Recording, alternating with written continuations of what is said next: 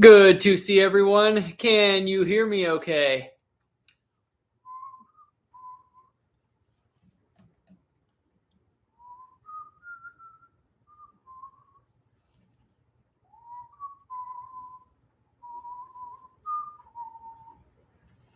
All right. It looks like we got some people in the chat. Hey to Inkwhelp, Susan, Linda, Frog, Raptor, Dirty Water Coins and Collectibles, Corte, Matpo.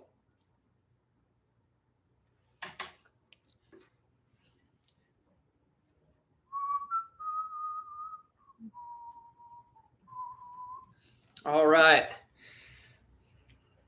Looks like the notifications are going out A-okay. Yes, I bought this rocking chair. I'm completely retired.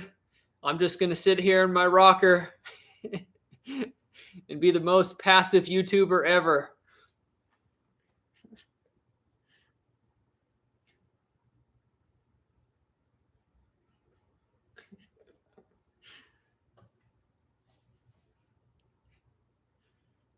All right. So, really, what's going on here tonight? And I'm gonna get some more lighting on here in a second. Just hold on. The lighting's not very good. We're having a blizzard here right now. Got like 3 inches of snow here in the past couple hours. And gonna hang out tonight. Got some fun stuff to go through. Colleen, I like that. That was funny. So now I can burn off all of my nervous energy on my live streams by rocking back and forth. I like this. This is very nice. All righty. Thank you, Tom. I appreciate that.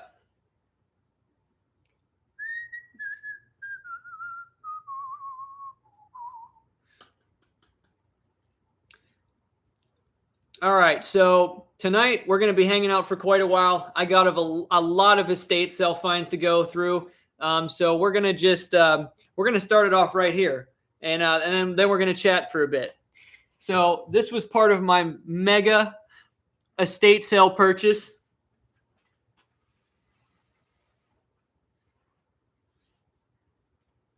Look how thick that is.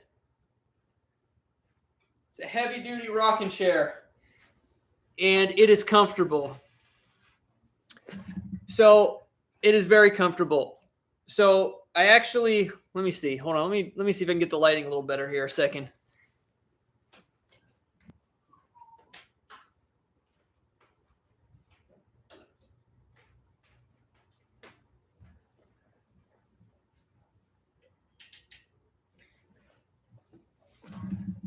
All right, that's a little better. That may be too bright and back. Let's try this.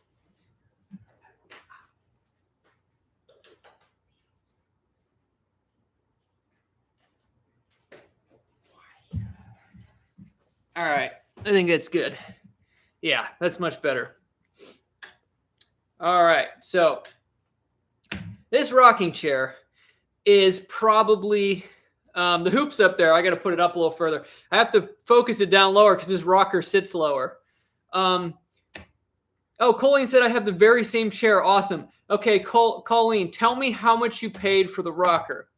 So I got this in an estate sale with a lot of other purchases, and I got it very, very cheap compared to what I think it's worth. If I had to guess, I would have to say brand new. This has got to be at least a $200 rocker.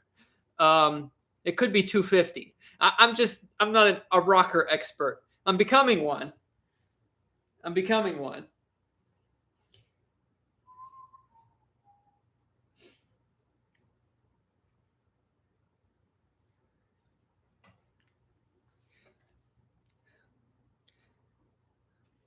I had one in the 80s. It was $200 then. Wow.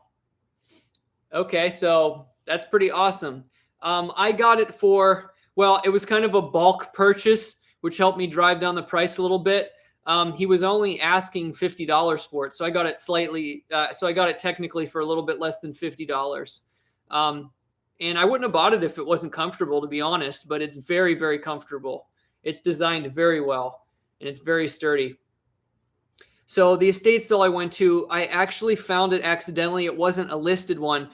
I was actually scouting for metal detecting permissions and came upon an estate, and there was a family running in an estate sale. Their mom had passed, and so this rocker here was actually hers, and the guy was going to keep it, but he just didn't have enough room in his house, so they brought it back over to sell it. So I'll put it to good use. It's a very nice rocker.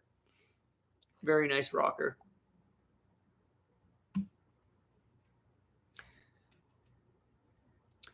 Amy said little flurries here in southern middle Tennessee. Here in East Tennessee, it actually just stopped now, but it was coming down pretty hard. We got about 2 to 3 inches in a few hours, but it stops now. I don't know if anybody can see it. I started before it got dark here, but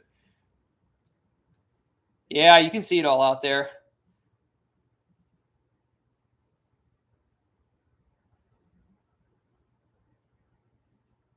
It's a winter wonderland. And as usual tonight, anybody who sends a super chat or a super sticker gets a dunk. Or we could bust out the stickies tonight if somebody wants to restart the stickies on the wall. Let's just say you get to pick. You get a sticky with your name on the wall, or you get a dunk. And I have something kind of interesting to give away here to the highest super chatter. And the highest super chatter tonight is going to be subscriber of the month. I guess technically still here for January. Tell you what, I'm not going to be streaming again. We'll make it for all of February because it's at the end of January. So subscriber of the month for February, highest super chat tonight. The previous month, it was Sheila. And Sheila was the highest with the $20 super chat on the last stream that we did. And, of course, you get your name in the old plexiglass display. And you literally stay in my house for the whole month. Jason said, I'm still holding out for a new Dig or Die episode. I probably will do one eventually just for old time's sake. So keep holding out. I actually do have some pretty awesome content on the way. I'm super happy about it. You can't really see it now because it's dark, but if you look out that window, there's a magnolia tree, and right to the right of the magnolia tree, I found, let's just say, an awesome spill. So I detected my yard for the first time. I'm creating a video series of doing my backyard, my front yard at the house that I live in that was built in 1959, and it didn't disappoint. I'm going to be very happy to release the videos. So very happy about that.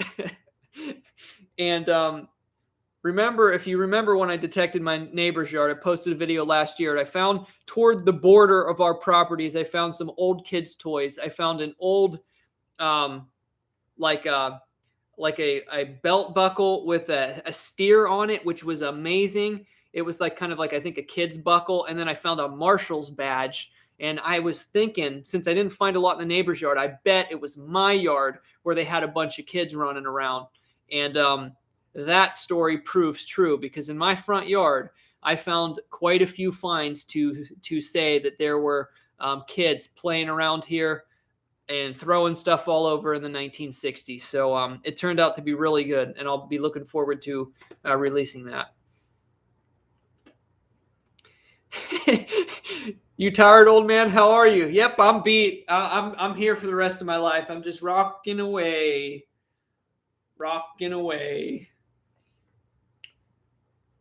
This is actually kind of nice in the live streams. I feel a lot more relaxed now. I feel like I can move. Yes. Okay, so somebody send a 99-cent super chat or something. Let's get the dunk started tonight. Let's see who the first one's going to be. And while somebody's getting that ready, this is something very interesting I'm going to give away tonight to the highest super chatter. So I ordered some stuff not too long ago, and these are the stamps that were on the package. Turkish stamps. Here's the interesting thing. They never canceled them, so technically these are still good. Not that I could use them, but I don't know what they're worth to a collector, but they're uncanceled, and since it was a pretty, sending stuff international isn't cheap, so I ran the conversion. These are 16.2 Turkish liras per stamp, so 16.2 Turkish liras converted to United States dollars is $1.20 per stamp. So technically, this is 1, 2, 3, 4, 5, 6, 20, 40, 60, 87, $7.20 in uncanceled Turkish stamps.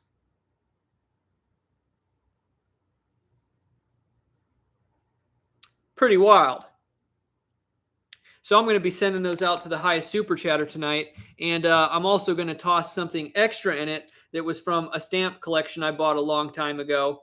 And it's one that is, I think it's technically a 22-cent stamp. I can't remember exactly. I think these are old 22-cent stamps, but they're not ones that you want to use. They're government issue stamps. Official Mail USA, domestic letter rate D. Penalty for private use, $300, and it's never been used. I don't remember when these are from. They're quite old, and it's not canceled. And I believe this is I think letter rate D, I think, is a 22-cent stamp, if I remember correctly. Very old. So anyhow, I'm going to send those two things to the highest super chatter tonight, just to say thank you. And also tonight, we're going to pick who the Iranian Rials banknote goes to that I said I was going to give away in that one video. So we'll figure that out tonight too. Do the stamps work sending something back to Turkey? I wish. I mean, you could always try to pull off a fast one, but it's probably not going to work.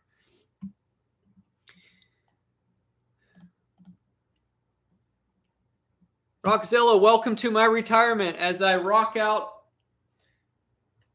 into oblivion. Hey, Adam, thank you very much. Jason said, travel to Istanbul and send a letter. There you go. It's a perfect plan. Or you can cut them into 6 separate stamps there, and you can send like 6 different postcards, and I'm sure you'll be covered at $1.20 US conversion per postcard. So you can send like 6 postcards.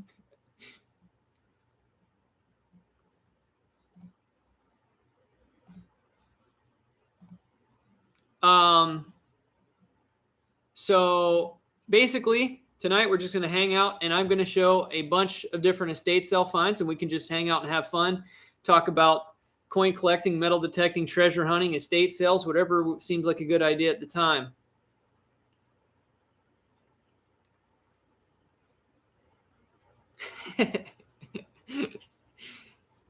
That's funny, Skooma.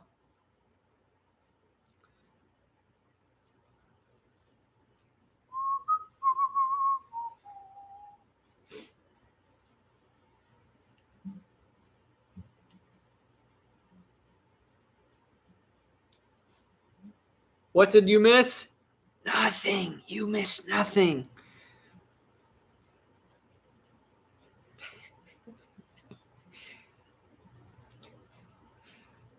You got me, Rockzilla. Actually, I got some more videos on the way.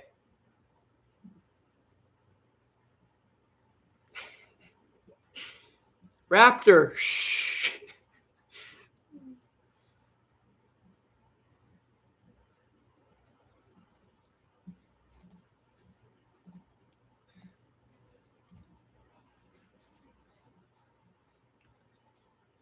It's a little cold in this room. If you wonder why I've got, my nice little flannel on here and the hat.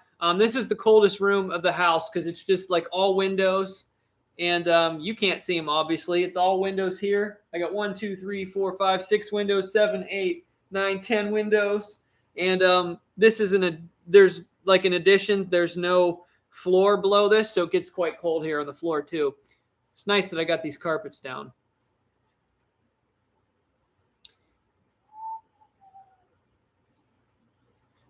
Hey, largemouth bass, what's going on?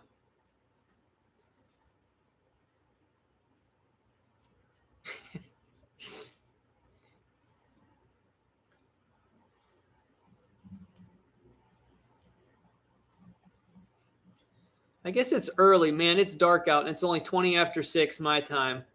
Hey, Julie, how's it going?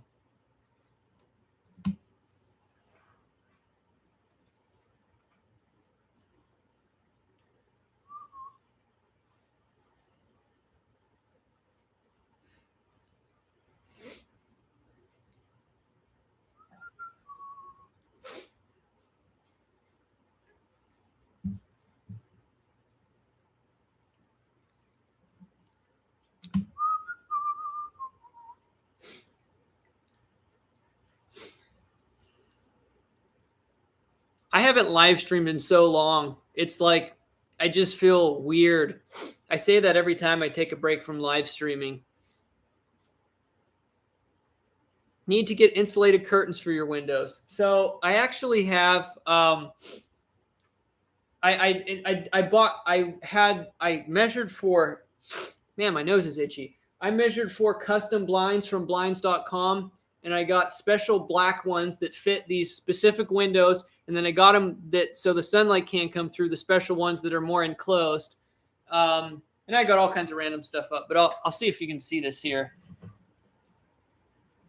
There you go. There's my custom black blinds.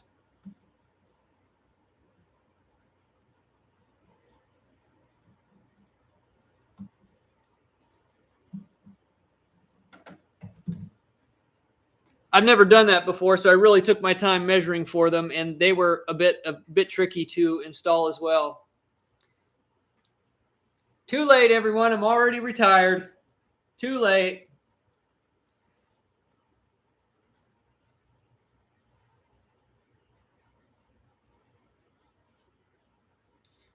I'll just live stream from my rocking chair for the rest of my life.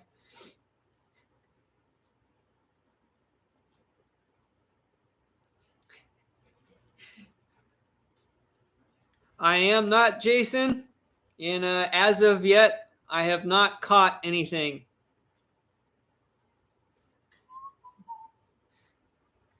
I'm definitely boosted in this rocking chair, though.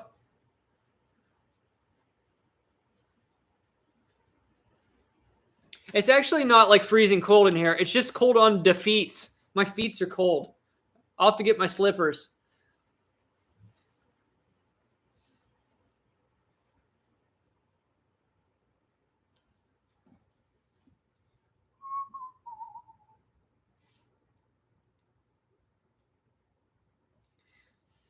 All right. So what do you say we start into the estate sale stuff? Or do you want to, or maybe we should chat a little bit more here first?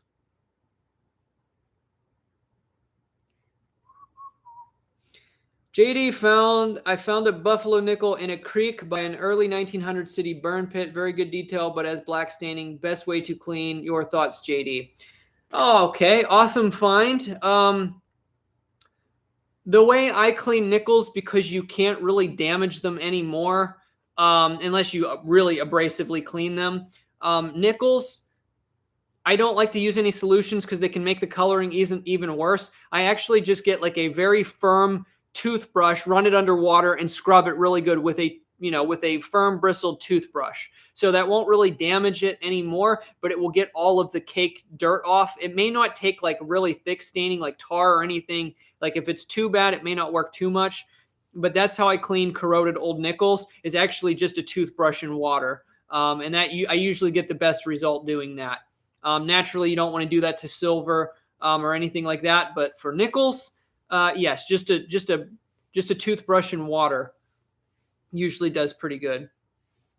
Yes, largemouth, that this chair is one of my finds. So I ended up doing like an estate sale thing instead of like metal detecting, but that worked out. It's a long story. Yes, I've tried an ultrasonic cleaner. I have one. I haven't done much testing with coins. using it, but I have with a lot of relics, and I really like it. Linda said, anyone have any good coin store finds lately? I found a 1942 Merc and a steel penny. Linda, that is amazing. Hold on a second.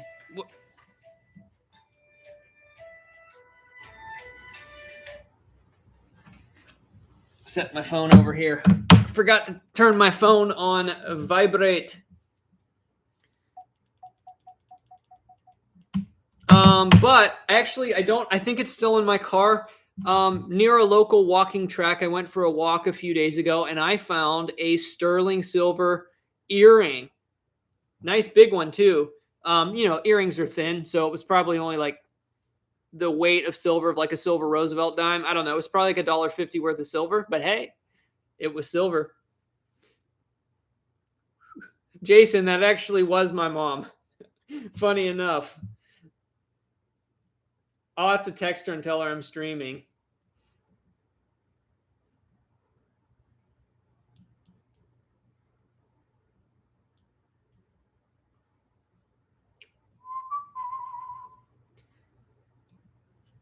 She will probably pop in.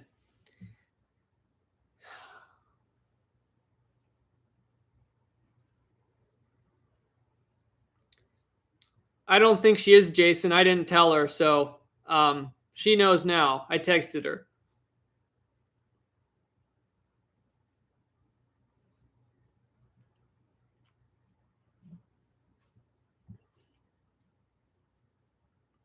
Hey, Copperall. Yep, it's been a while. Amy said, where can I get the coin collector placemats? I don't know, Amy, if you watched one of my older videos where I showed some placemats. I personally don't sell them, but I have 2 different YouTuber friends that sell different types of placemats. That's Quinn's Coins and Rob Finds Treasure. Both of them are channels that I recommend, and they both sell their own types of placemats. I have placemats from both of them. Just got them as a friend to use them. I've used them in some videos, but I personally don't sell them. Dorothy said, what does the metal detector use? I primarily use a Technetics T2. Mine's an SE, which is special edition. But I do have a bunch of other metal detectors, but my go-to is the Technetics T2.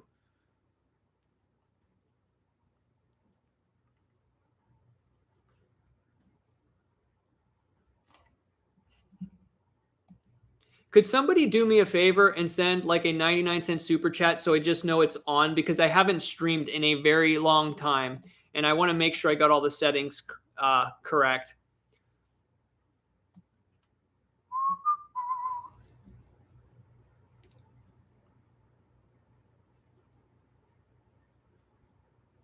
On deep targets, would a small coil be better than a big one? No, on deep targets, a bigger coil is always better.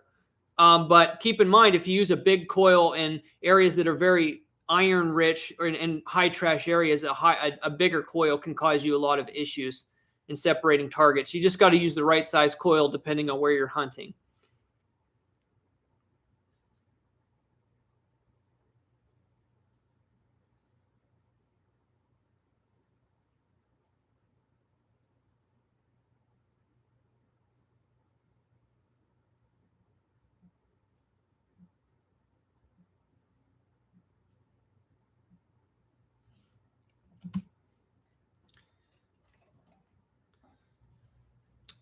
Largemouth bass, thank you. I appreciate the $5 super chat.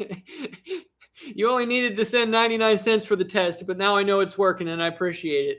But you're the highest one so far, so you might get the $7.20 in Turkish stamps and the other stuff. But let's get a dunk started. Let's get a good dunk going here to get things rolling here.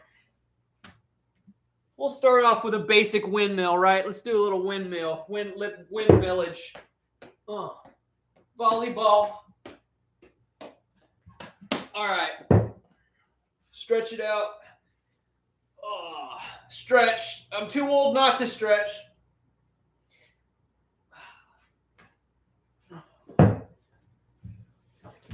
Ah!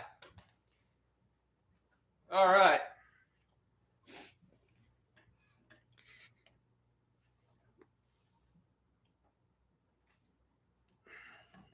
Hey, Jeff, how's it going? Yes, Jeff, same exact thing here.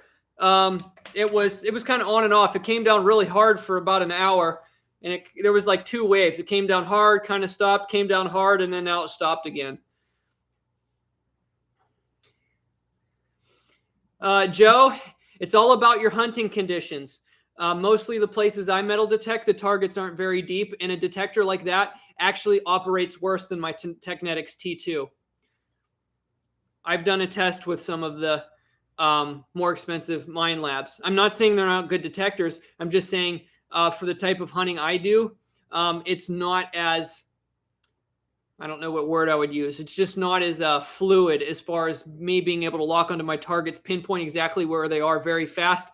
I'm a very fast-paced treasure hunter. I'm always looking for the shallow to mid-range targets in pristine lawns from like around the mid-1900s, and my Technetics T2 is absolutely perfect for the main type of metal detecting I do. But if I go to other sites where things are deeper, softer soil, larger areas to cover, other detectors are better. Really just depends on what kind of treasure hunting I'm doing. It all comes down to what you're looking for, where you're looking for it, how deep it is. You got to know your area. You got to know your soil conditions.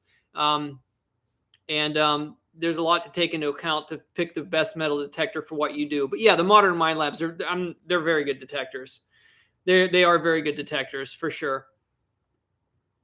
People who use those types of machines do very good up north, because up north, the further north you go, normally the soil gets less clay content in it, and the coins sink deeper. Like here in Tennessee, it's very rare to find a coin a foot deep. Very rare because of how dense the soil is, and for many other reasons as well.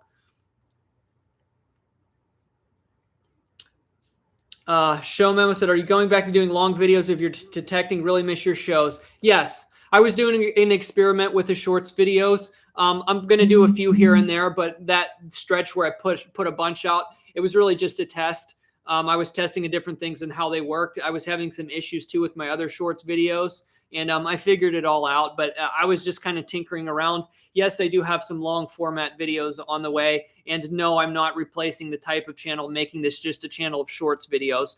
You might see some pop up, but no, I'm not discontinuing the long videos.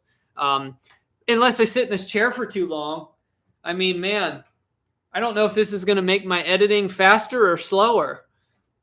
I mean, I may not edit at all. I might just want to do live streams and sit here and rock. No, I'm just kidding. I got some good videos on the way. For anybody just coming in, I finally detected my yard here. I've been saving it. I've already done the neighbor's yard before and posted a video on that, but I'm very happy my lawn was loaded. So I got a good video of this coming, and I'm working on some permissions as well. So there's more stuff on the way.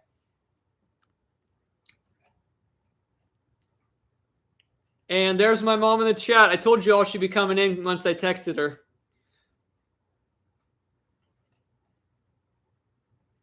Hey, Jack, how's it going?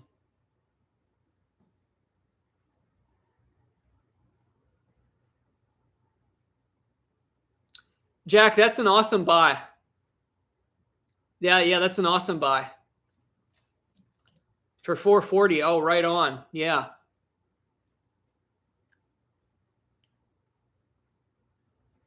There's two different Jacks in here.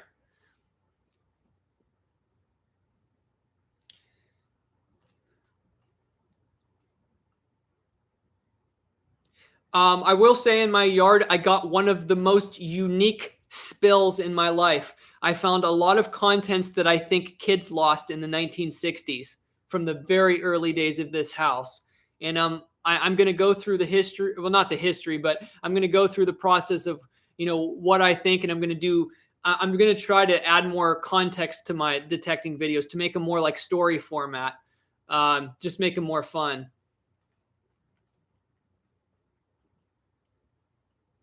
Thank you, Mojang. I appreciate it.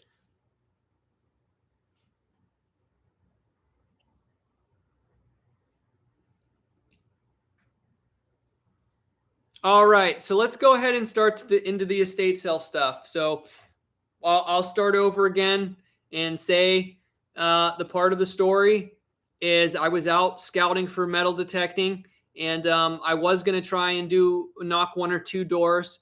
I actually was there was a place I've been wanting to metal detect for a very long time. That's right next door to a historic school. It's a house built in, like, I think, if I remember from the maps correctly, I think it was built from like the late 30s, but it has a perfect flat lawn. It's next to it's on a historic road, and where a massive brick school was built in like the 1890s. And I knew the people were home after I was driving around for a while.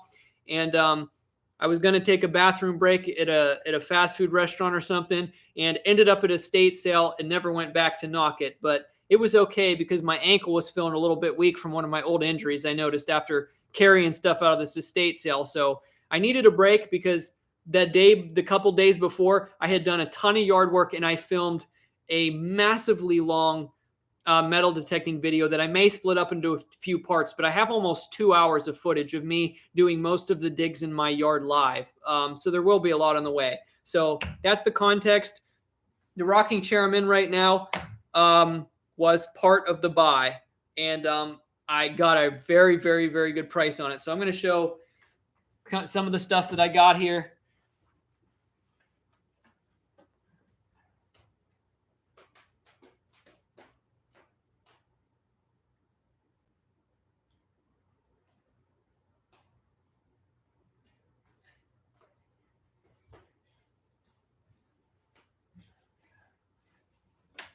Does anybody know what this is called?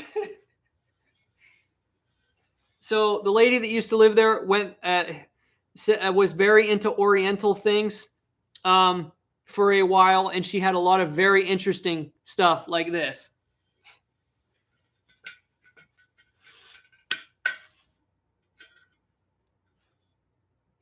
It's very heavy. It's very heavy.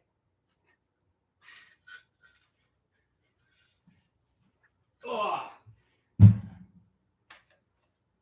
So I'll put it back here so everybody can kind of see it.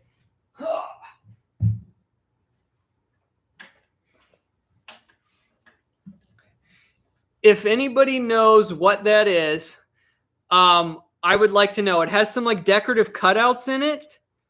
I thought you could actually put a light in there. Linda said an incense burner. That's actually what my mom said. I showed it to her, and she said maybe you put incense in it. That's possible. I have no idea. MG said a candle shade. That's kind of what I was thinking, but it's absolutely massive. But anyway, I'll kind of put all the context here. So I'm going to get some other stuff.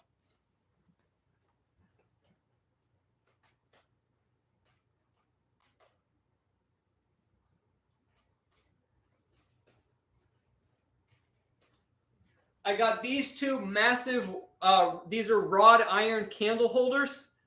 These are not cheap. These are solid wrought iron and weigh about 15 pounds a piece.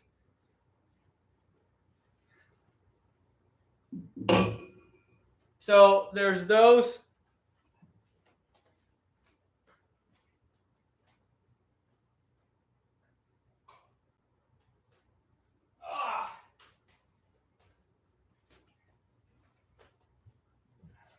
You got this massive column.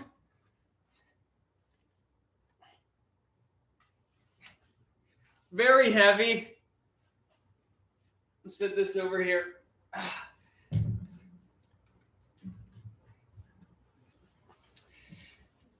So she had also a lot of like reproduction Roman era stuff, like columns, statues, busts that were Roman themed.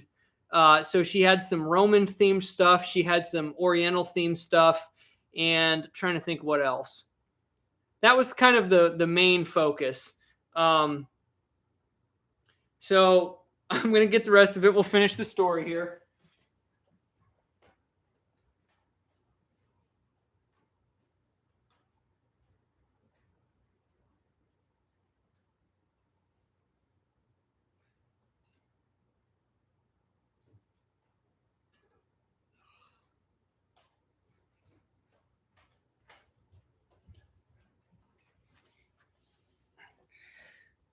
Okay, so a few other things.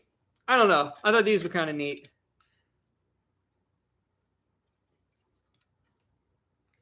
We got that.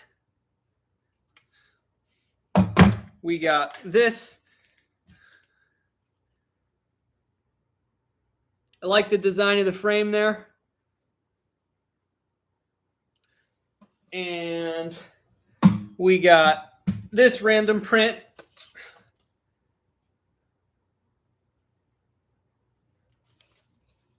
Okay. I will say this estate, there was not a lot of old and vintage stuff. A lot of this is reproduction, but high-end reproduction. A lot of things from like Kirkland's and high-end retail stores, but nothing like genuine, like mid-century or like old imported Japanese stuff. A lot of it was like Chinese reproduction. So it was like high-end retail stuff, but not like genuine, if that makes any sense. So,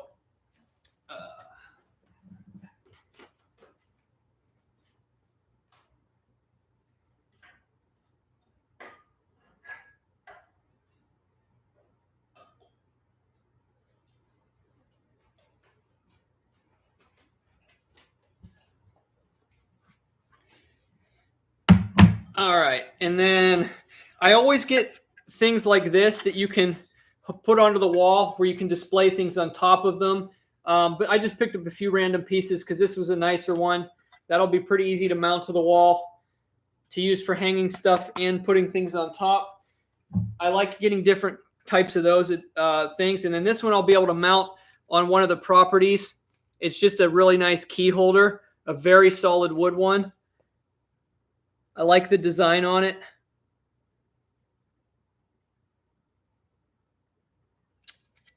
That, a few random smaller things. This is just something random smaller. This is actually a candle inside a ceramic. And then this other random thing, I guess it's like for tea bags. So unfortunately, one of the things I missed at this estate because I wasn't quick enough, and I went later in the day, but somebody had bought, she had a lot of cast iron. She had solid like cast iron kettles that weighed like 20 pounds. And the guy was only selling them for like 20 bucks. And they had some, there was one massive cast iron thing that had a huge lid on it. I don't even know what it was. It was massive, but somebody came in, bought all of the cast iron, the kettles, the pans, the larger pieces, and probably got a steal on it because old cast iron stuff like that is not cheap. So continue with the story here for a second.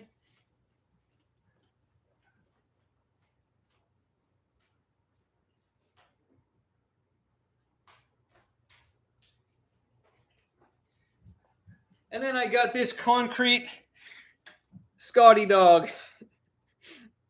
That's heavy. That's concrete. I wouldn't have got it if it was like plastic or something, or cheap. Oh, that's heavy. Okay. So what you're not seeing in this first batch is I should have taken a picture of it. It's outside in the dark. I'd have to run out there in the snow, which I'm probably not going to do unless everybody makes me. AJ Wasp, look, I'm retired. So I have a massive concrete, I don't know what you want to call it. It's like, well, I'm sitting down, but it's literally like 4 foot tall. It weighs like 60 pounds or something crazy. Maybe more than that. It's going to be more than 60 pounds. 70 pounds maybe. I don't know. And it's like I don't even know how I explain it. It's supposed to look like it has a handle. It looks like a little pour spout on top, and then it's very decorative and has, like a square base on it. But it's literally like this tall and very decorative. Amazing piece of concrete for the landscaping here. And then I also got a gigantic, massive planter, the solid concrete one that has been painted black. So let me see if this first haul now.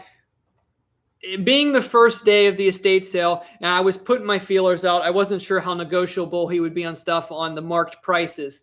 So basically, this chair was marked 50. The column was marked. He wanted 30 for that. He said he'd give me the 2 wrought iron candled things for 25 as a set. And then the concrete, the planner was 10, and the large one was 20. And then what else? And then that giant Oriental thing was 30. So it was 50, 80, 110, 120, 130, 135, then 145, 155, 165. So it was $165 for everything minus the small things. There were no prices on any of the small things. So all of that smaller stuff that I showed you, it was $165 plus all of that. I didn't have a ton of cash on me at the time, so I was trying to gauge this all out in my mind. And I told him I would give him $150 for everything, and he accepted. So I got the rocking chair and everything that I showed you for $150. And I forgot I was going to let everybody guess, but there's more. This is not where the story ends here. I'm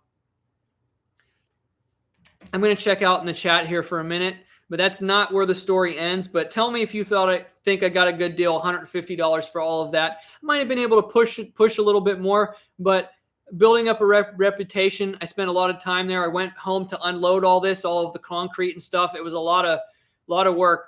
You'll see, like I got more than that. So after that, I went outside and was walking around the perimeter of the house where stuff they didn't have marked, and I got like an awesome. It's hard to explain, like a landscaping pot that sits flat and is made to look like it's sideways. I got some pavers that were, Eastern themed that had some kind of marking on them. I got 2 gigantic pavers. And then I also got, what else was it? Oh, a giant stand that's concrete that's supposed to look like a tree that's like this big. And it has a place in the top where you're supposed to set something on it. I'm not sure what exactly. But it's weighted, it's concrete, and it's huge, and it's amazing. It's supposed to look like a tree. And I told him I had $7 left. I said, give me the landscaping stuff, $7. I'll take it all out of here. He said, deal. So I was up to $157, and I was completely out of money. 15 minutes, drove back to my house, unloaded, went back later in the day, and it was time for the real bargaining to begin. Hey, Sebastian, how's it going? Did you buy it for your home or for resale? I bought everything for the home. I don't buy anything for resale unless it's like underpriced silver or something that I know is much more valuable and it's just underpriced. Pretty much everything else I just buy for personal reasons. Thank you, Samuel. Appreciate it. Sandy said, good deal. Yeah, I mean, I think this rocking chair alone is worth $150. I mean, honestly. But what I have paid for this, after I tested it out, I did really like it. I probably wouldn't have paid more than, I definitely wouldn't paid more than $70 for it, just because it's used. But I really liked it, and the price was right.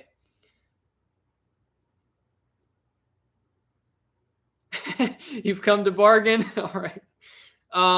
So we'll go into the second haul here. Now, like I said, I can't show you that giant thing, the giant stuff that's outside because it's snowing and freezing and dark out there right now. But also when I left, he had a solid concrete, like they're meant to put in, like landscaping. You have the decorative, like kind of footers, and then you have like the curved bench. And a lot of people put them in their landscaping. They had a solid concrete one that weighed, it takes you bear hugging in like, all your muscle to lift up just one of the legs. And they have the 2 legs in the concrete. It's like 100-pound, more than that. It's got to be more than 100-pound bench. It's probably got about 120-pound bench for landscaping. He had 25 marked on it. I said, give it to me for 20. I'm going to unload all this stuff. I'll be back.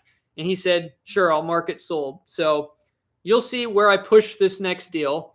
Once I realized that they were not really individually pricing the small stuff and looked at it as throw-ins, that's one way I try to tell people to negotiate better. If you're in an estate sale and you're going to buy a lot of large ticket items and bigger things, if you make a pile of small, insignificant stuff, normally they won't even calculate that into the price to make sure you get a good deal.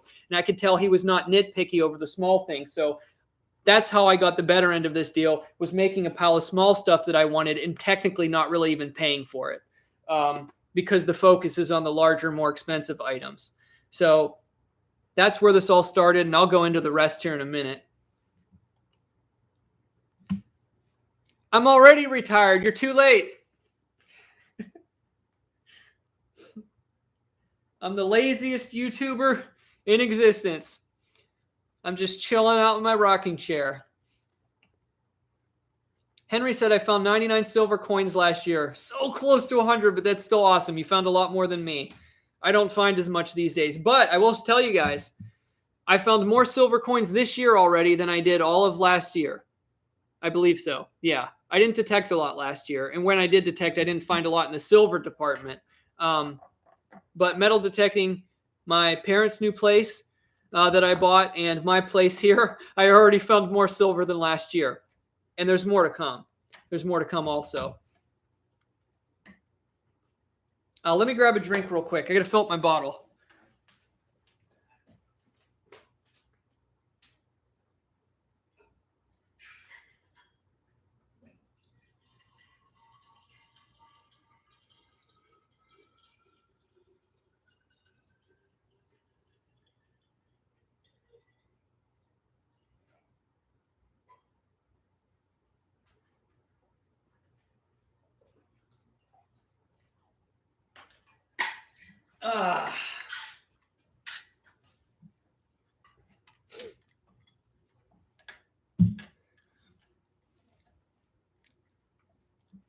And for anyone just coming in, super chat of any amount tonight, get you a dunk. Still got my hoop up there.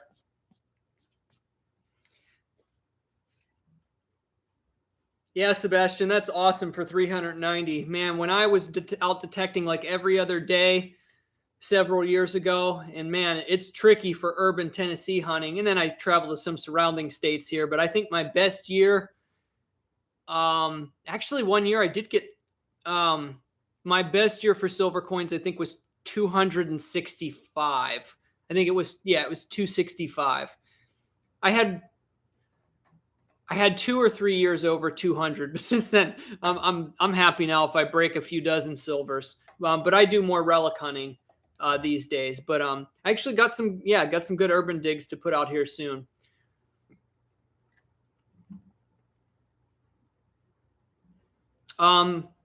So who wants me to go into the rest of these estate sale story, or I can take a break here and we can do some other stuff.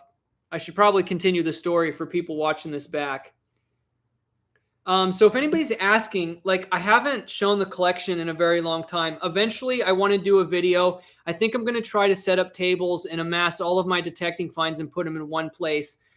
I have roughly dug, since I started metal detecting in 2012, I have dug roughly around 1,100 silver coins. Probably at least 4,000 wheat pennies, about 40,000 clad coins. I have almost everything I've ever dug. I have bins of relics and just Civil War bullets and other relics, from old toy buckets of old toy cars. Just I'm slowly piecing through everything. I will eventually try to lay it all out and make a grand, massive video. But as I reflect, I mean, I've probably dug 300,000 holes. Because you got to figure, if I have a total of maybe like 50,000 coins, I mean, yeah, sometimes there's more than one coin in a hole, but sometimes you can go, if I'm relic digging, sometimes I can go 40 holes without a coin, 50 holes without a coin. Even though I used to coin shoot a lot, if I averaged it out, I don't know. Could it be 300,000 holes? I don't know. Maybe I could do the math and say, well, how many holes per day was it? I don't know. But it's a lot of digging for sure.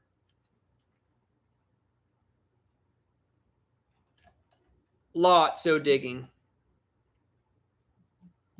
Silver Scripter, did I ever say I was done with YouTube? I don't remember ever saying that.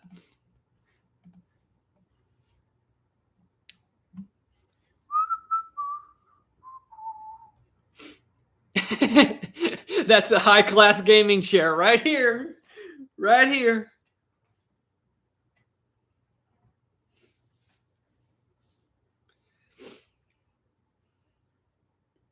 I live in Holland and I'm daydreaming every day I discover an old 1600s pirate stash. That would be awesome.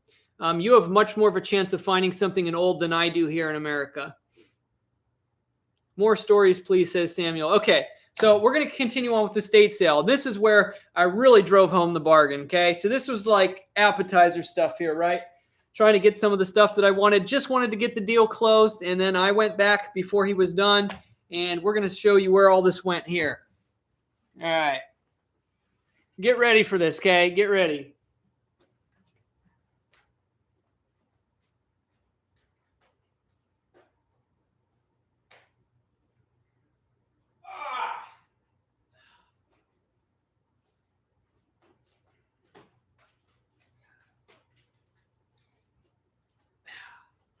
Let's kind of move this out of the way here.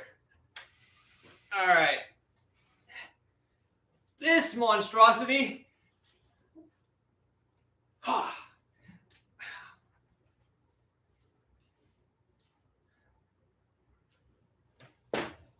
Okay, so you got to figure the frame alone on this thing is probably worth over $40. Here's something for you.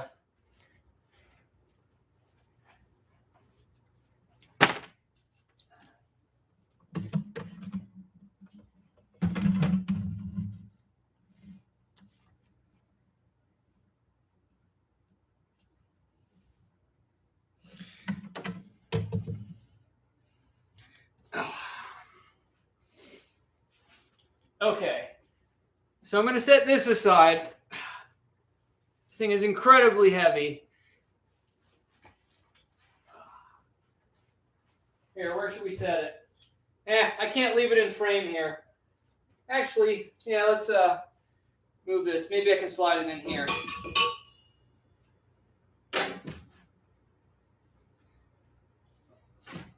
We'll set it there for a minute. Okay. That's piece number one.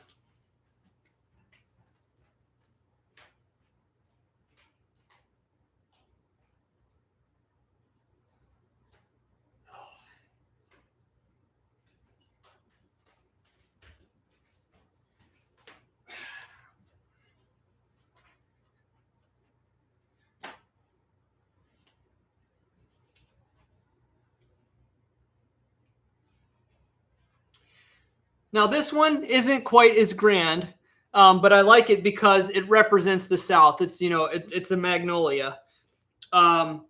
So, once again, absolutely gigantic frame in incredible condition. You'll see where this is going here in a minute.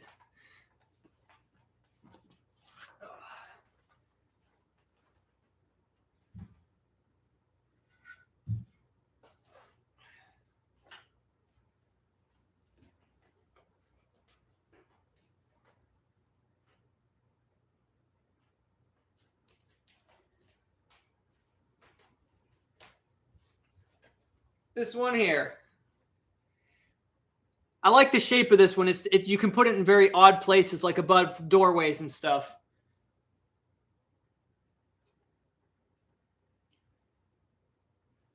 So we'll set that over here.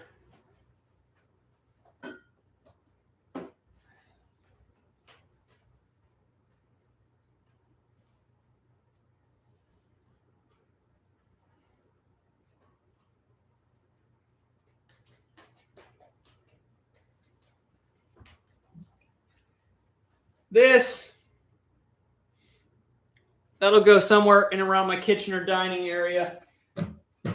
And this is painted tile. An old painted tile decoration, very heavy.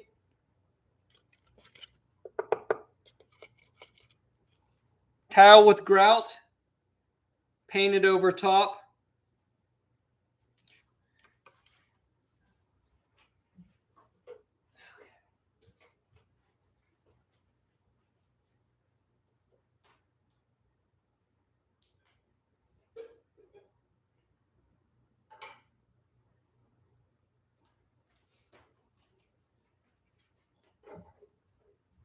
So I randomly just put it all in this like wood box. I don't even know what that was supposed to be to. So I just thought this was funny. I've never seen one of them before. Hot rocks. You find hot rocks metal detecting too, but not the kind you want. So I bought me a hot rock. You're apparently supposed to put this in the oven to keep stuff warm. And made in the USA. So we got that. Got this for the garden outside.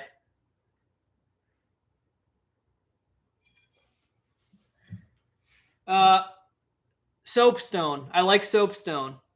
There's just a small one piece I found there. Like I said, remember the strategy here was the little stuff. I compacted it all into a little pile.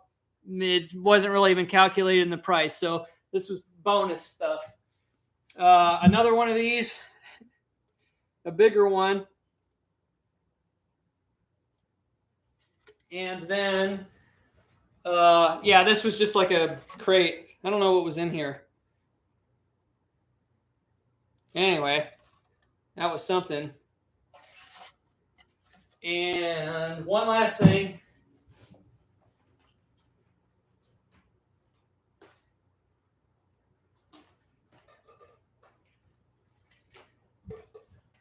This, which I'm not exactly sure what this is made out of, but it's like a mix of like metal, and then I think it's weighted on the inside too. I think it's made out of a couple different things. There's that there. Very heavy. It weighs about like 4 pounds. Set that up here.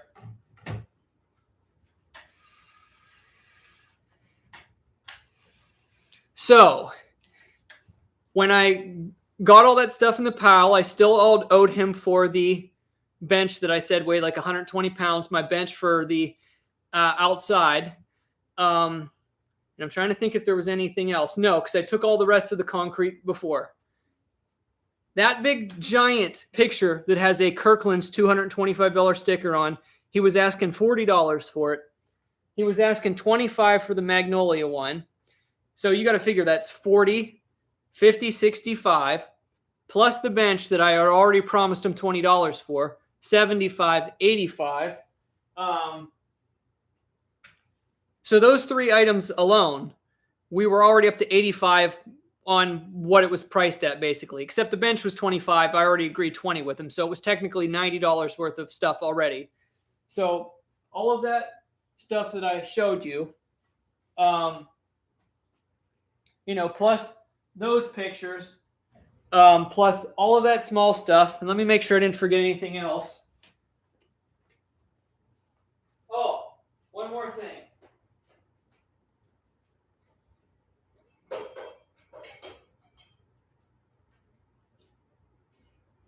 And I got this lamp. This is a typical one like you'd get from Lowe's, but brand new at Lowe's, these are about $79. I bought a similar larger one before, one that was like, I think almost $200 or no, like around, yeah, I think it was like $189. I think these smaller ones are about $79. It's weighted and it's metal.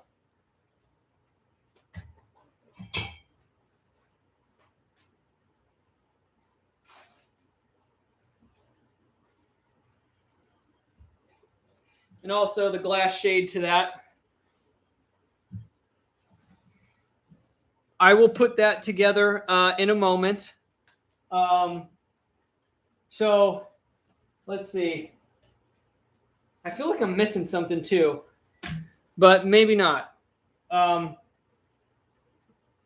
Everything I just showed you, he added it all up in his head. He was kind of at 130. I hesitated. And he said 110 for everything. And I said, I'll give you $100. And he said, that's where this is going. And I just kind of smiled. And he thought about it for a minute. He said, tell you what, because he knew I might not be able to fit it all in my vehicle. He said, tell you what, if you can get it all out of here today and don't have to come back tomorrow for any of it, we'll do $100. And I said, deal. I said, if I can't fit it all in my vehicle, I'll give you another 10. And we were just kind of joking at that point. So he gave me all of that for $110. And of course, you can't even see the park bench that I got in this part of the deal, which was probably worth, I mean, at least $60 on its own. That alone has a $225 sticker. He gave me everything for $100. I thought it was an exceptional buy. So that's the way it was. I spent a total of $257 at the estate sale, and that alone, you know, this rocking chair alone is almost worth $257. So that was my estate sale haul. And let me see if I have it here. They actually had a solid concrete patio, the ones that literally weigh like 700 pounds, but I have no way to get it out of there with probably out paying an arm and a leg for delivery. But it was just going to go with the sale of the house if nobody got it out of there. So he would have given it to me super cheap. But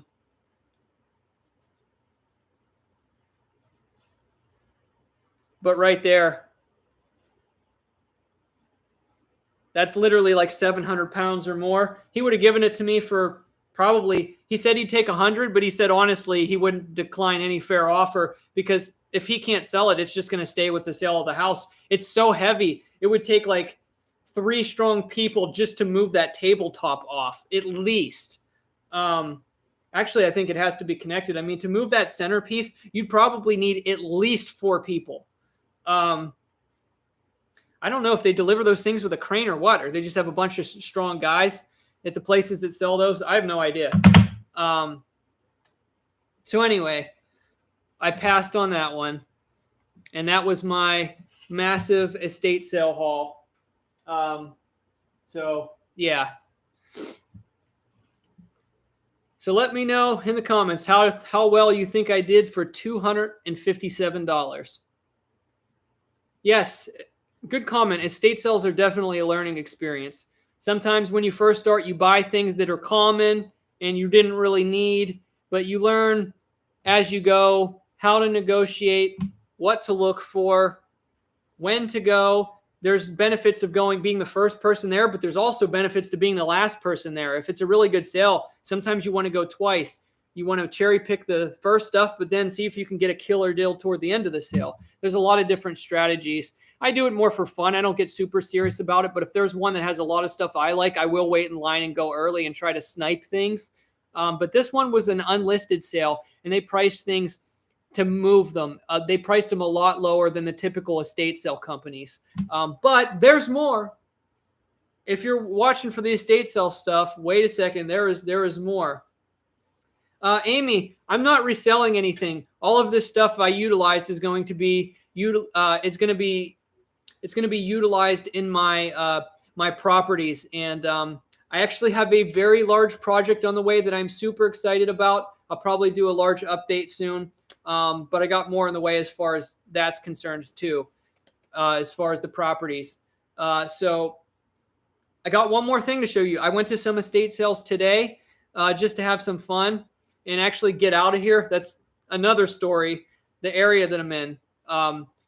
There's been problems with a local dump that's quite a while away from here, and there's a lot of uproar in the city and general area that I'm in, and the smell here was actually awful today. So I went to some estate sales this morning, and I'm like, I'm just going to go because it was a Friday, and there's always estate sales on Friday. So let me show you what I got at the 2 estate sales that I was at today. Just popped in for fun, but they're a company. I go to their sales all the time, so the people there know me. And, you know, I'm like I get, you know, I'm a good client. So I try to drive a hard bargain, like when stuff's been there for a while. And of course, I buy stuff I like too, but there's more. So I'll show you here.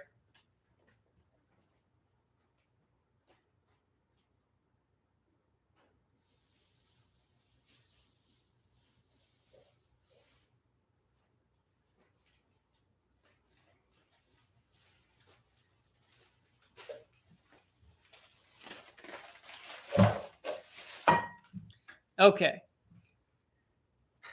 So if you like silver, which I know a lot of my subscribers do, you're going to be very happy here in a moment. And but first, let me show you the non-silver stuff. So these are something I've actually been on the lookout for. I think they call these wall scones or something like that. Solid ones. Very cool for display. They work perfect on a white wall to make them pop, make them look more elegant. I like these types of things. Anything's up high that you can display on can really make a space look larger. See the sticker there? $24.99. I got 2 of these identical, the set for $15. So I just wanted these, whether that's an amazing deal or not, it didn't matter. I wanted them.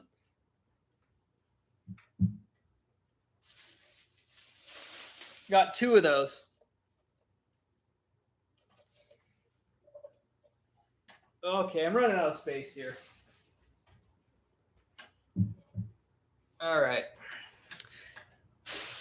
And I didn't negotiate on that stuff. I wasn't going to negotiate and stuff like that. I was just checking out. Now, there's one item I bought that, hey, I didn't have to buy it, and it might have been a little overpriced, but I haven't been to it. Actually, I haven't been doing these. I took a break from the estate sale thing for a while, so I haven't been to them except for the last couple of days. I haven't been to them in months. So this is something I could have passed on, but I thought it was quite unique. It's painted glass, and I think it's quite old. I really liked the design on it, even though I wasn't a big fan of the color. I mean, it's painted glass. I thought it was unique enough to buy because it's a one-of-a-kind piece, I think. I've never seen one like it before. And it was $6. And like I said, I bought those 2 things in this, no negotiation, just full price stuff that I checked out with. Because at these types of sales with the companies, you normally can't negotiate except on bigger items or on the last day when everything's like 50% off, or you can make a bid on certain items that don't sell. But this was not the last day of the sale, so no negotiation on small stuff. I'll get to the silver in a minute. This company had 2 sales today at 2 different locations in the same city, so I went to both of them. This sale was extremely picked over because they had run it. They started the sale on Thursday, so there was not much good stuff left at this one. But I got this really heavy-duty set. Like, this is like the really heavy-duty soap dishes. That was $2. These, if you look at these in the stores at like Bed Bath & Beyond and other stores, these are normally like between like $12 and $15 a piece.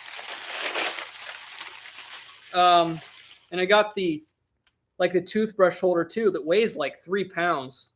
That was $3. So I got that set for $5, which is actually pretty much like probably 25 bucks retail.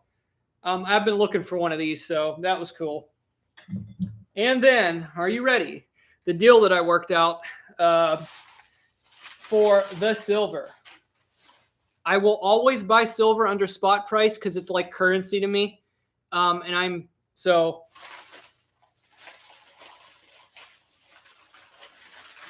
If any of you want me to do a tutorial, we'll do this right now. We'll do this on the live stream. I think you all will enjoy this. I'll show you how this, it's good to educate yourself on common old silver items that pop up so you know their estimated value. But get ready for this. This is a weighted sterling silver candle holder in very, very, very nice shape. So this would actually be worth not taking the silver wrap off for scrap. This would probably have more value keeping it as a collector's item, but it does have a base value for the amount of silver in it, which I'll explain here in a second. So this is weighted sterling silver.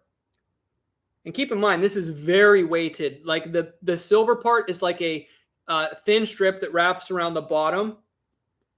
This disc here is like silver. It's basically like the thickness of like a can lid or something.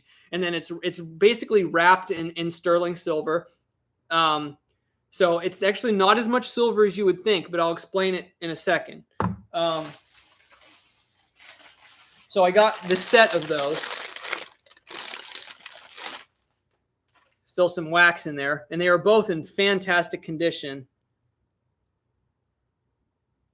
So I got those two weighted silver candle holders. Let me show you this a second here.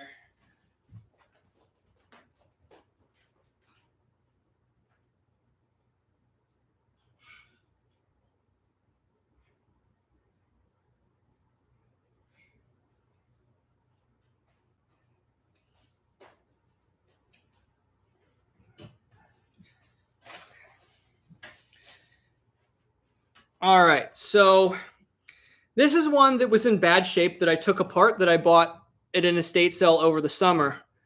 And I'll just give you basically a crash course here too. So this is what it's weighted with. I don't know exactly what it's made out of, but it's kind of crazy and it's really crumbly. But this is what they're weighted with. This is the inside of one that was in bad shape, and you can see it's chipped a lot. A lot of it was just crumbled, and I just dumped it in the trash. It was just like powder. So this is the inside. And then on the inside, there's this piece of metal, which is like a mixed alloy. It's kind of like, it's like lead. It's heavy like lead. I'm not sure if it's mixed with another metal, but it's at least mostly lead. And that runs up through here to help hold the top together. And this is all the parts that this is the sterling silver. Okay, so this is 925 sterling silver. And this piece goes right over top here. And then you have the bottom, which is also silver. And then, of course, this piece has to be damaged and peeled off. That's the top. It's kind of in there like that. And then this piece here, well, you get the idea. You can try to reconstruct it there like that. Okay, so the experiment, these are very common finds at estate sales. This is something that a lot of people, especially older people, have had in their houses because these were very popular back in the day. So this is one of the most common sterling silver items you can find, probably next to silver ashtrays. That's probably the most common silver find, and silverware. So if you take all of the scrap silver off of one of these, I don't remember exactly what spot price was when I checked, but I did this over the summer, and it was about $17.50 worth of silver.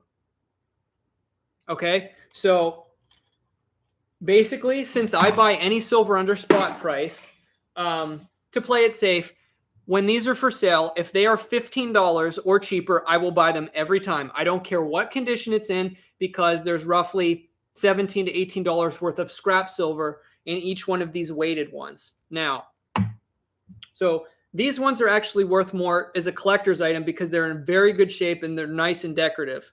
So I would not strip these. This one, as you can tell from the tarnish on it, not only was it tarnished, but it was in very, very poor condition. So that's a tip for anybody that sees these at an estate sale. They'll say, they have weird labels on this one, but I'll show you this one up close, the one I took apart. It says Sterling by Frank M. Whiting and Company, weighted and reinforced. That's a typical mark you'll see.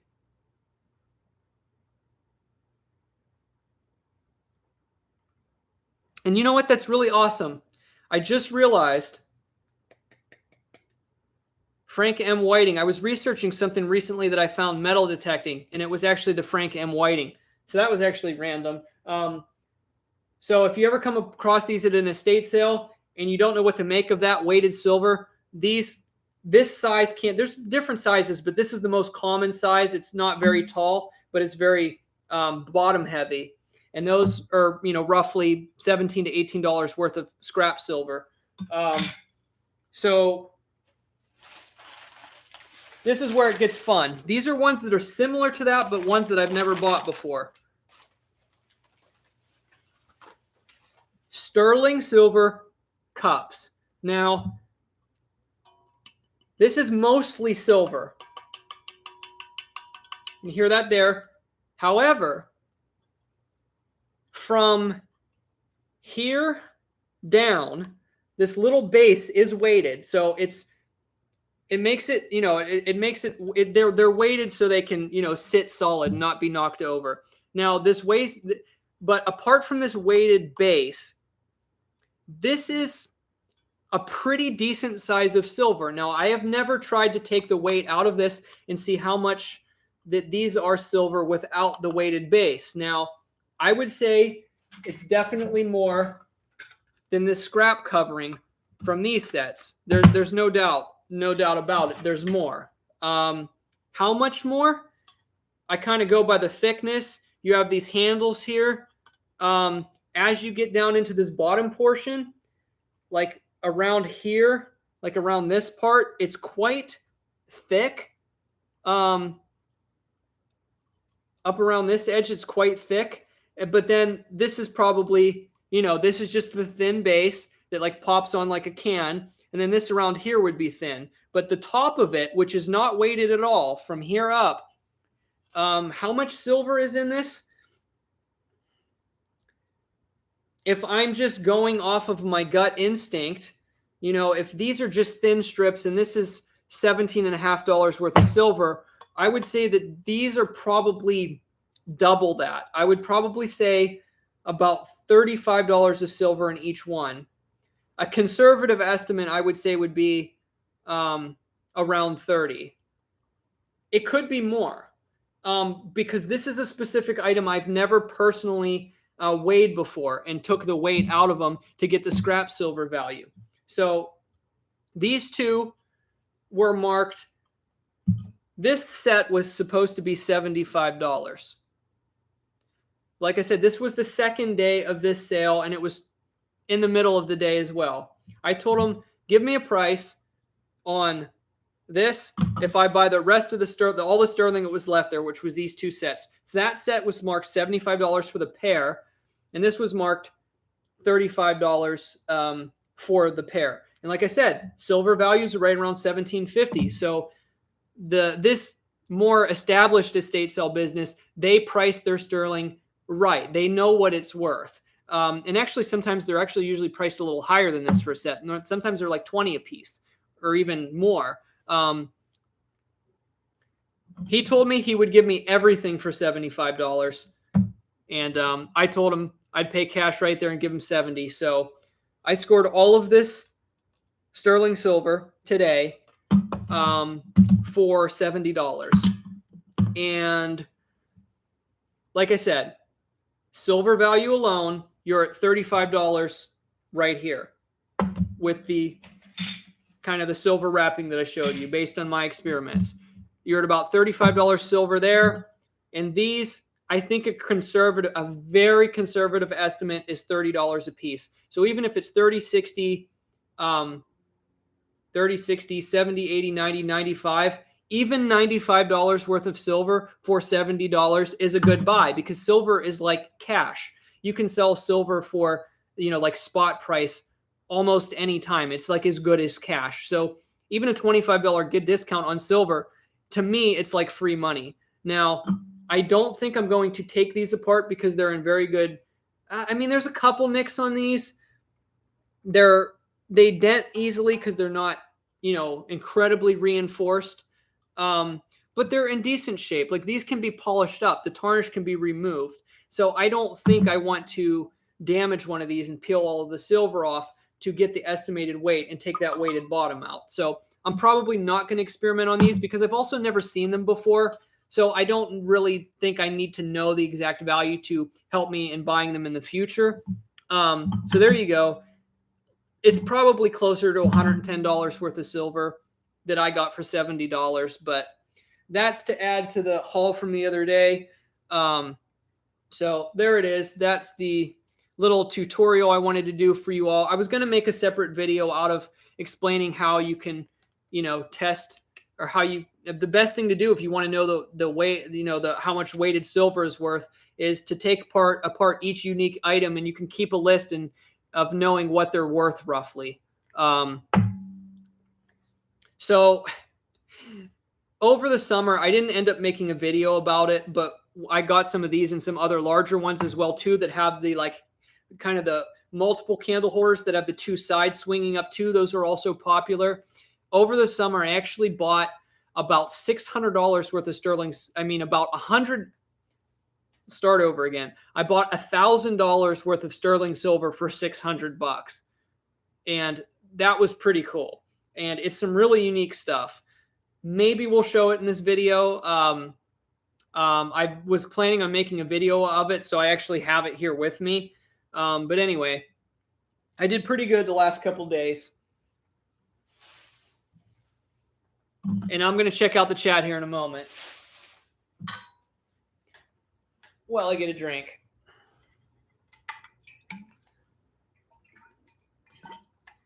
Colleen said, if you wanted to sell the scrap, where would you take it? A coin store? No, I haven't sold stuff in a long time. There's actually silver refiners that will pay you a lot of money. I haven't done it. I haven't researched it in a very long time, so I couldn't tell you where I would take it. But pretty much if you take any silver to a pawn shop or a brick and mortar store, they're going to want to make a profit too, and they're not going to give you near as what it's worth. But to me, silver and gold is pretty much like currency. If I can get silver below spot price, I would actually rather have that than fiat currency. So even though it's not a massive discount, to get like $110 worth of silver for $70, to me, that's like literally giving somebody $70 and them giving you 110 because precious metals are extremely liquid. They're extremely liquidable.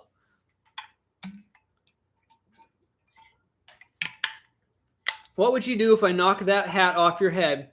I would knock your hat off your head. And if you don't have a hat, then I don't know what I would do.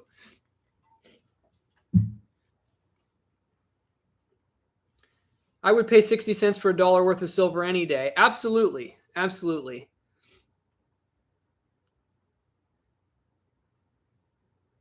Did I already show the garden stole to your right? Very nice. Everything that's in here I've already gone through. And you'll have to watch it back if you want to see the epic story of my estate sale haul the last couple days. But I've gone through everything now.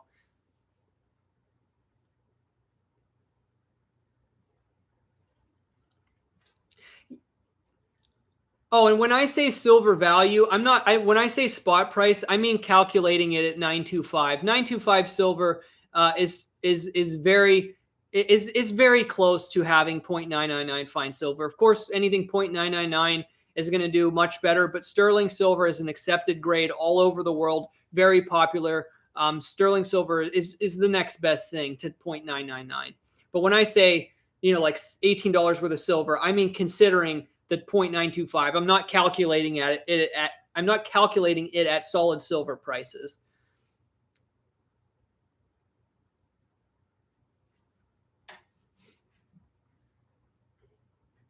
I am retired, Mr. Sadie. I'm here rocking out, enjoying retired life, being a lazy YouTuber. Nick said you could always melt it down and turn it into melt and sell it for more. Yeah, and the nice thing about buying silver that's decorative, antique, and in very good shape is that it has more value as an actual collector's item if you get the nicer pieces like this. So it has more value as a collector's item, but in a worst case scenario, say the economy crashes or silver goes up in price, or our currency continues to get continues to inflate, then you can always destroy it and take it for its silver value only. So pieces like this that have collector's value, but they also have that backup value through the precious metals, these are really good items to buy. So even if these were, like I said, about $17.50 worth of silver, give or take, I haven't done it based on current spot. So even if these were $16 a piece, I still would have bought them because to me, I would rather move some of my cash into silver items like this. You don't want to be too diversified into, a currency that basically only holds value because people agree to use it. Your paper money has no actual value apart from the perceived value, which is pretty much anything. That's what a currency is. It's just that paper is more prone to going to zero a lot faster than a metal would because metals have much more use. I mean, paper, you could use anything to wipe with, right? Toilet paper, if a currency goes into the toilet, pun intended, it doesn't have any value apart from the paper value, which is virtually nothing, whereas this is something that will always have some sort of use.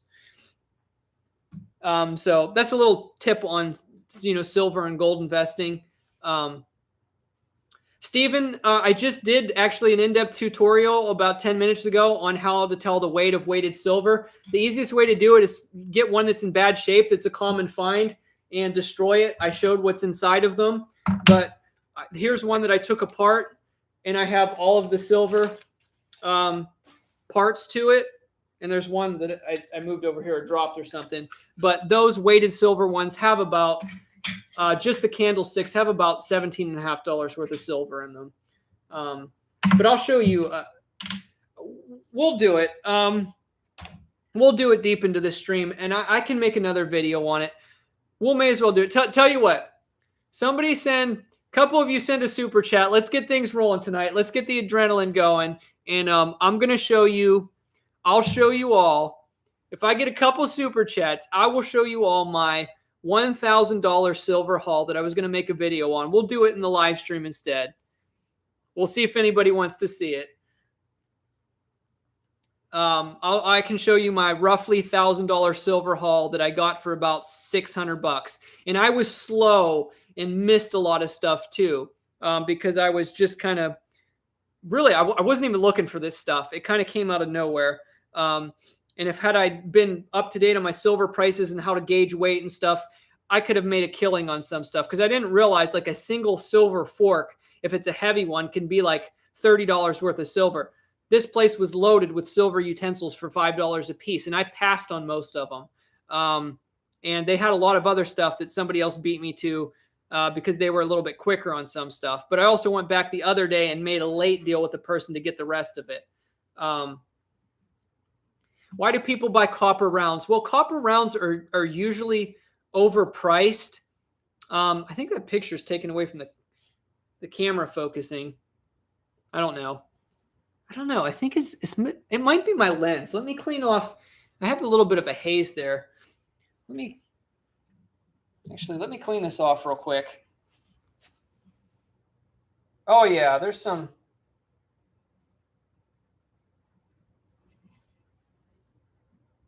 Gotta clean off this lens. That might help. Let's see how that does. That's much better. I haven't streamed in a long time. I didn't clean my lens. So the copper rounds, I think people do it more as like a collector's item. Usually the premium you have to pay to get a fancy copper round, you usually end up paying much more than the copper's worth. They're really not, copper rounds are usually not good investments. Love that silver here in Kingsport, said Raider Brown. How's it going? Good to see someone local here. I appreciate the $5 super chat. I'll give you a dunk and I'll show everybody the silver.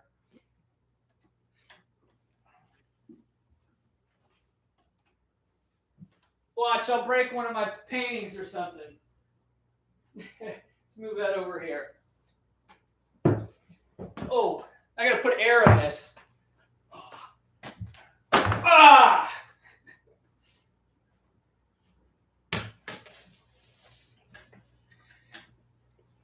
All right, we'll get into the other silver here in a little bit. So I will actually tell you, Raider Brown, the two estate sales that I went today were actually in Kingsport. So I was actually in your town today, or city, I should say.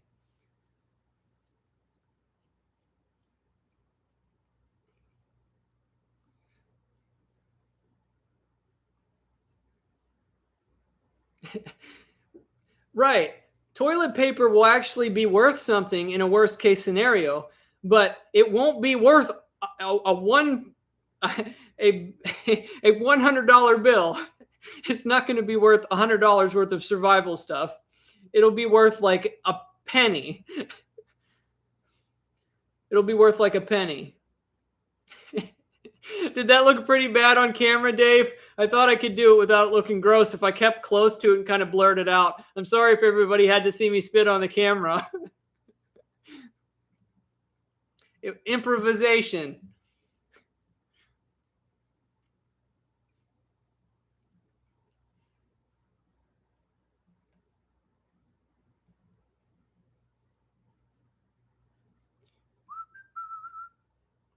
That was weird. There was just a glitch in my screen on my stream. I was watching the thing here. It like glitched out.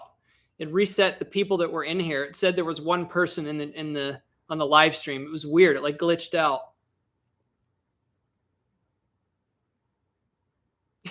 Mr. Say said lots of things can be used as TP. Exactly. A random sheet, a random piece of paper money is not really going to have any added value. You could use anything in a worst case scenario. They're probably 10 for a penny. It'll be actually at that point, just like Zimbabwe money that I sell, $100 bills will probably have a novelty value, not much, but people might pay like a dime for them or something just because, man, look at all, like, this would have been rich in the old America, right? You know, they'll probably have novelty value. A Benjamin will probably be worth like 10 cents because people are like, it's just fun to have a stack of useless Benjamins.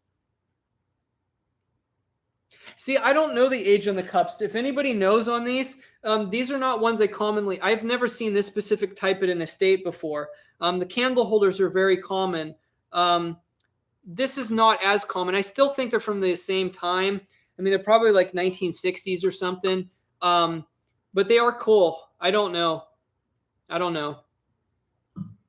right. Well, I'm going to start showing the other silver. And we'll just go with it. We'll show you the wild stuff, okay?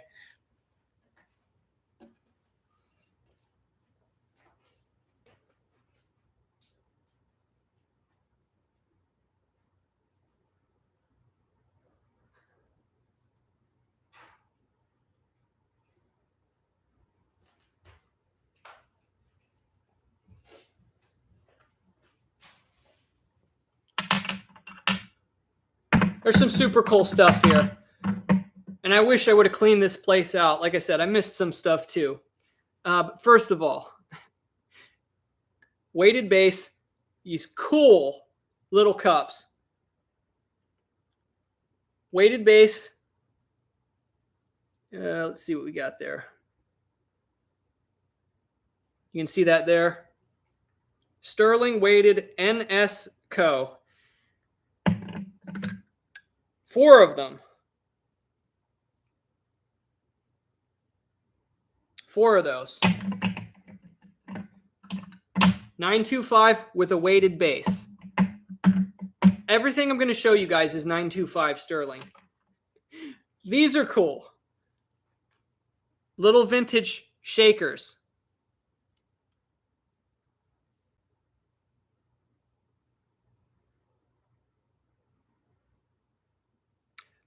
They're sterling silver. These are not weighted. These are solid silver. And these are, see if it'll focus there. Wallace sterling. That's a slightly larger one. You have this one here. Another small one. Those are super cool. It gets better.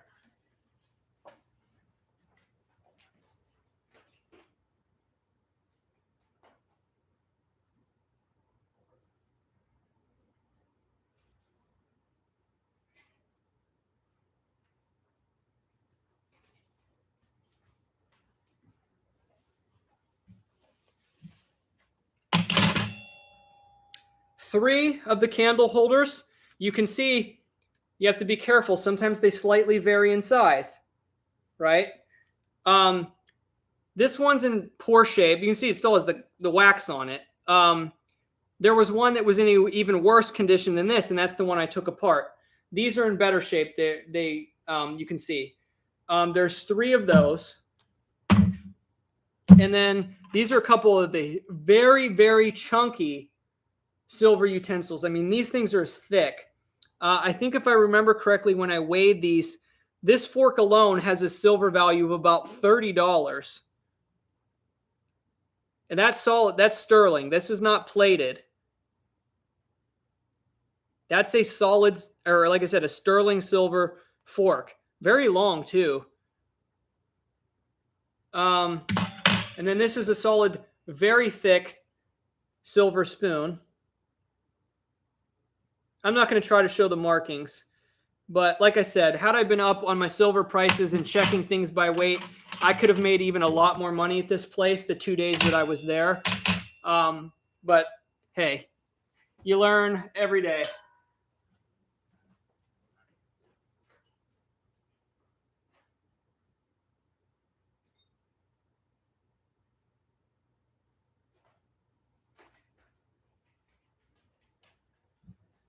So these are the Big Daddy candle holders. And I was thinking about taking one of these apart because these are not in great shape.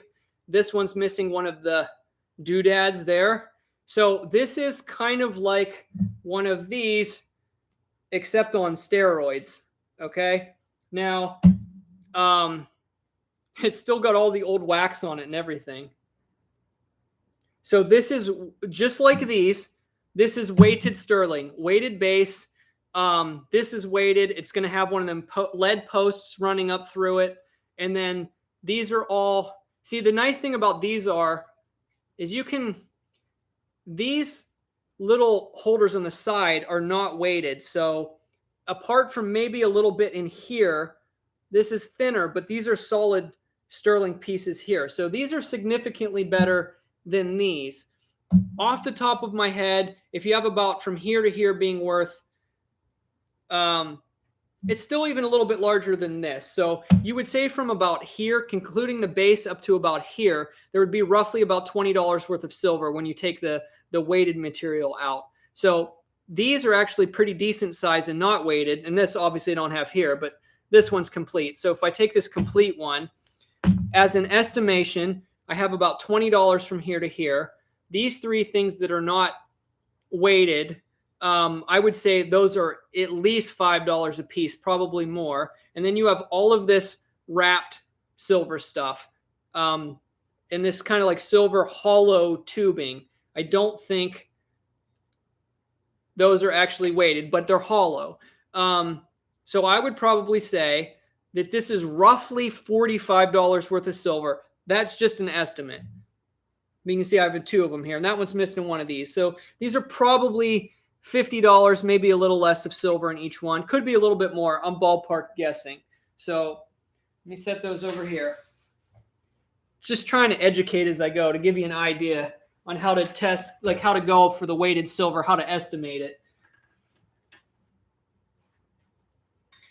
But those actually aren't uncommon at estate sales. I've seen them before. So taking one of those apart and getting an actual weight of silver would be beneficial for buying them in the future. But like if I went off the top of my head, I would buy those for $35 without even blinking, without even testing it.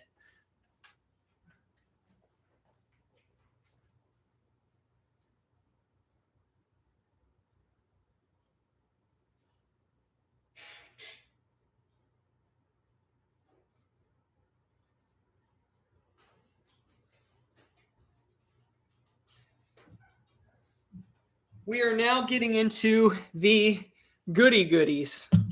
First of all, they had a lot of jewelry there, and had I known they were just pricing it all ridiculously cheap and they intentionally weren't checking it because they were like way behind and had to get through the stale and just get rid of the stuff. Like some guy went over the jewelry before I did on the second day of the sale because they brought more jewelry in from the homeowners to sell. They had a Walking Liberty $50 pendant. A real Walking Liberty $50 in a pendant for $3. All of the necklaces were $3. It didn't matter if it was silver or what it had in it or anything. They were all $3. And he got it before I even got over to the jewelry. But by the time I even realized that some of the jewelry was real and they didn't even pick through it for sterling and stuff, I think some people, all the sets of earrings were $1. And I think a few people got sets of gold earrings for $1. I got this pair of earrings right here that are $925. Anyway, that was one of I think the last silver thing left that other people had missed. And I don't know why I have these seashells in here. They came out of something else. I'll dump these on something in a second. I'll tell you what, we'll do this first. This is a sterling silver tray. It's not weighted. You can see the sticker on it. They marked some of the silver right. This was $120. The price on it. This is, you can see there, sterling. And actually, this is actually marked $9.50. So that's quite interesting. This is actually marked 95% silver. So it's crazy. But this, you can tell by looking at it, this is not plated. That is silver. So there's actually a funny story on this. I was checking. I had this, and that other lady was at the checkout, and she's like, "Oh, how much is that?" She looked at the $120 sticker and almost died. She's like, "You can get those at Goodwill for like $5." And I just kind of smiled and said, "I like it." I wasn't going to change her mind. Okay, so here's where it gets really interesting, because this is historic. This would be a dream metal detecting find. This is a sterling silver.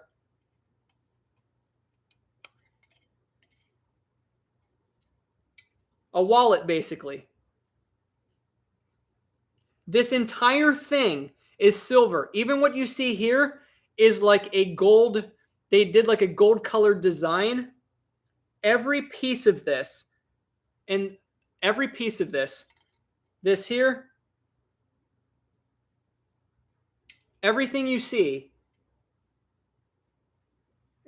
it's even got the monogram on it. You can see the $24 sticker. Every piece of this is silver and nothing is weighted. And it's heavy. And the mark on it is sterling, and then it has actually a bunch of hallmarks. I don't know if that'll show up.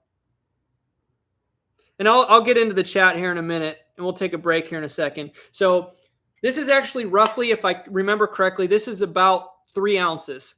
So it's about $75 worth of silver. Had a $24 sticker on it. Of course, that's all day, every day. Well, we're still going here. So I'm going to dump these seashells onto this tray.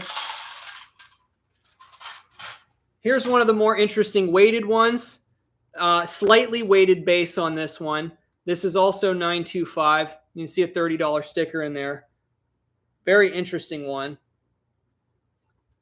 And weighted base, but not very much. Kind of interesting. It's a little bit bent. I don't remember it being like that, but maybe it was. I didn't care about it anyway. This was all for silver stuff. But anyway, there's that. And we're just getting started here. The big one's coming in a second. Hey, Klesh, what's going on? Those earrings would go for $60 at least. Really?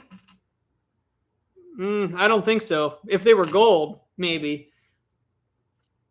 Thank you, Anthony. Appreciate it. Thank you, Nick, for the $1 super chat. I really appreciate that. I'll give you a dunk here in a second. Oh, you're saying that's a cigarette case? Is that what it is? I thought it might be some kind of like wallet to like hold stuff to it. I wasn't sure. I just knew it was old. So it's a cigarette case. So you use this and just line them up in there. Is that what you're saying?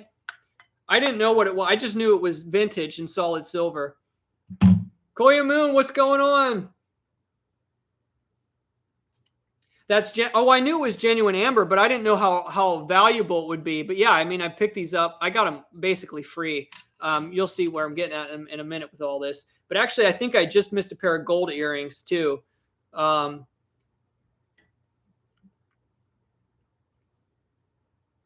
quality is weird again. Looks good on my end. It's laid out. This is as good as the lighting's going to get. Yes, Linda, these stones in here, I'm pretty sure they are real just by looking at them. I'm pretty sure they are. I just figured they were semi-precious and didn't really have any value. Because precious stones are not my area of expertise.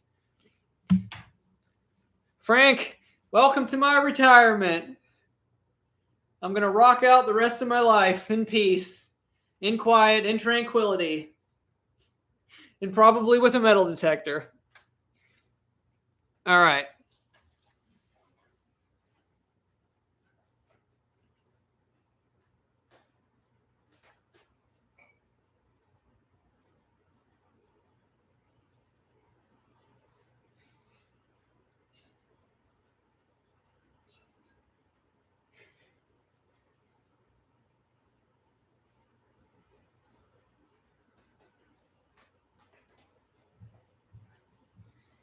Okay. So this one I use as a display. I actually like this one. It's a very large silver candlestick. This is not weighted. This is solid sterling silver. It's very old and tarnished and has some design on it. I don't remember what I weighed this one at, or like what the silver value was, but I think I paid only $20 for it.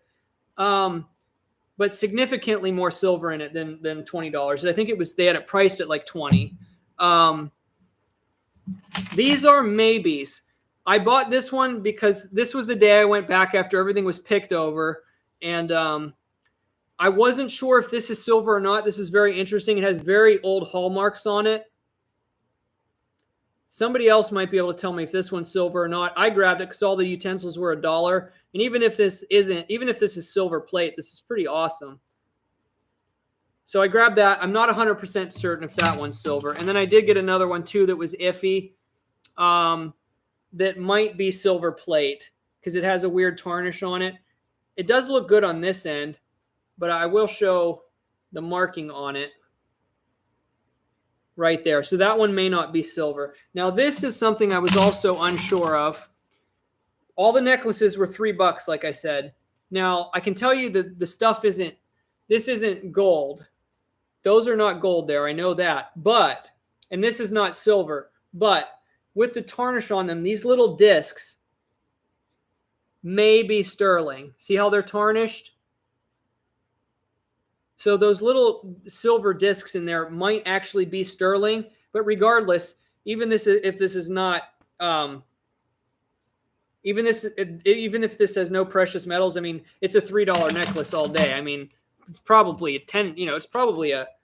that's got to be a minimum $10 necklace, even, at a resale place or something. You know what I mean? It's like retail. That's probably, who knows how much that was. They had a lot of expensive stuff at this place. So, are you ready to see the grand finale?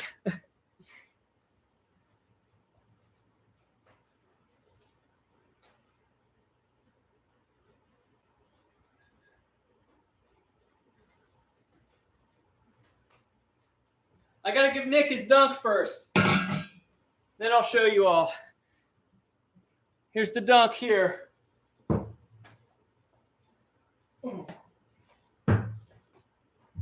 Ah! All right.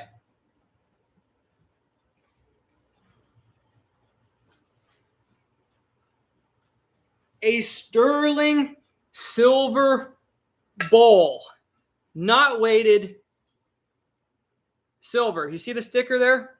They actually priced it a little too high. I don't even see that. It has a $500 sticker. It was worth me buying because I think when it was all said and done, I got it for around like 300-ish, maybe a little more than 300. This is not weighted. It's very heavy. Let's see if we can see the marks on it here. Yeah, you can kind of see it there. Sterling silver. So, I bought this and all of that other silver I showed you since I started doing this segment. I think I got everything. I don't think there was any other pieces. I paid $600 for all of it. When I totaled it all up, one piece at a time with the estimated weights, taking apart the spare, the damaged candlestick one when I did my original thing. When I added everything all up, I came to about $1,000 worth of silver based on spot price. I paid right at about $600. So $1,000 worth of silver for $600, very good buy. I'll buy it all day, every day. It's like you don't need to find it almost free. As long as you're getting it decently under value, it's basically free money. So that's the story of, that was my biggest silver haul ever, basically. I found silver underpriced before. Like I found, $20 worth of silver for 50 cents. That's always fun because it's pretty much all profit. But who would say no to $600, $1,000 worth of silver for $600? I mean, you could take it to a coin dealer or a pawn shop and they might even give you more than that. Even because they'll still even make money probably giving you 800, 750. So it's a no-brainer to me, looking for underpriced silver and using negotiating power and buying large quantities to get that price down, especially if it's sales where they need to move everything. Somebody's eventually going to get it. So if you go toward the end of the sale more, you can get a pretty good buy on getting the price of the sterling down, even if they know what it's worth, because they have to sell it for the homeowner. So that's a tip on sterling silver. I personally like to look for it. And I hope you all enjoyed that segment there. I do know the weight. I weighed it before. I just don't know now. See, actually the people that run the sale are really nice. And like when I go to the sales where the people know me, they'll let me, I can take a scale with me. I asked them, I said, do you mind if I use a scale to check the price? Because no, they want to sell it. They want to, they want to work with you to see what the, actual value is. So I actually, on the day that I went back, I had a scale with me and they let me use it. So I didn't buy it blind. I bought the obvious stuff blind. But sometimes if you need to be quick, you can buy on the fly, once you know what you're doing. Hey, Becca, how's it going? I can't remember. Like I said, the sticker was overpriced, but I did not pay that. I think this ended up being, I could weigh it now, but I think this ended up being like $425 worth of silver. And I think I paid high on the high end for this, but still well below silver value. I think I ended up, if you calculate everything in that I bought, I think it came to around like $350 for this. But I think it came up to like $425 worth of silver. But like I said, in the end, it was $1,000 worth of silver for about $600.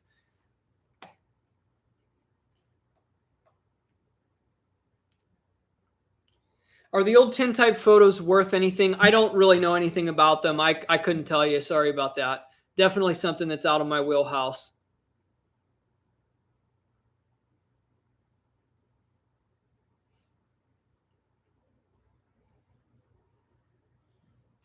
Come on, focus. Get that little bit of a... there we go. I got to move that picture out of the way. It keeps wanting to focus on that. Estes Clark, how are you doing? All right, so I'm going to get a drink here.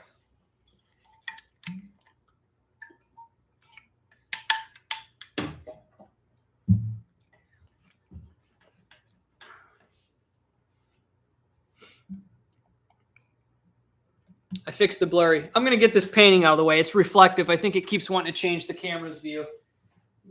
Put this in the other room. Oh.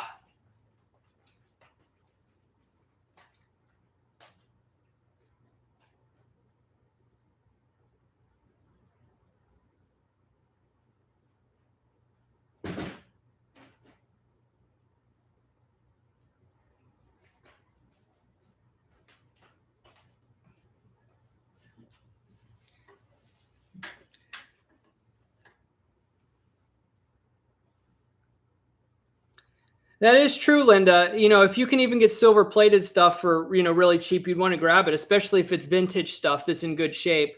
Like certain pieces like this, that are very unique too, can have more value. So yeah, silver plate isn't always bad. It's just usually worth significantly less, of course.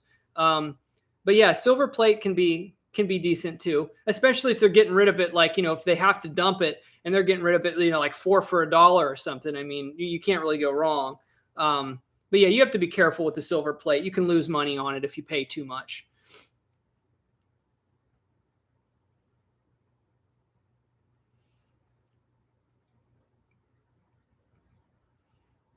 I'm going to, let's see. We'll build that lamp a little bit later for something to do, but I might get supper ready and I'll just hang out here with everyone. What do you say? Do some cooking. I'm just throwing together a quick meal tonight. I think it's going to be a microwave meal. I think I've got, let's see, I've got turkey sausage that I think I'm going to throw in like a bowl of frozen broccoli and cheese. I think that's what I'm going to do.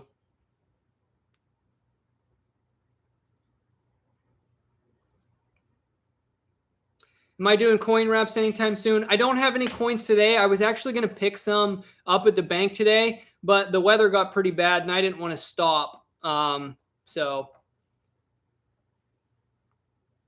why do I squint? Is it hard to see the text? Yeah, if I'm back this far, I don't have to squint if I'm up a little closer, but I'm also rocking too.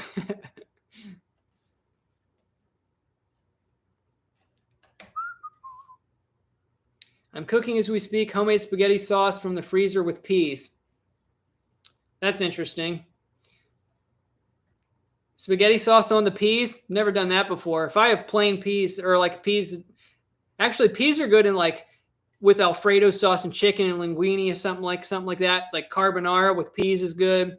Actually, if I have them plain, I like peas with olive oil, salt, and pepper, and Parmesan cheese. That's awesome. Todd said, wait, you're leaving? I'm just retired and hanging out in my rocking chair. Let's see some cooking. All right. I got too much stuff here. I'm going to move some of this out of the way.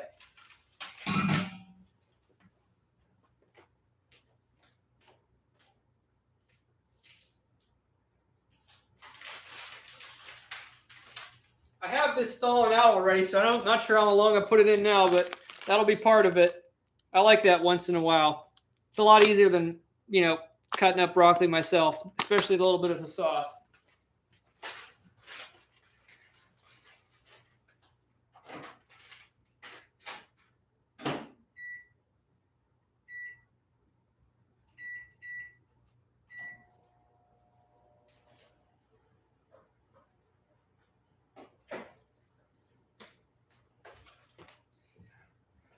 I don't buy a ton of pre-cooked stuff, but this is actually one product that I like. So we're going to have some of that too.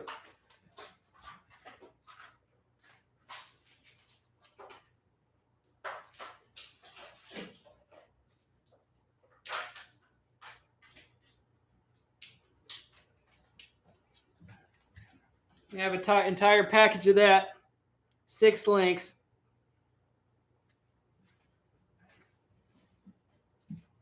Get this all ready to go. I'm going to wash my hands first too.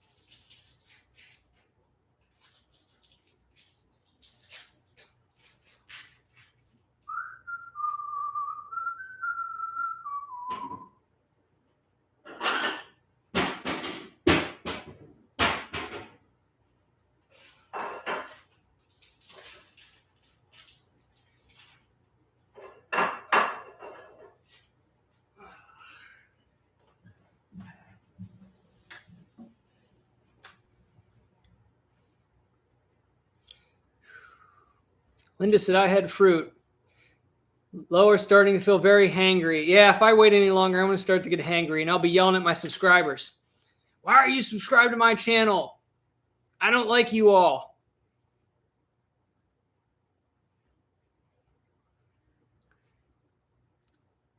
It's burger and a beer kind of night here in Ontario, Canada. I could go for a really good homemade burger tonight, but I definitely don't have all the ingredients.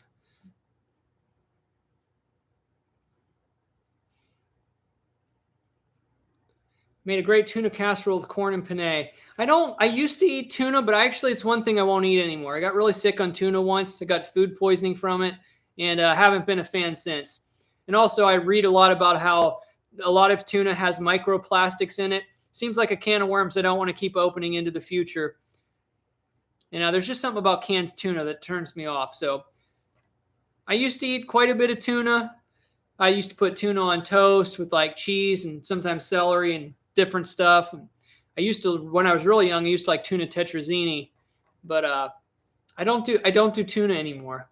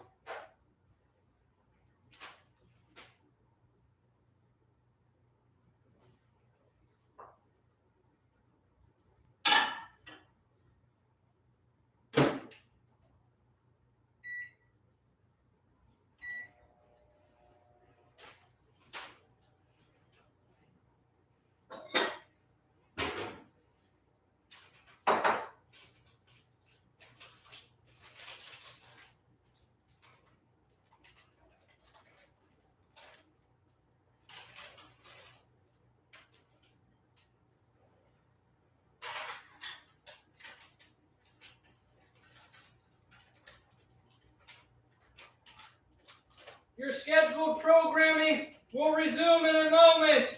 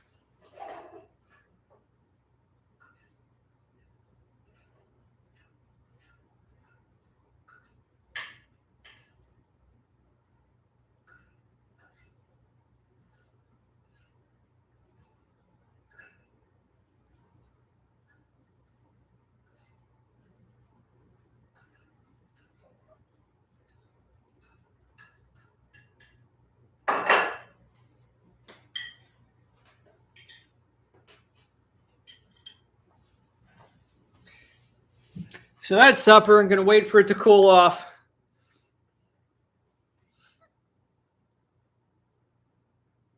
Ooh, almost lost it. Are you hungry now? I've never actually done it. I did this mix once before. Actually goes quite well, the broccoli and cheese. But I actually like to do this in like a pasta with a sauce and then add the turkey sausage in. You know, a pasta mix that can have vegetables in it too. Or like a penne spinach or something, like the frozen ones.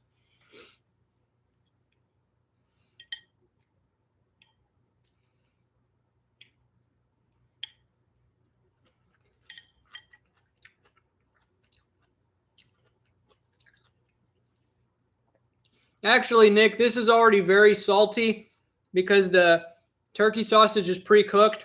So you actually don't need anything else on this. It'd be overkill. It's actually quite salty.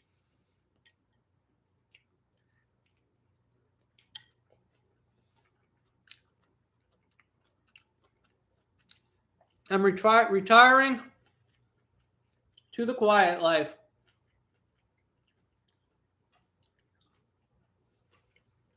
I'm going to sit in my rocking chair here in Tennessee and let time fly by.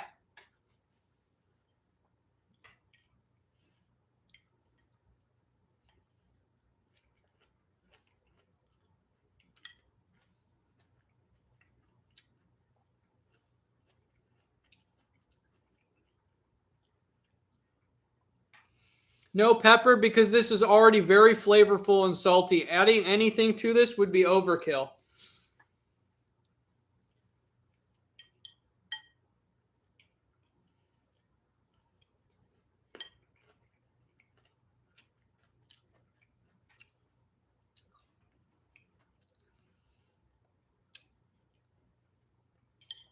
Nick, if this is considered quitting, then I have quit.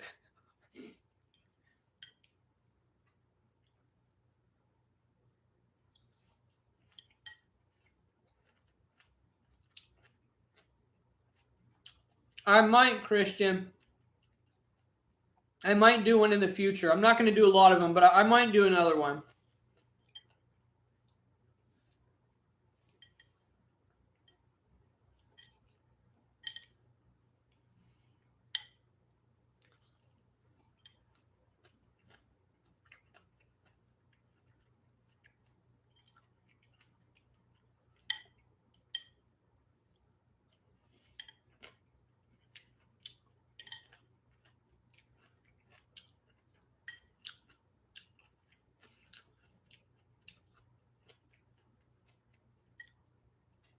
You didn't fall for it. I retired in my rocking chair.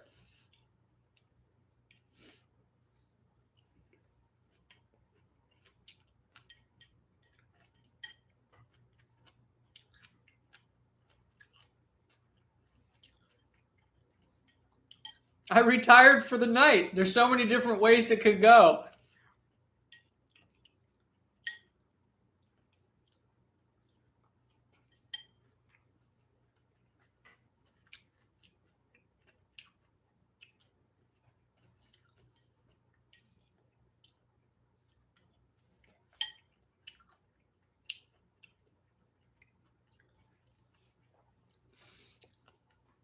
Okay. There's two people that mentioned soy sauce, so I have to do this. I absolutely love soy sauce. It's one of my favorite things. I'm going to show you one of the best soy sauce products on the market.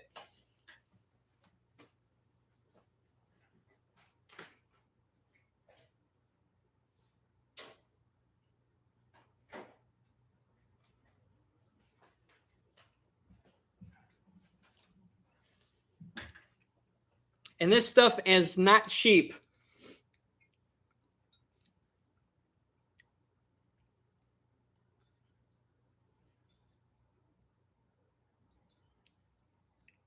I'll let you read that there a second.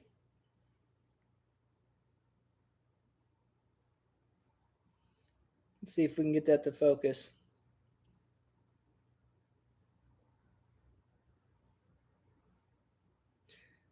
Hard to see with the glare. There you go.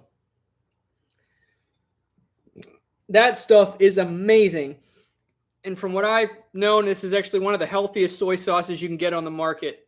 Incredible product.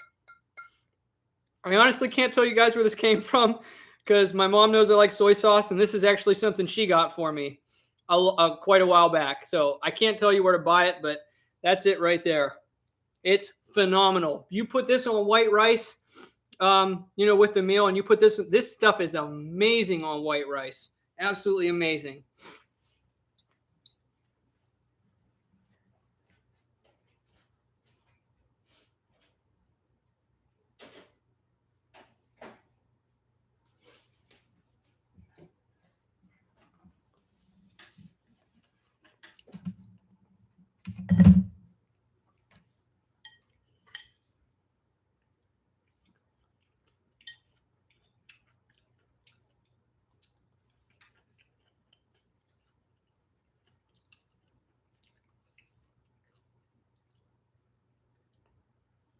JD, did you end up selling the old White House you bought, or are you living in it? Do you mean the historic one? You mean the old farmhouse? I still own it if you're talking about the farmhouse.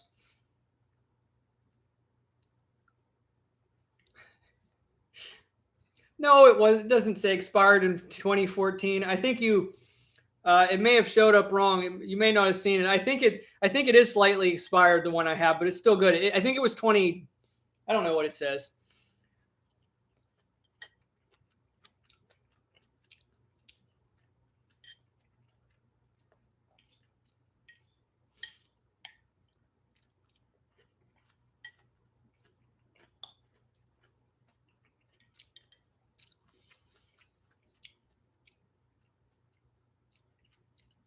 Actually, I've had that one for a while. I mean, that thing's so big, it takes a while to use. I think it actually might be slightly out of date, but it's still good, though. I tested it.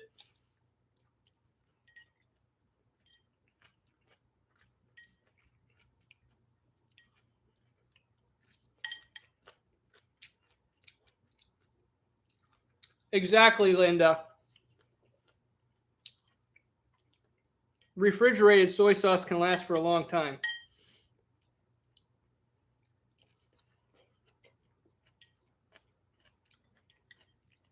But that's like a natural fermented soy sauce, and it has significantly less sauce than a lot of this. I mean, less salt than a lot of the store-bought stuff.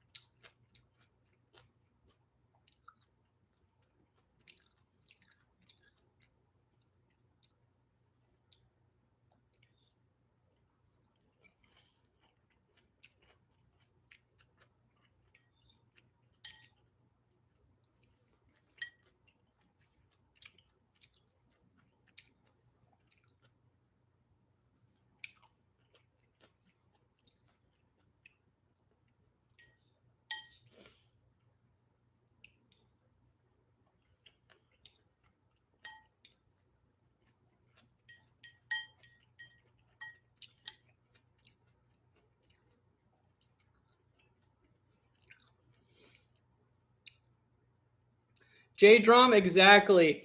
There is sugar and salt in almost everything these days. Now, I don't mind doing high sodium stuff once in a while because my diet's relatively clean. So I don't overdo the salt. So if I have a salty meal, I don't worry about it. Also, I pretty much only drink reverse osmosis water for the water that I consume. So the salt actually helps me replace my minerals and stuff that I don't get from my water. I didn't know that for a while. Drinking the reverse osmosis water, you're removing the minerals too. So you have to be careful, even going for some healthier stuff that, yeah. So I actually have minerals that I can add back into my drinks and stuff.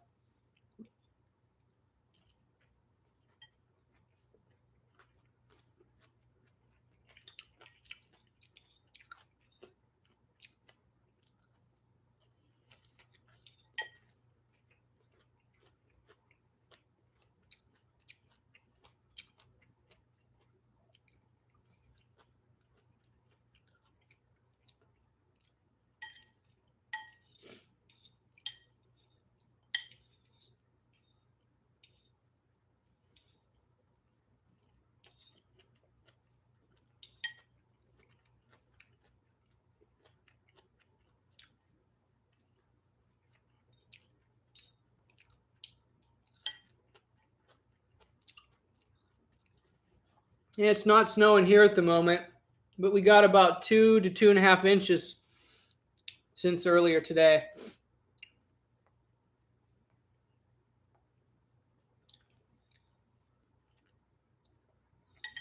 Do Americans even say something when they start eating, like, I wish you a happy meal or something? It depends on the person or the family. I don't really say anything before I eat. Well, especially if I'm alone. I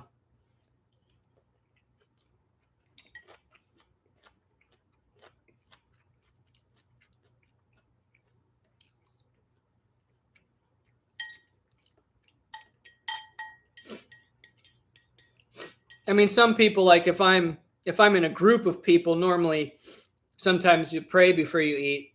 Well, that's normally with like a group of people to show more of like an outward appreciation.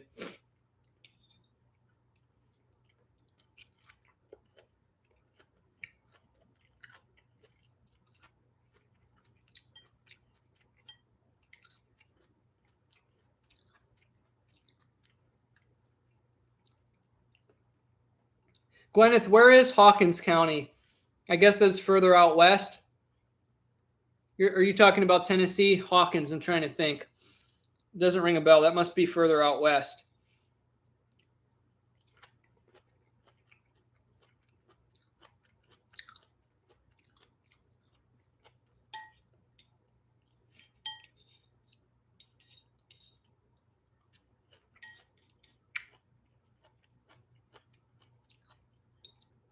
Oh, Rogersville.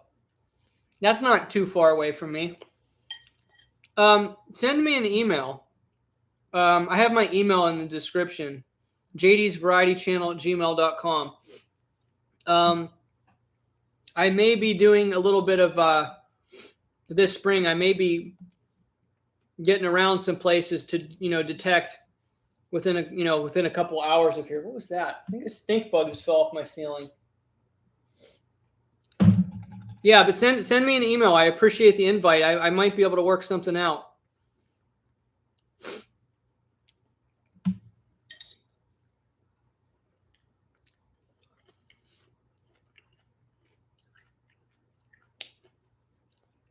Thankfully, the stink bug didn't fall into my meal, right?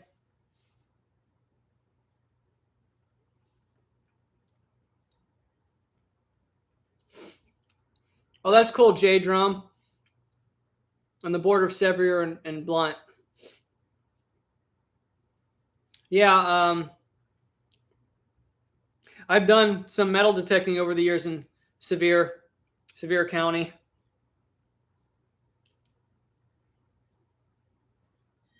When I used to live in Knoxville. Some old stuff down that way.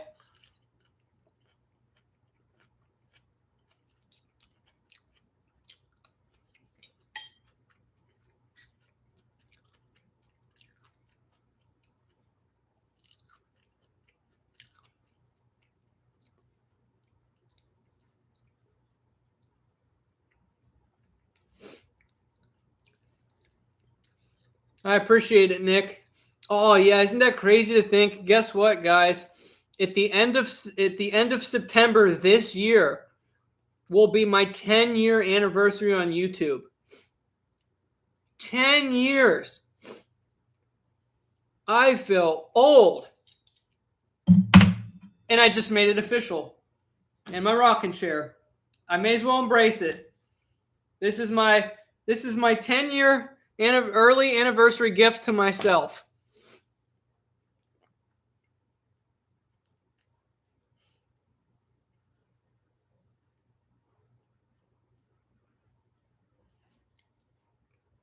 I posted my first video, I think, in the end of September of 2012. Before YouTube was even popular.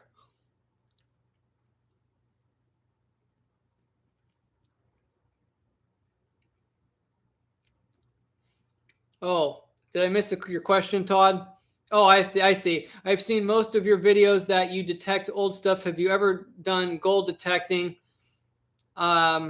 I am mining blue agate. Blah, blah, blah. In my area in Tennessee, there's only fine gold. I don't think. I mean, there could be some anomaly somewhere, but generally, there's no gold in this area that's big enough to detect. You'd have to do like placer mining. Now in Virginia, I know there's some areas where gold can get a little bit chunkier, but I mean, metal detecting, you probably would never find gold, natural gold. So no, here in the East, that's not really a thing. I've gone gold hunting for modern gold, like jewelry and stuff.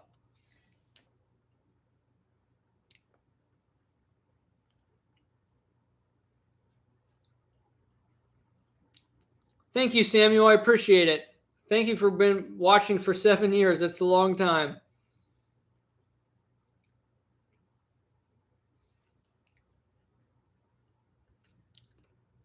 Yeah, Laura, I remember that. I was 14, I think. I was home alone and turned on the TV in mayhem.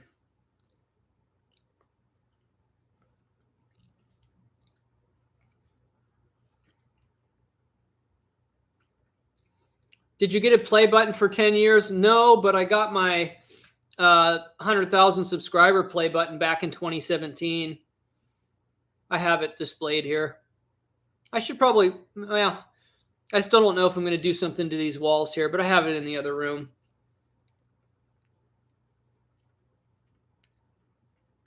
Sean Paul said, "What's my retirement?" You're looking at it.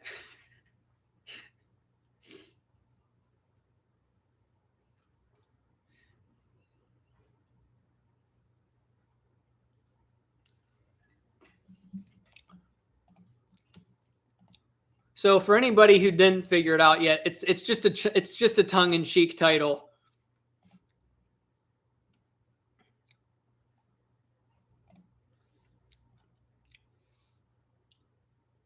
Yeah, so anybody that's just stopping in now, the first couple hours of this stream were like me showing a massive estate haul, and like different things that I bought, and what I paid for it.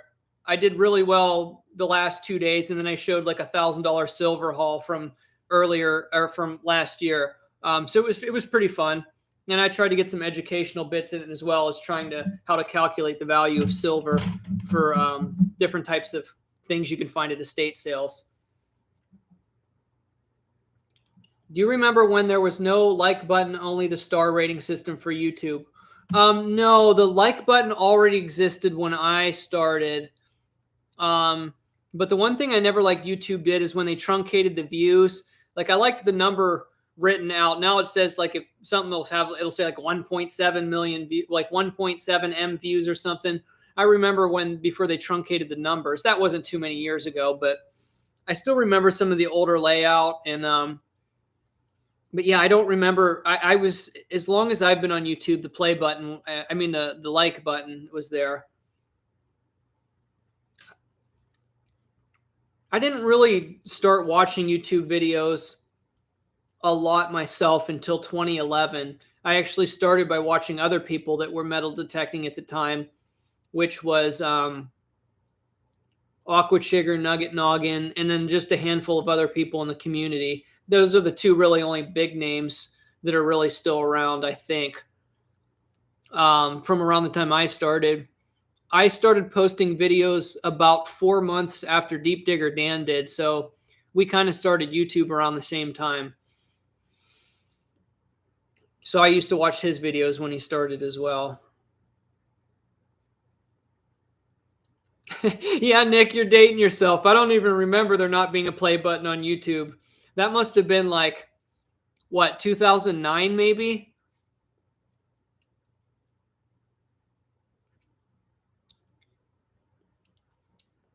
Need to take up whittling to go with your rocking chair? Honestly, I think that's something I would be pretty bad at, just being completely honest. Wes Stump said, I've watched you since you've started. That's incredible. So for anybody just rolling in, the highest super chat tonight is going to get roughly $7.20 worth of Turkish stamps. I think that's what we said earlier. Yeah, about $7.20 worth when you run the conversion.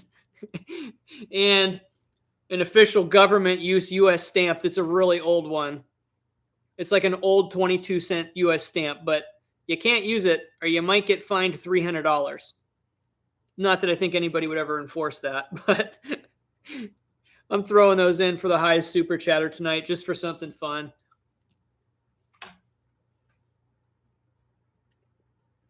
Oh, and actually the highest super chat's only, I don't want to say only, that sounds rude.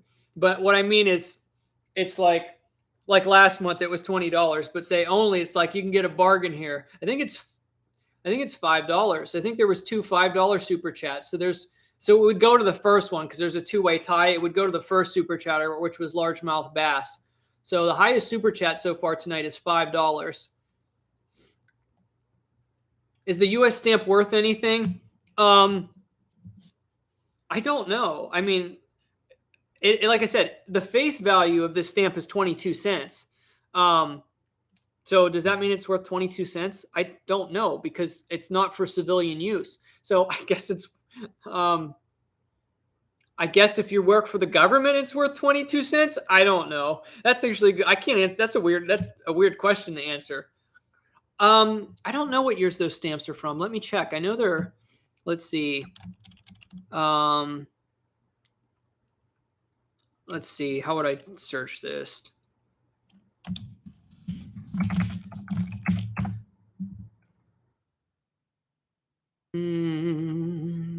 Somebody probably has it on here. Okay, so here they are on eBay. Somebody will have the year written on here. 1985 is showing here. 1985, U.S. Scott number 0139 D letter rate coil pair. So somebody has a pair of them. I mean, you can get them, you know, with just they're uncut yet. You can get them in blocks and stuff. And they're saying they're from 1985. So I guess they only made those for 1 year if you can date them specifically to that year. Yeah, somebody else says 1985 also. So yeah, I guess they only made these in 1985. That's what it looks like here.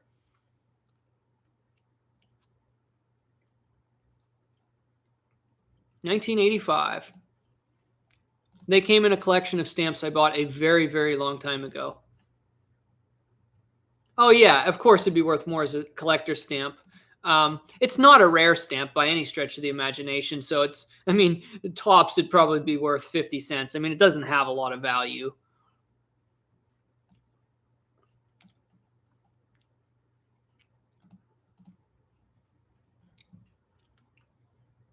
Oh, they mentioned a price. Yeah, on eBay, there's a block of 4 of them for $6.50. There's 2 of them together for $3 plus shipping. But they're charging like $4.65 for shipping, so they're trying to make a profit on the shipping too. But yeah, there's a block of 4 of them. The first thing that came up is a uncut block of 4 of them for $6.50.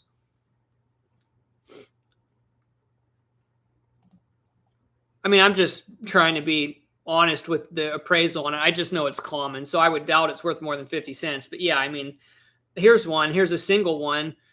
They're actually a single listing of them with a big picture, $3.37 a piece, and they sold 12 of them and 85 cents for shipping. So, I mean, on eBay, they're selling for $3.37 for one. So, I mean, you could say that would be retail, I guess.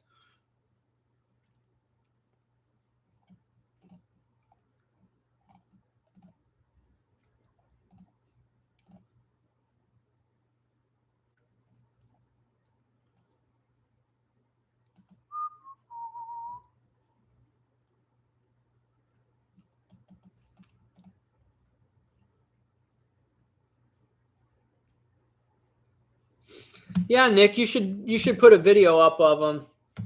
That would be interesting. I don't know a whole lot about stamps. I know at stamps it's pretty hard to find valuable ones, but I mean there are ones that can be worth money, but stamps are a little bit different than coins. That's all I know. It's a lot harder to get rare stamps.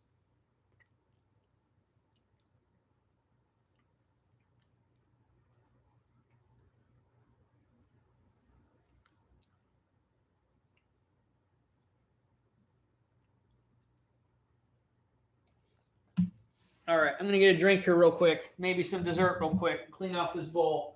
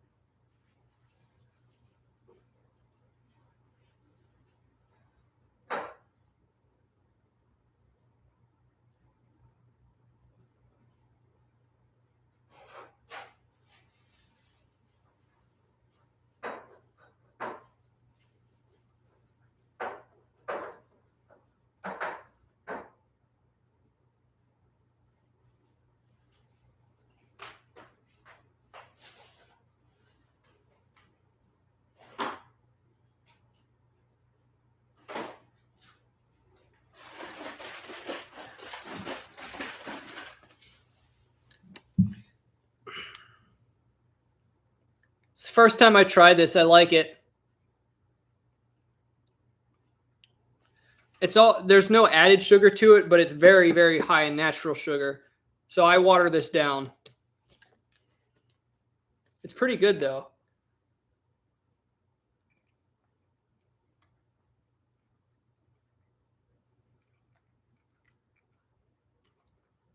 Ah. Oh, that hits the spot.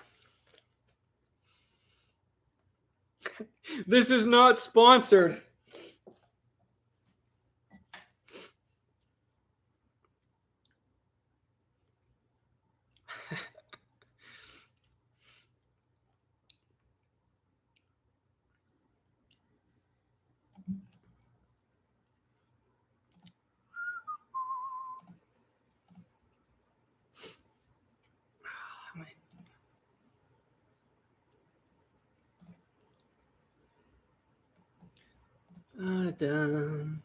Yes, Todd. Actually, I've gotten the naked green many times before, and even the Sam's Club brand, Members Mark, I think they call it, is just as good.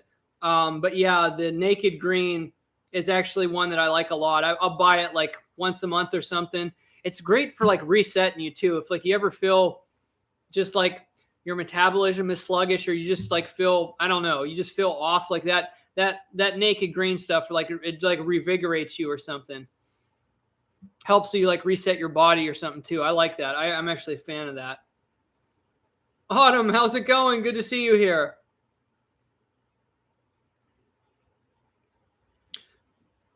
J-Drum, that's very interesting. If you got it from a World War II vet, there's probably some pretty old stuff in there. Oh, clay pipes are cool, Terry. Do you like their vanilla protein smoothie? No, I don't like the stuff with the added sugar. I don't buy the pre-made protein smoothies and stuff like that. I used to. I make my own smoothies now. I like the drinks like this once in a while, but I don't buy the pre-made protein shakes.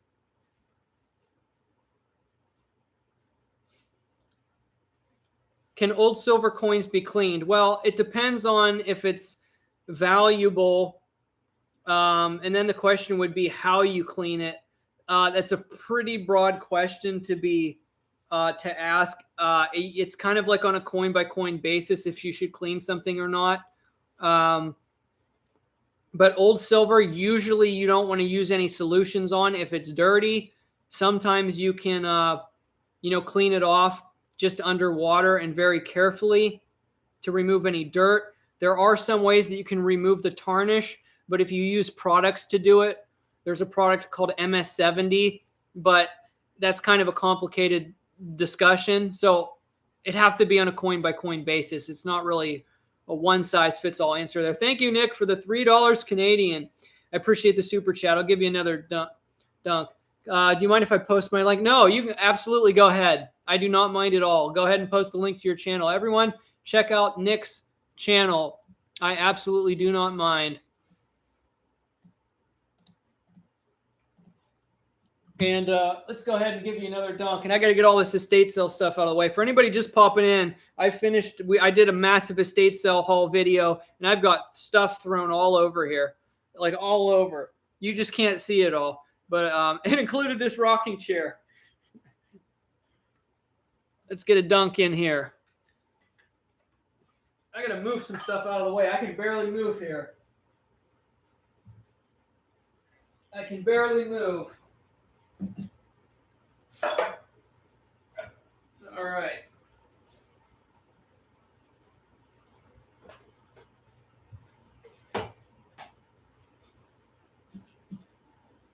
All right. Oh, let's try the reverse. Oh, no, wait. Wait. Let's try.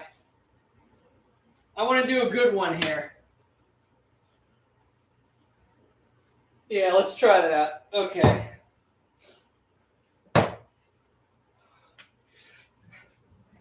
Ah!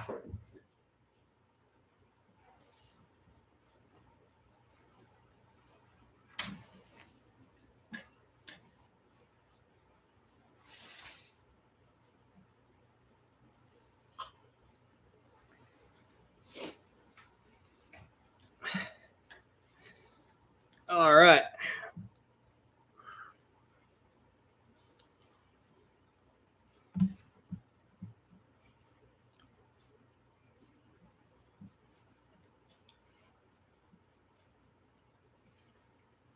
I've cleaned some dirty coins before by using baking soda and vinegar, not scrubbing though. Yeah, if they're not coins, if they don't have any value, you can clean them however you want.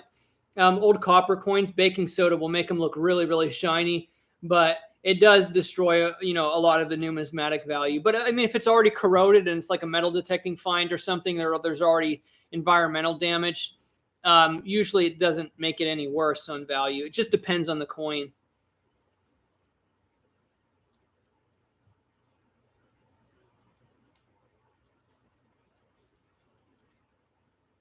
Hey, Coyd, how's it going? Good to see you. Welcome to my retirement.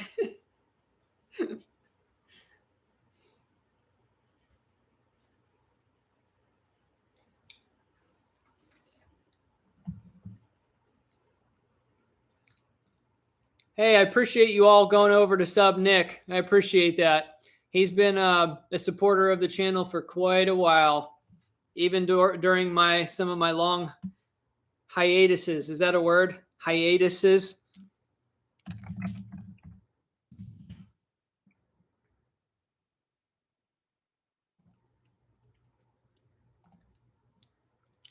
I got to catch up on some of your videos too, Nick. I haven't been watching a lot of videos on YouTube. I got to catch up on a couple of your videos after the stream here.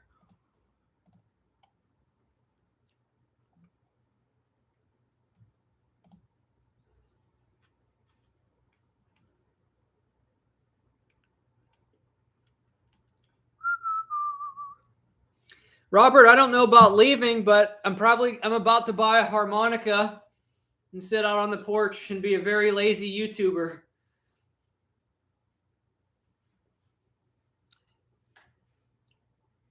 Okay, so here's something fun that I'll tell you guys. Literally directly below and kind of out like a yard, right where I'm editing. Well, I'm not editing right now, but right where I edit, right here, okay? My computer monitor, my backyard. If you go straight down and like a yard out, I dug old coins right outside my window here. Right there.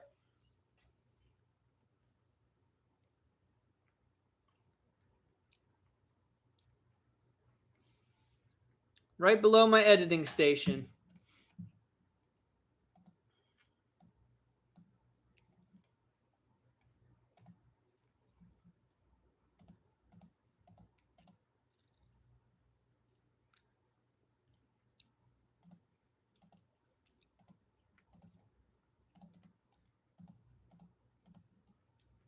I'm going to, while we're just hanging out here for a little bit, I'm going to have some dessert here in a second.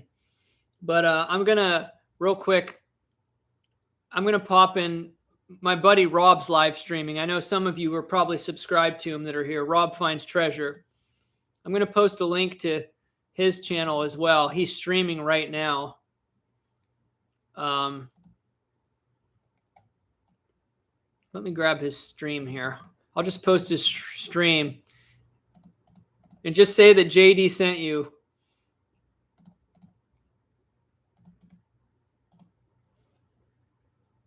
If you pop in on him real quick.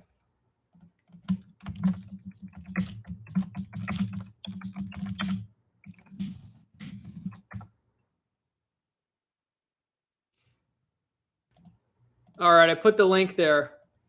Go say, hey, JD sent me or something in the chat.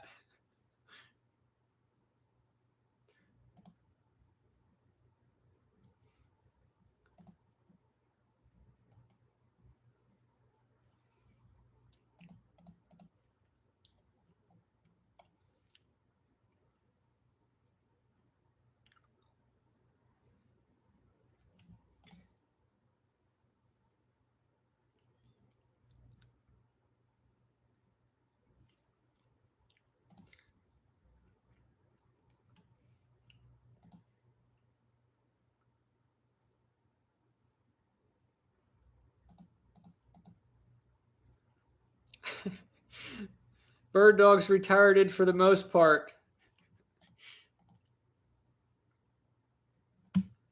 Let's say, we'll put it this way. I'm retired from a fast-paced life.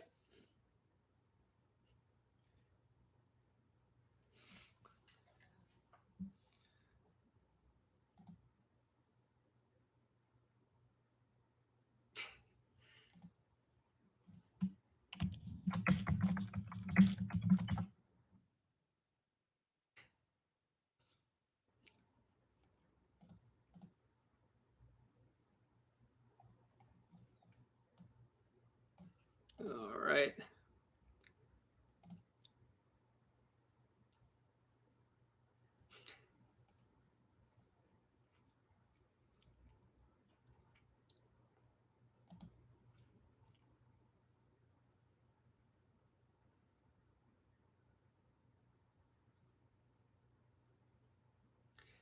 Nick, if you like coin roll hunting, I think you'll really like Rob's channel. I've been friends with him for a very long time.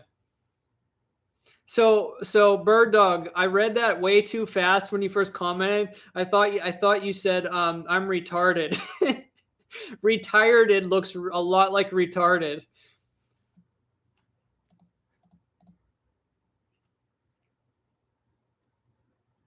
All right, I see you over there, Nick. No, I honestly recommend that you sub Rob. He does coin roll hunting twice a week and does amazing videos. He puts out tons of numismatic videos and about building collections and sets, and it's very, very, very well done videos, much more curated and edited than mine.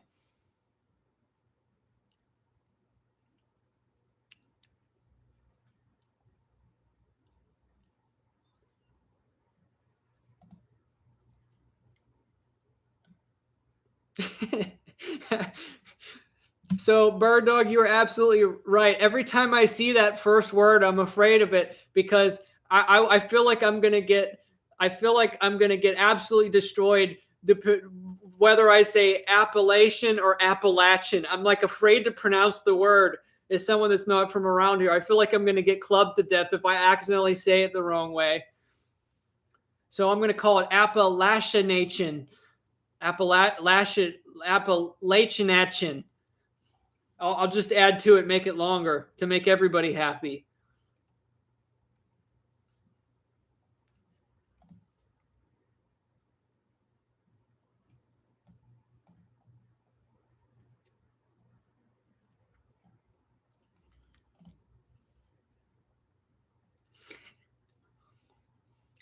So like that like I used to pronounce everything just kind of like it sounded. Instead of saying Watauga, I used to say Watauga. And I think before I knew how to pronounce Sevierville, I called it, the locals destroyed me for this when I called it Sevierville. But the funny thing is I think technically, wait. Oh, right. So this one is all I got right, but you pronounce Blountville, but it's spelled Blountville. Thank you, Nick, for another $5 super chat. I appreciate it. Yeah, I used to call it Watauga, not Watauga. Oh, what was the one that locals really got me for? Because it was somebody's door I knocked on, and we were having a chat. What was the one that I said? Oh, and man, they lambasted me. Lambasted me or basted, bastard, whatever. What was the one I was trying to say? Oh yeah, that's right. Because I had to say instead of Unaka Springs, he told me, I said Unaka Springs, and he just like did a face palm, and he said you say it like you naked. Unaka Springs. That's how you remember it. You naked. Unaka. I'll never forget that. So that's the time I got scolded by a local. And he told me how to remember it. He said, it's like you're saying you naked. So Unaka Springs, not Unaka. I know, Bird Dog. That's why I knew you'd like that story. I don't know if I ever told you that. See, my joke is now I've added to it. I tell people I'm straight to the point because I'm from Blountville. That's my lame joke, but I tell people I don't pull any point, and I don't. Come on, focus. Why did this zoom out on me again? Oh, there we go. I say, what do you expect? I'm from Blountville. We just say it how it is. I'm from Blountville. I'm not from Be Niceville. I'm not from Beat Around the Bushville. I'm not from Ring Around the Rosieville. I'm from Blountville.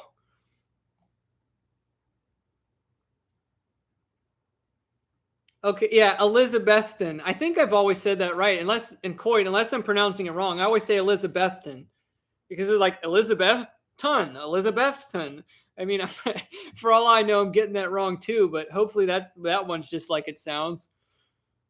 But yeah, for the first several years I lived in this area, I just butchered the local dialect. Absolutely butchered it.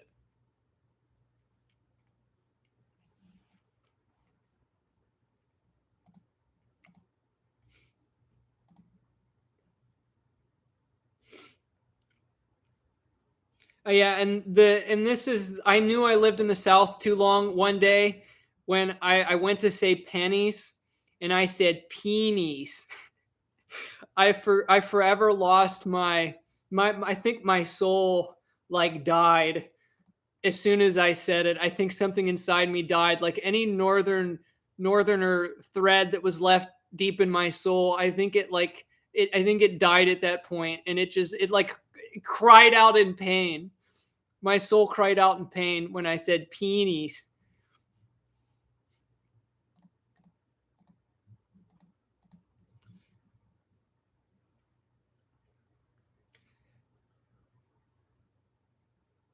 Would you ever like to come on my panel for a fun, friendly interview? Would love to have you up one day. Nick, just send me an email and we can talk about it. I appreciate the invite.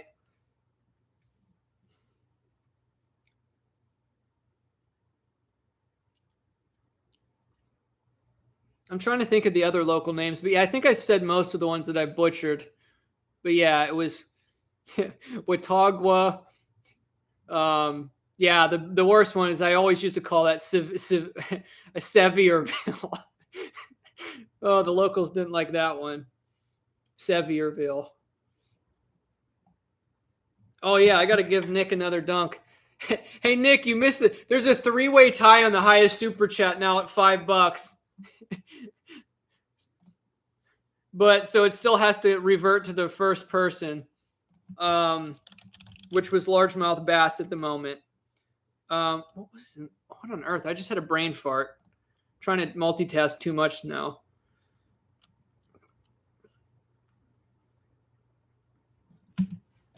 See, where I grew up, it wasn't hard to pronounce. Johnstown. Literally Johnstown. There's no really way to say it wrong. It's very easy to say like names up north. Like I was right by Davidsville. It's like there's no weird pronunciation. It's literally Davidsville. Like Pittsburgh. It's like you'd have to really like be from the South if you can mess up like Pittsburgh. One thing that cracks me up is people down south. I'm not trying to pick on anybody, but most people down here that are locals, they can't say oil. They say oil. Oil. Stop and get me some motor oil. It's oil. Okay, dunk time.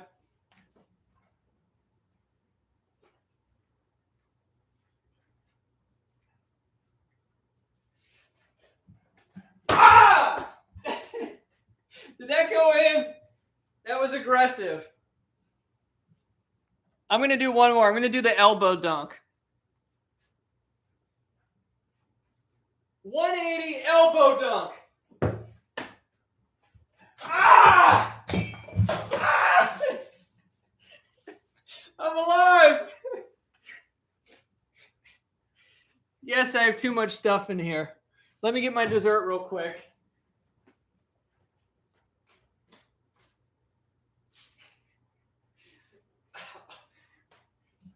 Literally tripped over that lamp. We're going to build that lamp in a second anyway.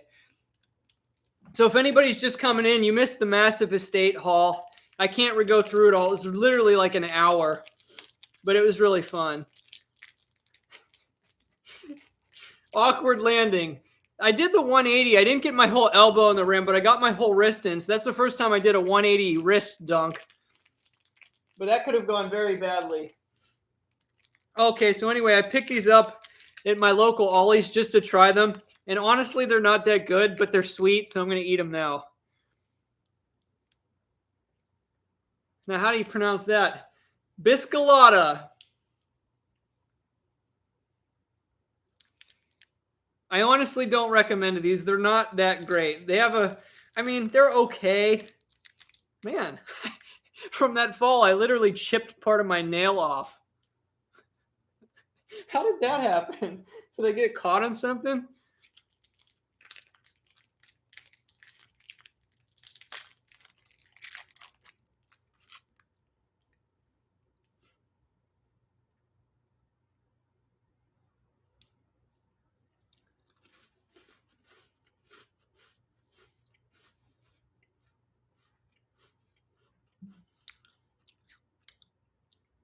Can I ask, is your channel able to make you a living?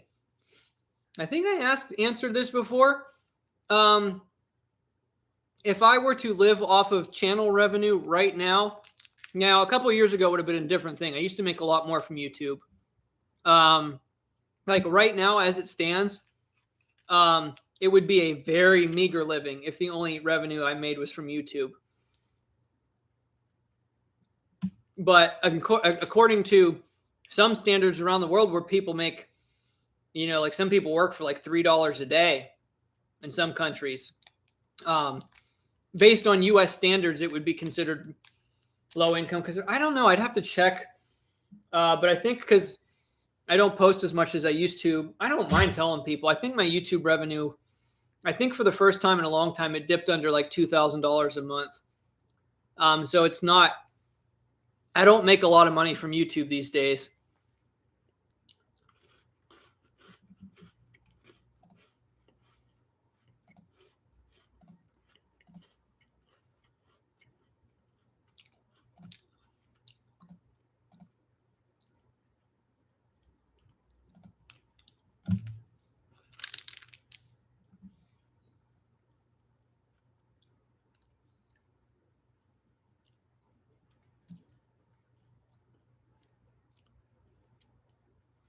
A lot of my vids have been demonetized. I have almost 1K videos up.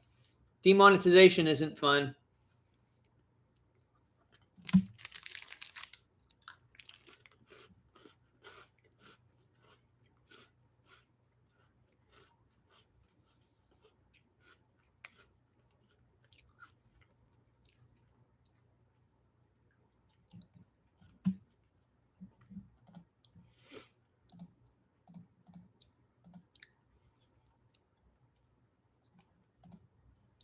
All right, what should we talk about now?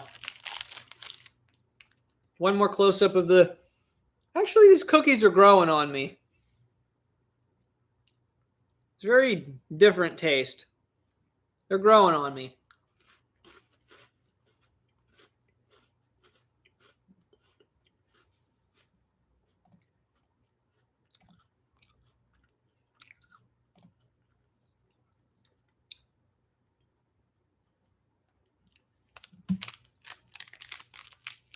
How can I retire?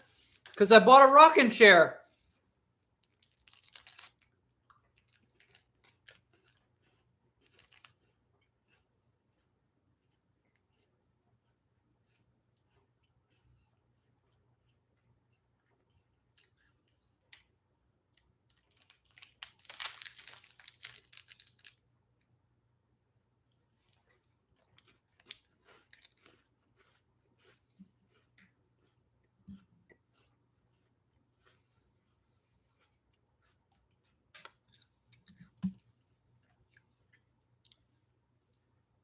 I think the next video should be me out on my porch rocking and playing the harmonica.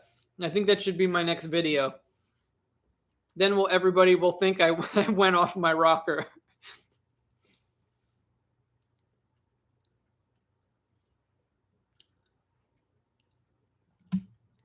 Dogman, I actually agree with that. I think I intend on working until the day I die. I mean, we could argue over what that word work means, but I don't know why people want to ever just stop.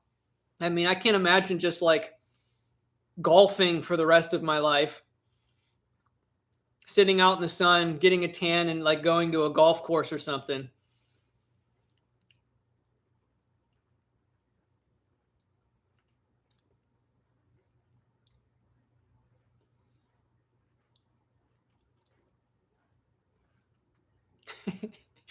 I'm glad at least one person in the chat appreciates my pun.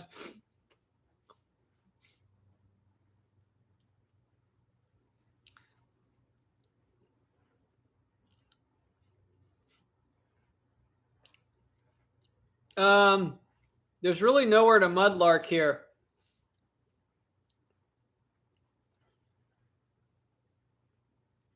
No, I think somebody I missed it too. Somebody said something about arrowhead huntings. You know, I actually live in an area that's decent for arrowheads, but I usually don't get field permissions for metal detecting. So I haven't really inadvertently found any arrowheads in my area, even though I'm in a good place for it.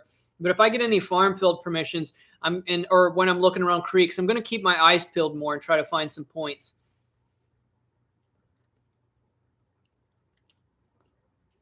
Speaking of dog, man, any recent hunts with the bird dog?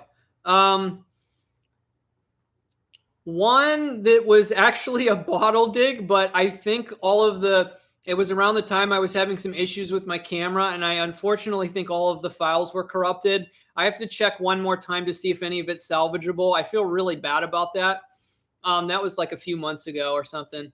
Actually more toward the end of summer, I think. But we're trying to work on getting to one more place. It's just the weather's been hit and miss, and trying to get our schedules aligned.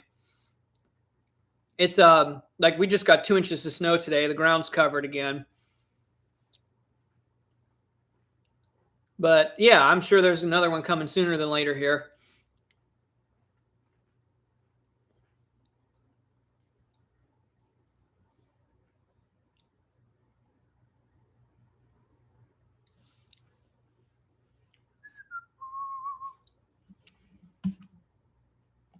All right, tell you what we're going to do now.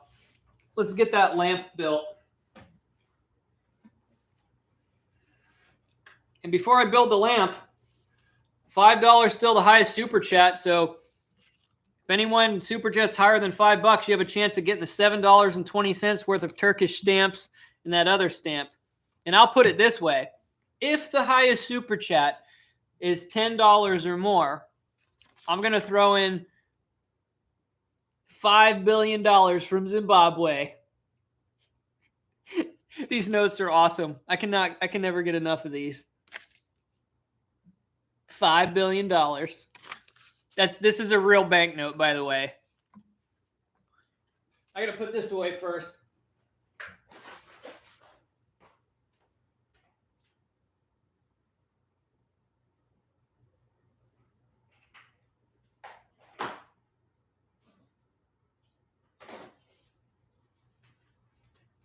All right. Let's put this down here a little bit more. Let's move this out of the way.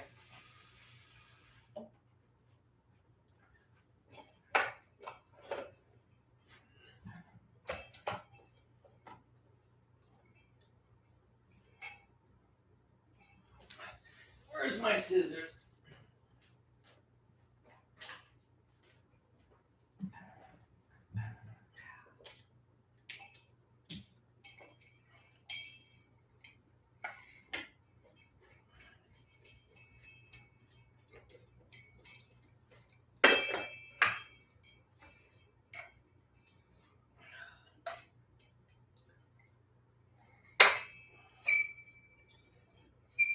I feel like I'm holding the Olympic torch. Dun dun dun dun dun dun dun dun dun dun dun dun dun dun dun dun dun.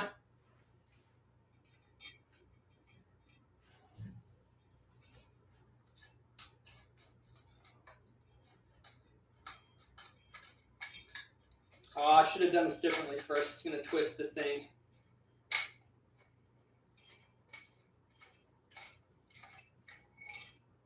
See which way is easier to do this. Yeah, I should have left it together. I always hate doing this because I need somebody to pull the bottom through.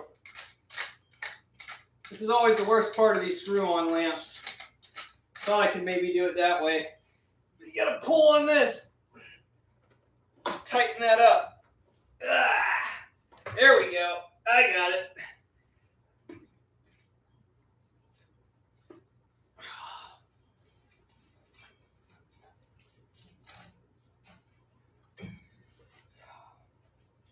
There's not. Oh wait, that's probably just the. Where is it? Let me see this here.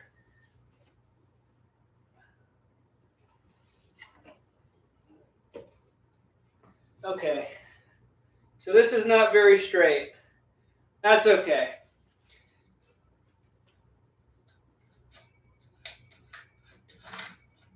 Oh, I don't think that whole thing was supposed to come off.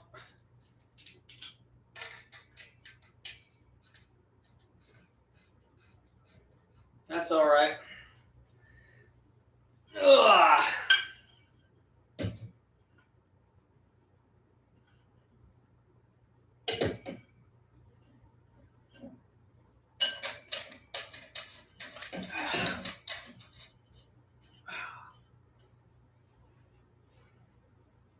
That's a little, okay.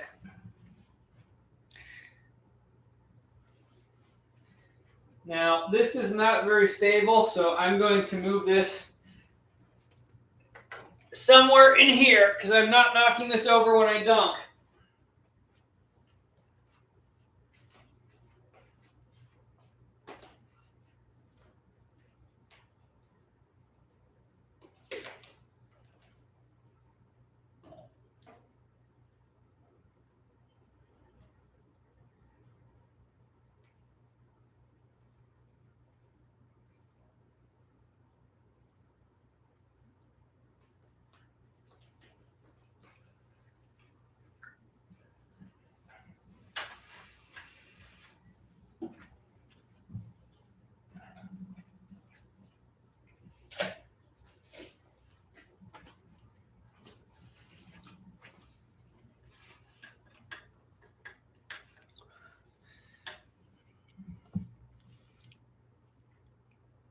Yes, Nick, I'm primarily still using the JVC Averio cameras.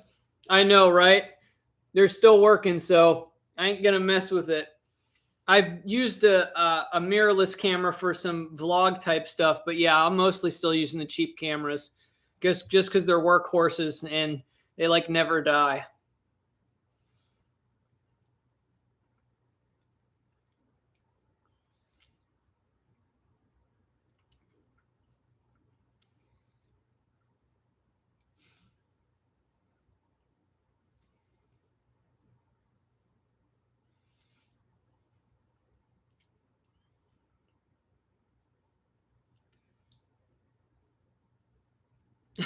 You just won a $2 billion inheritance from an uncle in Zimbabwe. That's funny.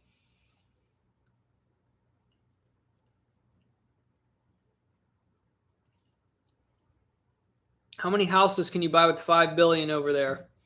A lot with US $5 billion. A lot. But with Zimbabwe $5 billion, you can't buy anything.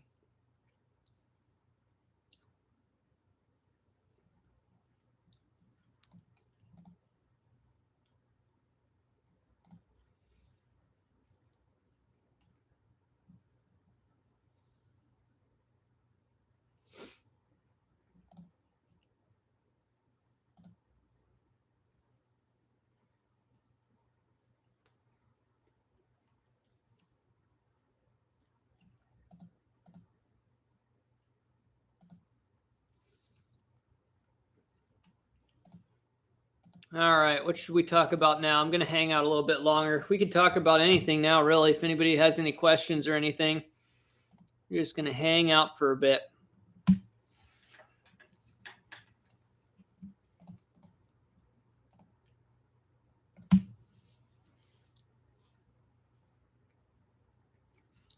Oh, I appreciate that, Nick. Honestly, though, I don't know if I need the batteries. I will show you something.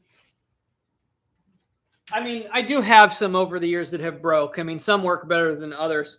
Actually, I don't have it on this one right here. Oh, anyway, I bought a camera before just because I found a used one on eBay a while back that had the large battery, like the super beefy battery, and these little batteries, they don't last very long. They only last, especially when they get older, they may only last 20 minutes, like sometimes 15 minutes if they get when they get old. But the double decker battery, I can film 2 days straight of metal detecting on one charge. So buying the bigger special battery for the Averios really helped me with not having to pop these in and out all the time.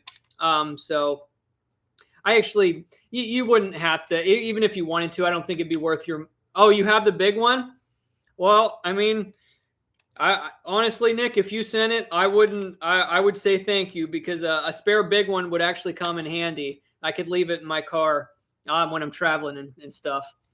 But this right here, I filmed about a 2-hour video on this one recently, so I'm going to be getting some of the detecting stuff out. But yep. Or actually, no, I set this one aside. It's not this one. It's another one I've sitting around here somewhere. I got to clean up here. I got stuff everywhere.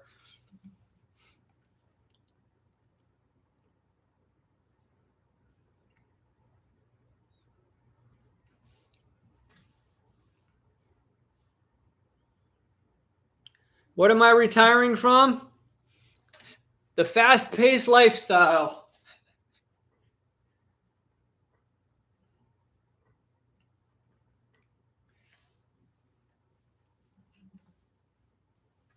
This is pretty funny, though, with the super chats. There is a 3-way tie for the subscriber of the month. We've never had this before. So technically, even though only one person can get the stuff that I'm sending out, technically, I guess all 3 people could be subscriber of the month because why not? I'll have to write 3 people on there. But you can knock them all out of the way. If somebody sends $5 and a penny, you can wash them all away. Okay, here's what we need to do now, too, because I didn't do this yet. I was waiting for a live stream. I need to pick someone. When I did that video on the Iranian banknotes a while back, I was going to wait till my next live stream to pick a winner, and I should probably do it randomly. Let me find that video.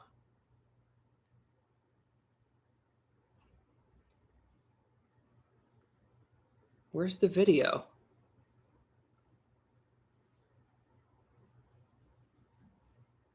There it is. Okay. Let's pull this up here. Let me go ahead and get that first.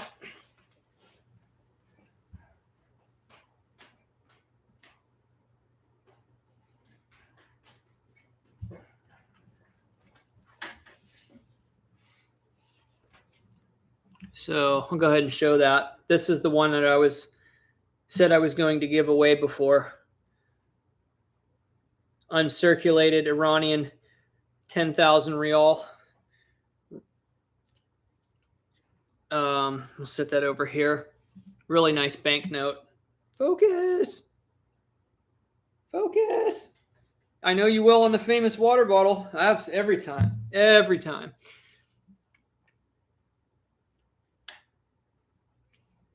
How do you like that one, Nick? I got one of the mirrorless cameras, but I'm not a huge fan of it. I got I don't even remember what it's called now. The Canon, I don't even remember. Oh, that's really horrible. Okay, let me figure out.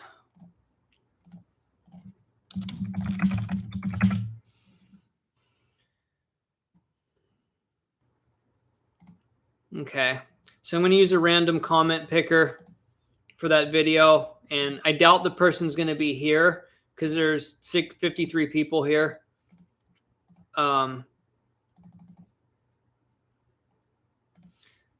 We're going to filter duplicate users.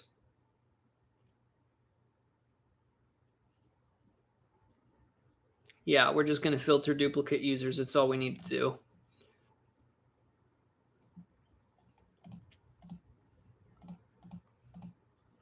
Amount of unique comments, it's saying 96, and I know that's right because there's 109 comments in the video. And go ahead right now. So I'm going to post this in the chat if anybody's watching this back. And remember, I did say this can only be sent to a U.S. address because it's actually, I think, illegal to export these right now, and I'm not sending it out of the country. The winner of the Iranian $10,000 Iranian rial banknote is Top Hat Coins. Top Hat, one word, space coins. I'm going to put his name down here in the chat. So if you're watching this back, Top Hat Coins, reach out to me in an email, and I will get you taken care of. I'm also going to respond to his comment on. I'm going to find his comment on YouTube and respond to it in case he does not watch the live stream.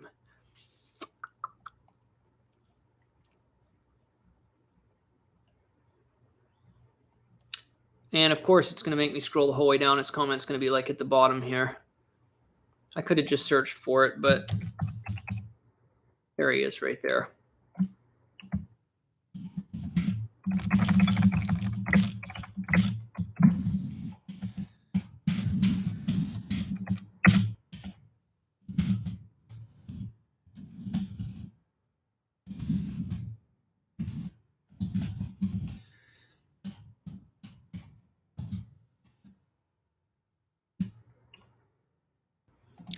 You won the banknote. Send me an email at jdsvarietychannel@gmail.com.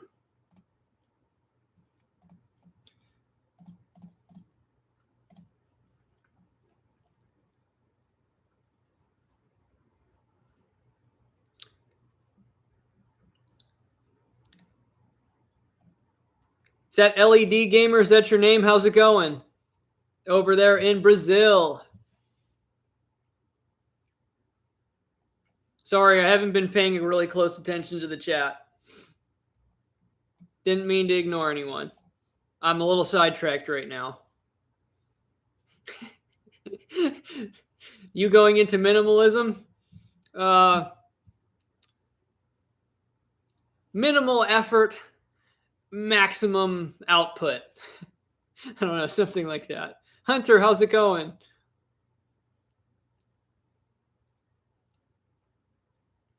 Hey, comrade. That sounds weird saying that.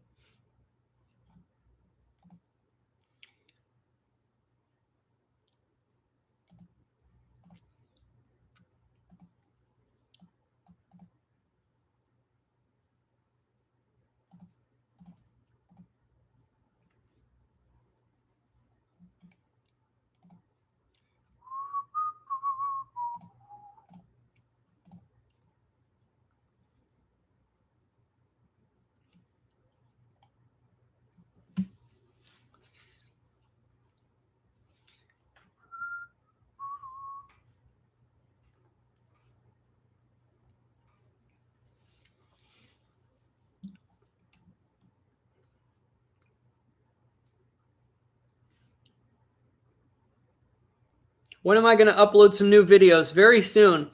If I'm motivated enough in my rocking chair, tomorrow maybe. I do have some detecting content on the way.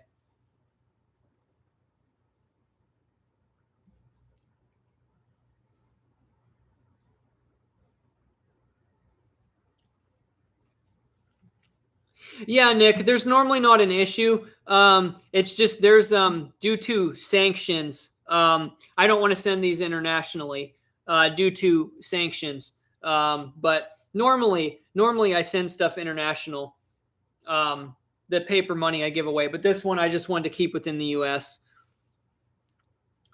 Am I retiring from YouTube? No. Who told you such a thing? Where are you getting your information? Hopefully it's not from the title of my video. Who titled my video?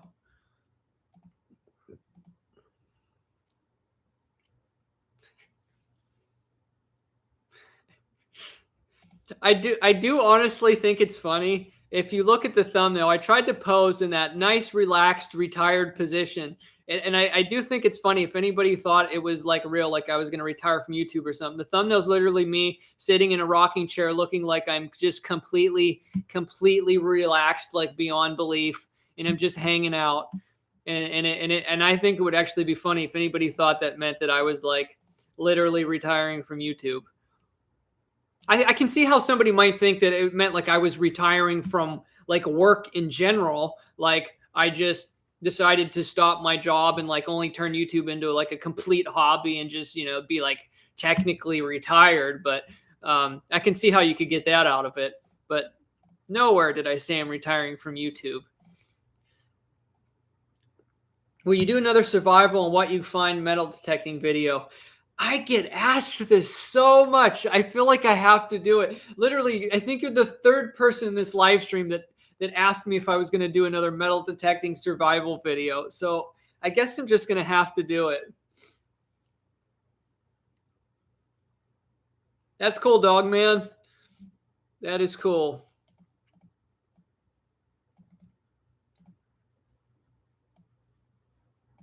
Like, even like I said, like me, like, I don't know. We should probably not go deep into these topics. But like, even, I guess retiring is such a subjective word. I think most people are talking about people that work very typical standard, like 9-to-5 jobs. Like they reach a certain age and then they live off their pension until they die. So like when they quit their day job that they've had for many years, they consider that like, that's my retirement. Like I'm not working anymore. So it has like, usually has like a very specific term. So like, even if I was a billionaire, I would like never retire per se. I would just be productive in more fun ways, I guess.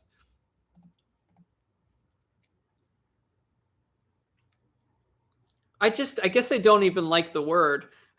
Like to me, it almost sounds like, oh, I'm retired. Like, I don't know. It's like, I just like stopped life or something. It's like, no, I get it. If you're spending more time with your family and not doing like hard labor or something, like I get it. Like, but I don't know. I just think it's, I just think it's kind of goofy.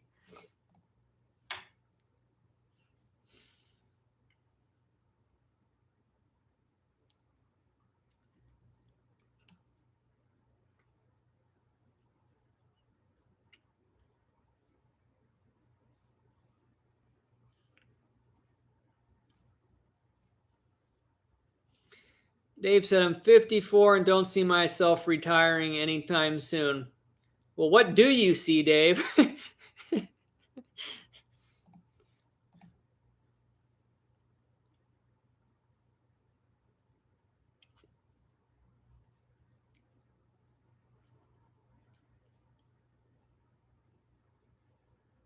That's awesome, dog man. I'm all for about debt-free living. Okay. I've always lived debt-free. Except one time I got a mortgage on the one condo that I lived in. It's a long story. I was a little short on the money with what was invested in my business, and I really, really, really wanted to make it happen. So I've only ever had one mortgage, and I paid it off as quickly as I could.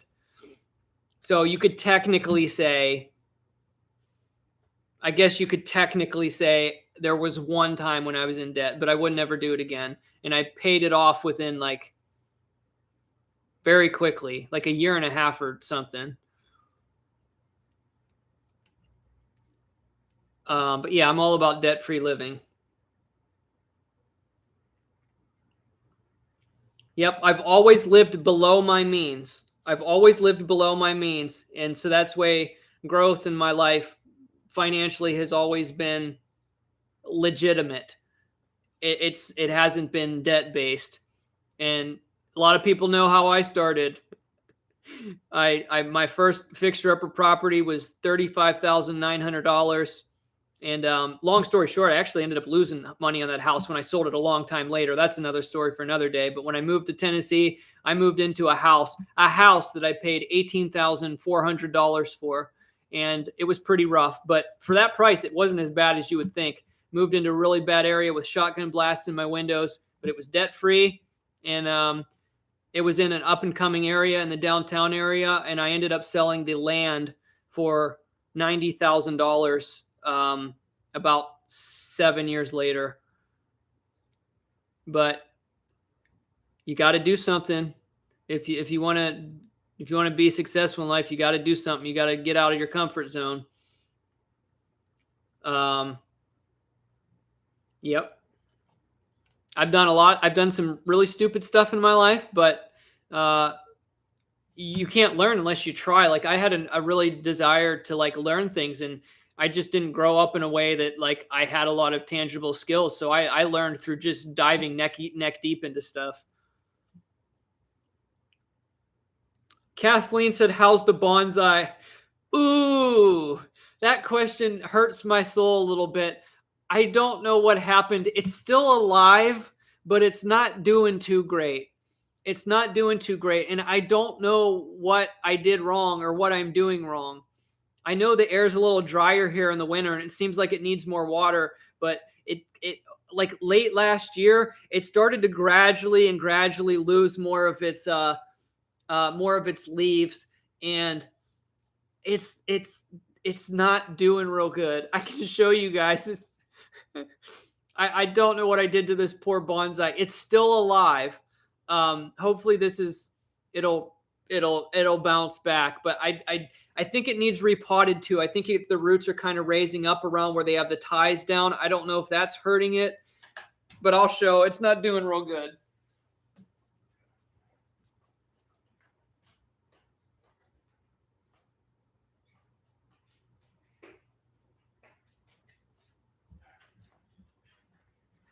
Okay, so there is still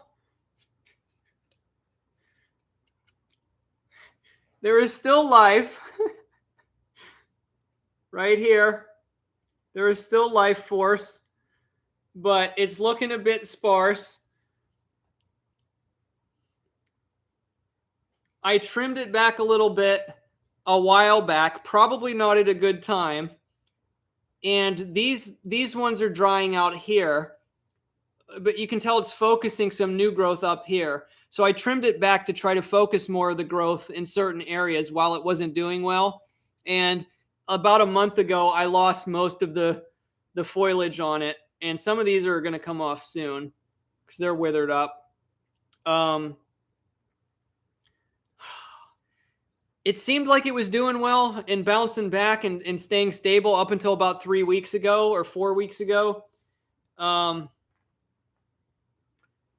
This is a jade dwarf. I don't. The actual name of it is Africana something. I don't remember the exact name for it, but it's a jade dwarf, and I'm hoping I can save it. But you can see here, it's starting to push up on the tie, holding it down and raise up. I think it might be. Okay, so I'll be honest. When I got this one was just from Lowe's. I didn't like the cut. I didn't actually like the cutting that they took. It just has a lot of nasty cuts on it, like right here. I didn't do that. It just wasn't a great specimen, but it was my first one. So I'm like, I'll experiment with this tree. I'm not going to care if it dies or something too much. I'm just going to, use this as a first experiment one. But I think part of my issue here too is, even though they say you're not supposed to have to repot it for 2 years after you buy it, I think this one's due, and I think that might be part of the problem. I think that is, but I don't know. I did have it. When did I buy it? I don't, or maybe it's a little more seasonal. Maybe it's kind of normal. I don't know. I don't think I had it through last winter. I think I bought this in the spring. I don't remember. It's been about a year, I guess, right?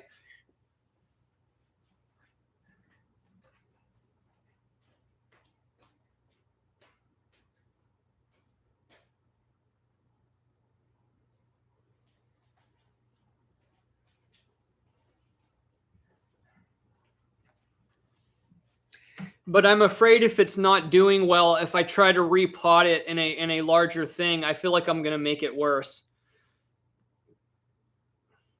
But yeah, I don't know. I mean, there are a couple times where I went too long without watering it. I know that happened a few times where I missed my kind of schedule. But that wouldn't just cause the whole tree to just die like that. So I really don't know. Is that really? I mean, I know. I didn't think it would get that bad though. You can tell I haven't really studied up on that type of tree. I thought mine was actually supposed to flower too.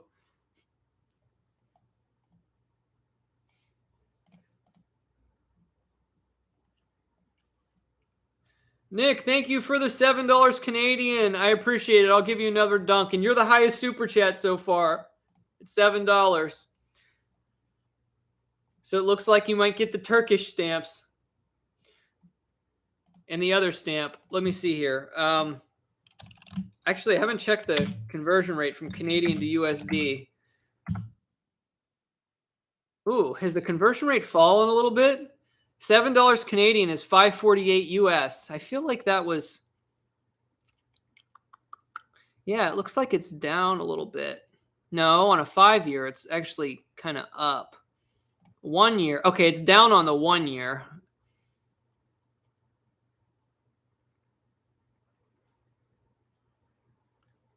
Down on the 1 year. Okay. But up like kind of on the 5-year. Or not up, but flat. Interesting.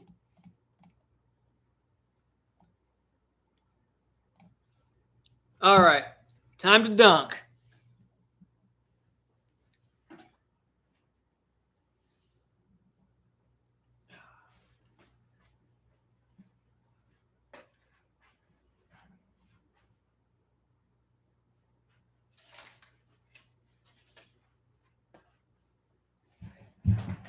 Oh!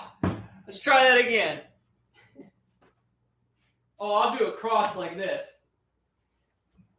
Ah! That was fun. That was fun.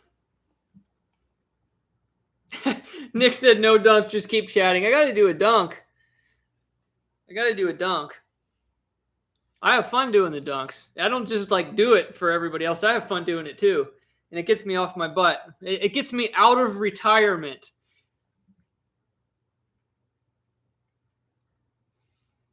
It gets me out of retirement. Spray paint it green and call it good. I like your solutions, Dave. But see, even the branches shouldn't, the small branches shouldn't die just if it's dormant with the winter. That doesn't make any sense. Let me see.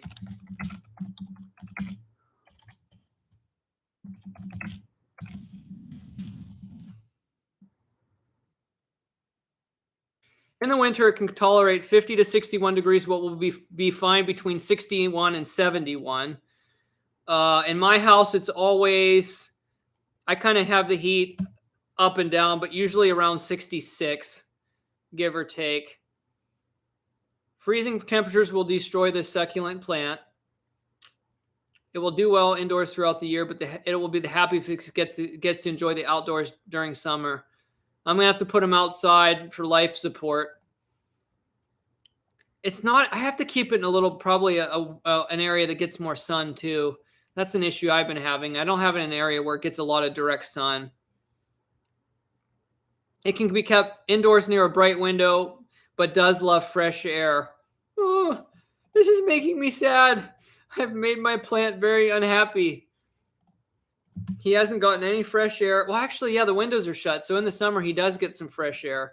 That's what it is. He's claustrophobic, and he's not getting a lot of direct sunlight.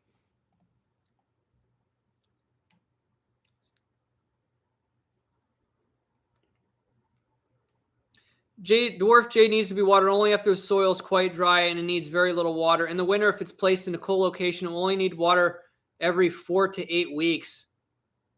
Oh, boy. That could be the thing there. I think I'm overwatering it. That would make sense. I think when it started to die, I think the more I watered it, the worse it got. I might be overwatering it. I didn't think, see, I probably shouldn't listen to Lowe's. I think I heard you're supposed to water that like every 2 days. Unbelievable. Only need water every 4 to 8 weeks. Well, I've been doing too much. I should have read this a long time ago.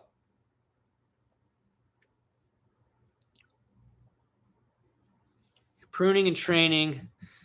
Yeah,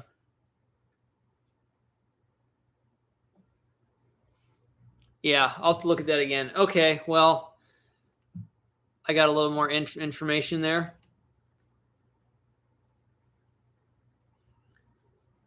Thank you for letting me know. Yeah, Greg, appreciate the comment. Hey, Paula, how's it going?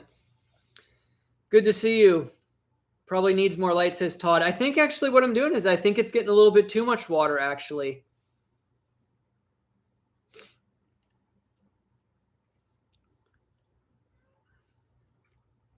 Yep, that's it. Okay. He's done. I got to stop watering him. Much less water. I thought he might need more water in the winter because like it dries out a lot faster because there's no humidity in the air. Like I noticed the extra water that ends in the other side of the tray dries up very quickly.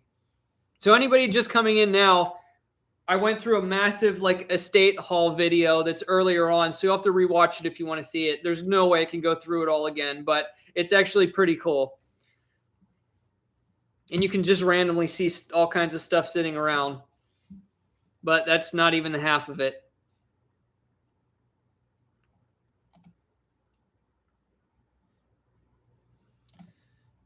So, Nick, you are currently set to be, whenever I end the stream, if nobody beats, I have to be fair to everybody, though, because I have to go off the conversion. So, your subscriber of the month, unless anybody beats $5.48 US. So, you are ahead of the $5 super chatters in American money, but you're at $5.48 in American money. So, whatever the conversion is, if it's more than $5.48 US, then that would be technically higher.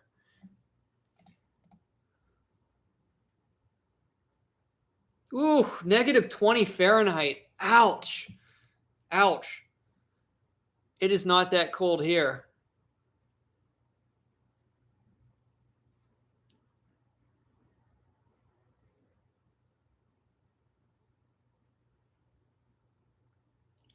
Yes, Paula, I did actually get the letter that you sent to my P.O. box. I appreciate you sending that with the update. I'm glad are you doing good now? I know you said you were doing a lot better in the letter, but I hope you're doing okay now. Yeah, Nick, you might be I haven't streamed in a long time, so there's not a whole lot of people here. So you may squeak it out with that 548.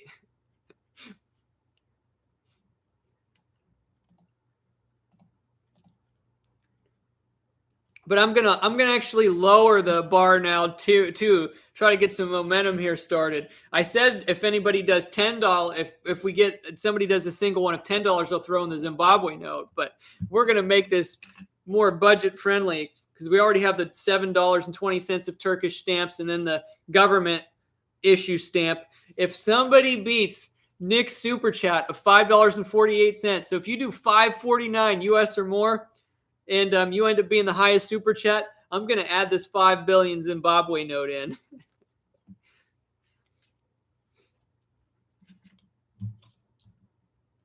Let's lower the bar. Oh, Linda, you're fine. Nobody has to. It's just for fun. If anybody wants to, they can, but no pressures. Being a subscriber is free, absolutely free, no strings attached. I just might snub my nose at you if you don't super chat. No, I'm kidding.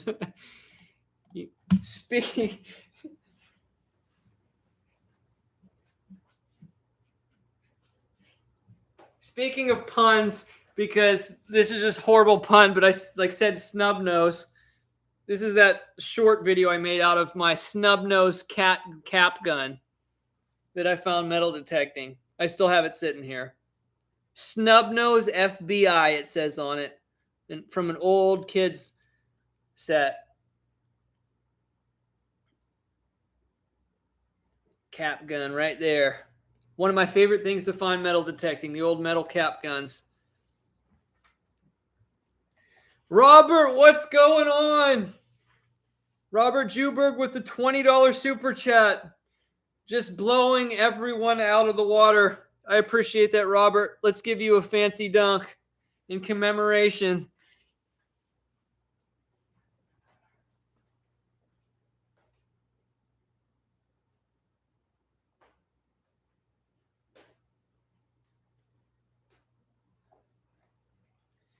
We'll do a self pass and something fancy here. Here we go. Ah!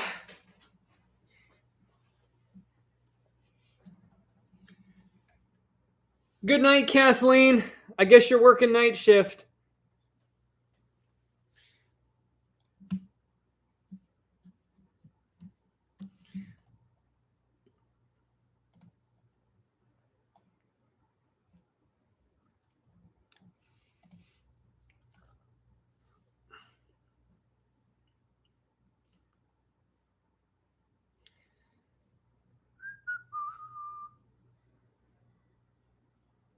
Okay, that's good to hear, Paula.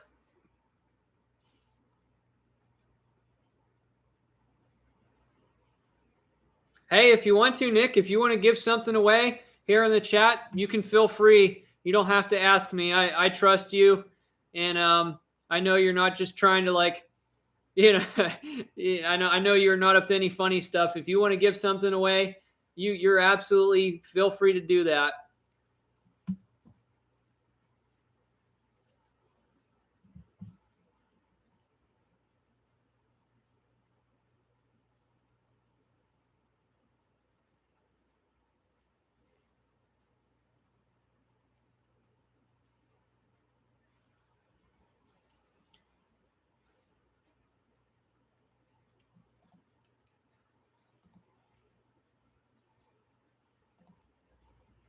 Plugs, there you are.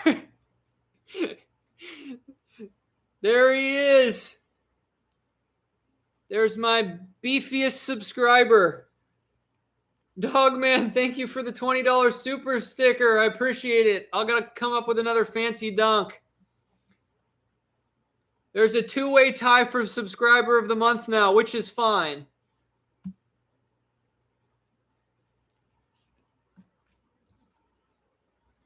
I'll have to put you both on there if that's the way it ends. But let's figure out some kind of fancy dunk here. Now I got to get some of this estate sale fine stuff out of the way before I knock it over, like my silver candlesticks and all the crazy stuff we got over here. And I'm gonna move this before I break it. Ugh.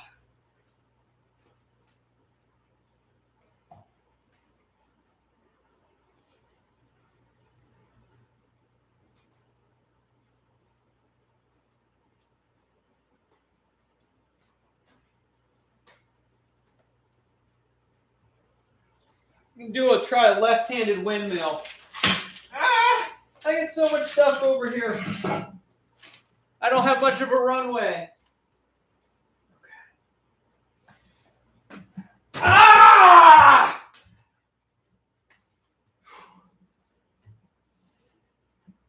That one felt pretty good. It's also therapeutic. Let out all my anger.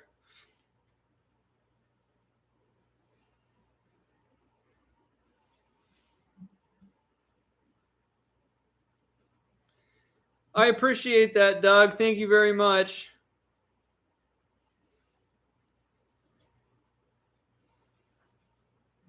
If the yeah, earlier when I tripped over that lamp that we had here earlier, and I sprawled out, and I like landed like in between stuff. I think I strained the bottom of my foot, and then I chipped a nail.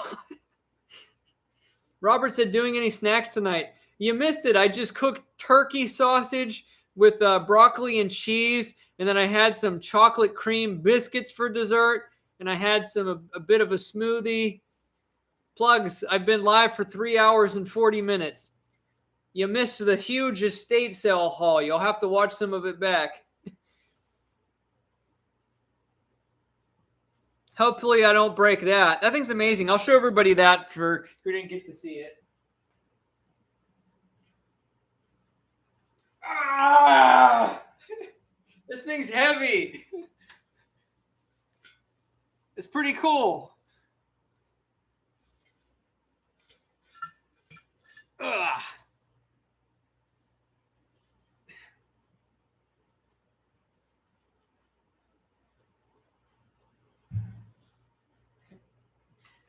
Next super chat, I will jump over that and dunk.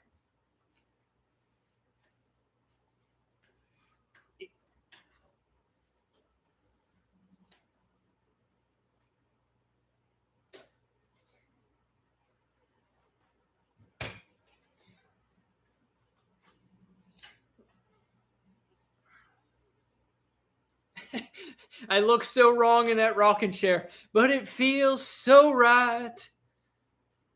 How much to dunk that? I need a bigger hoop.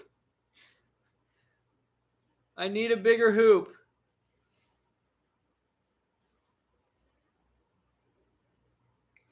Paula said, JD, what's this retiring? Paula, I am retired to my rocking chair.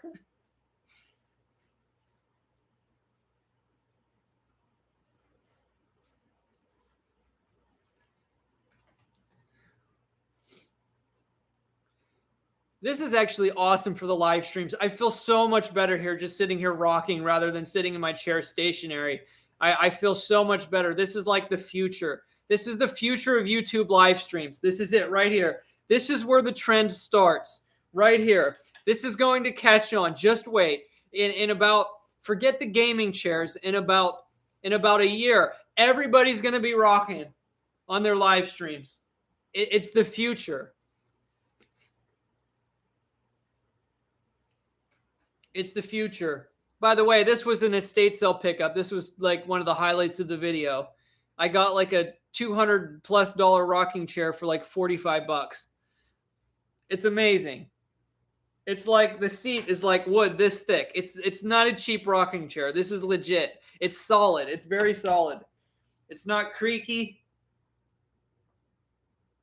It's just a nice chair. Got you life size on a 50-inch TV so I can game on my phone while YouTube is on. Well, that means I'm up close and personal. The new Acme gaming chair. Yep. It'll be for storytelling too. Now I can tell stories and they'll have a more of a, I got to learn how to play the harmonica. That's actually something I've wanted to do for a long time. And I can tell stories and do harmonica solos in between while I'm sitting here rocking away. Yeah, I just shaved all this off. Yeah, I'm going to let this grow out, but I literally just shaved all this off a couple days ago. I'm going to get back to my wise goatee look here before you know it.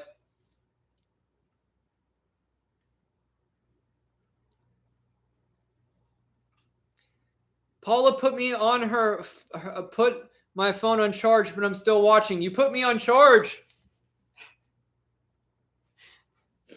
I'm on the charger. I need a pipe. There you go. I should clean up one of my silver cups.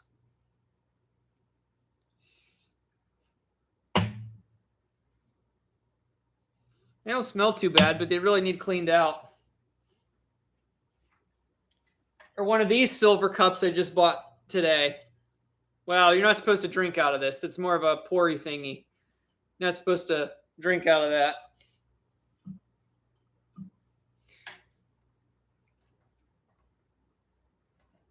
I need a dog at my feet. I feel like if I had a dog, my live streams would be even more chaotic. Todd said you should bring your mom on the next live stream. I could live stream at their place. I actually have the internet set up. She has a webcam, and I have my spare microphone over there that she uses for Zoom sometimes. I could stream from their house. I was going to at one time, but it just didn't work out. But I can while I'm over there sometime. Becca said you were never stationary before. That is true. This just helps. This just helps. At least he's not eating gummies, says Dave. I need to shop. I'm running out of stuff. I don't have much here right now. You look like a grandkid visiting grandma that's laid up in bed and you're taking, yeah, that's funny. Harmonica and a banjo at the same time. I did find last year, I did find an antique banjo pick, metal detecting, or not a pick, whatever it is. Yeah, a banjo. Yeah, I guess it's technically a pick. Yeah. Plug says I'm in the 1400s club now. The 1400s club. What does that mean? I missed it. Right over my head.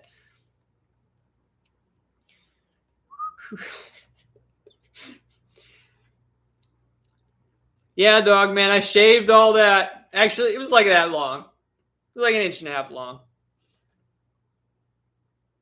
Going to see what those batteries will cost to send you. Yeah, Nick, if you don't want to, don't worry about it, like I said. But first class, I think the minimum sending something from the post office these days is like $4 first class. That's probably about what it would cost. If you print a label online, you could probably do it for like $3.50 or something.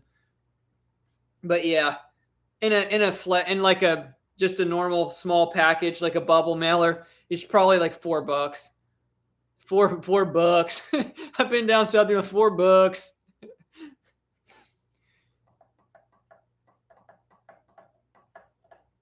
I've honestly been pondering getting a dog. So you all should comment what type of dog I should get. I've really been throwing it around.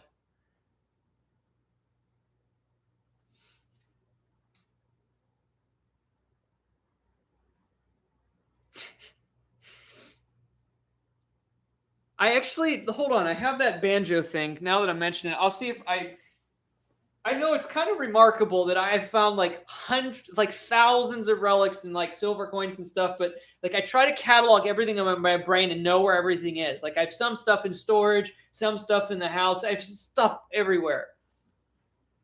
But I think I know where it is. I think. Hold on.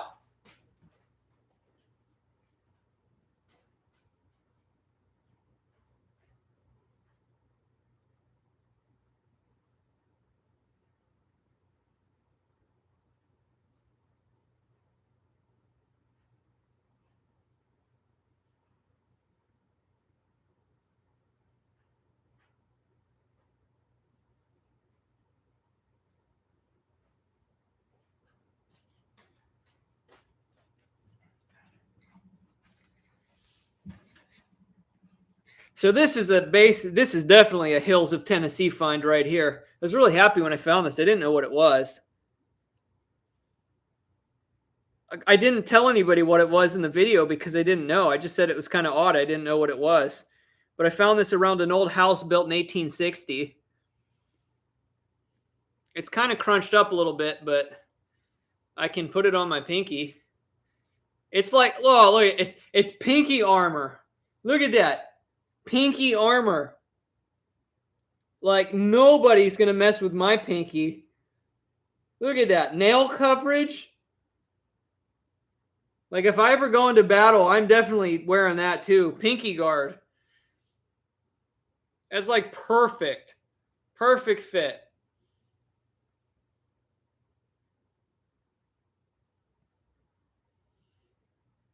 So anyway, I didn't know what that was when I found it.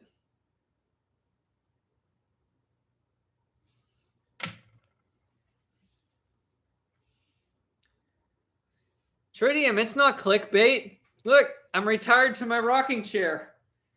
It's the thumbnail. This is literally the thumbnail. Me chilling out on my rocking chair, retired for the night.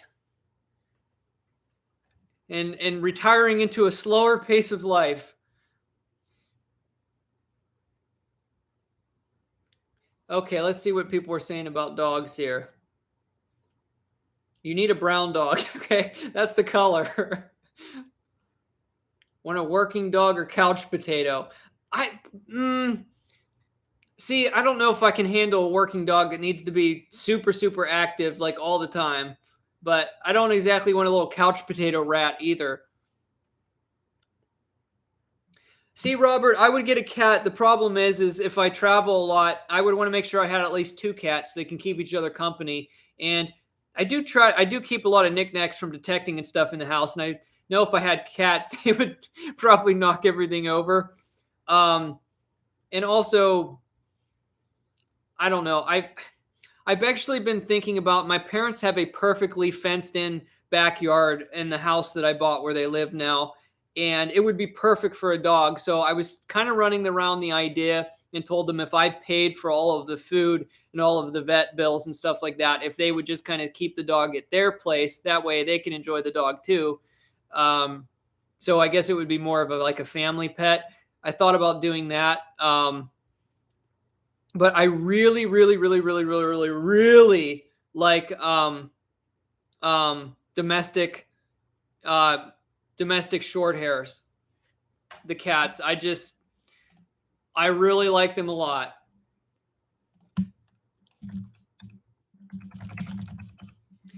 Like a lot, a lot. Um,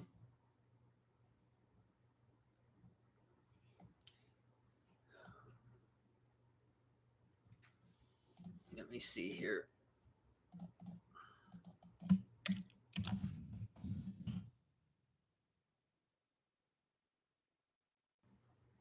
Or I mean or specifically the Oriental short hairs. I mean, that's part of their name. I think they're part of the what do they call it? The domestic short hair family. But the Oriental short hairs that have the huge ears, a lot of people don't have them, but I absolutely like those cats a lot.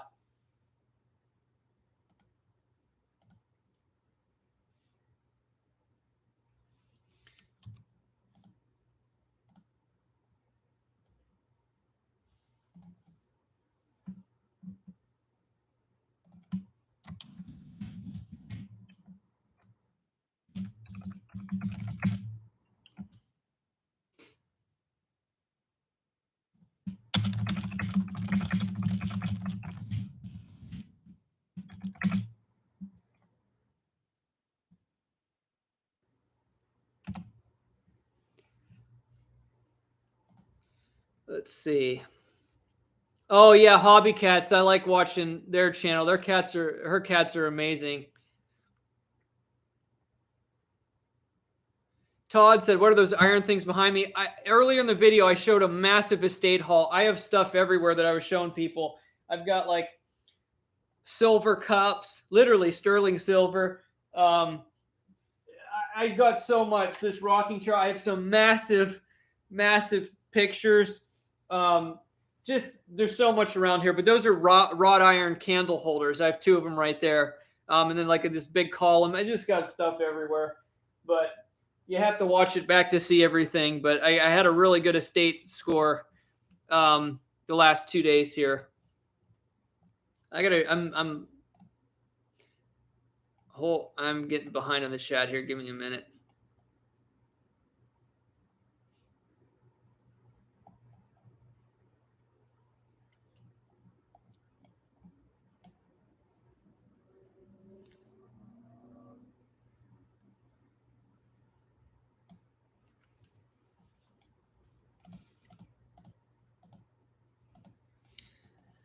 Let's see what some people said. A vote for a cat. How about a Bengal cat? That would be something else. Most mixed breeds make better pets. Seems like full bloods have issues. Depends on the type of animal, I guess.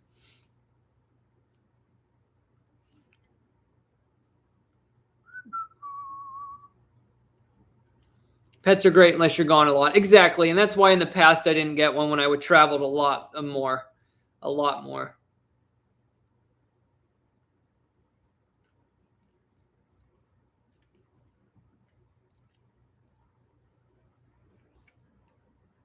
Right. So like if I got a pet that my parents would be willing to keep at their house, they would be able to let it in the back door without walking it or anything because it's fully fenced.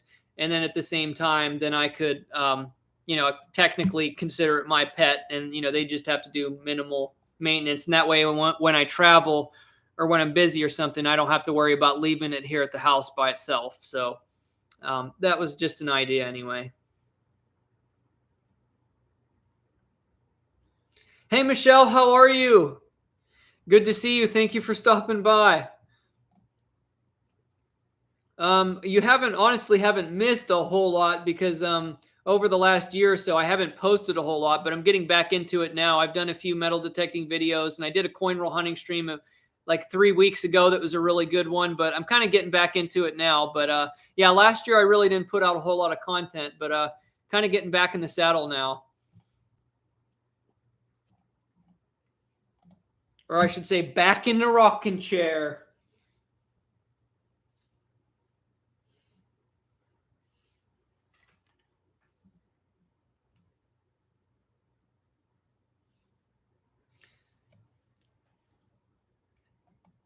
How do you pronounce that? Basenji dog? Don't bark and hypoallergenic.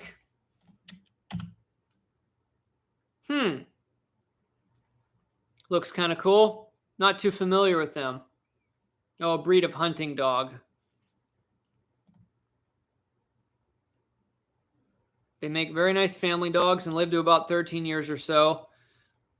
They need plenty of early socialization to other people to be ideal companions. So you'd want to get one from being young.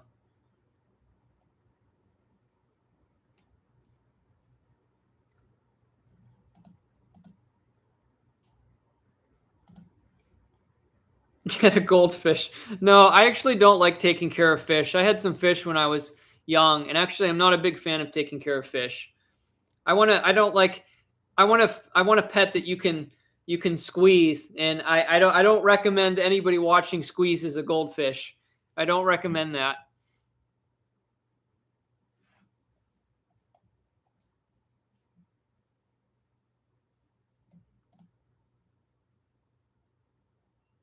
I like Great Danes, but I feel like it would be like a mortgage payment trying to feed a Great Dane. Well, I made the dog beefy. No, but I'll probably feed him beef. I could, yeah, maybe a ferret. Oh, I do not like Poms. Probably because my grandparents had a Pomeranian, and it was very feisty and snippy and just bizarre.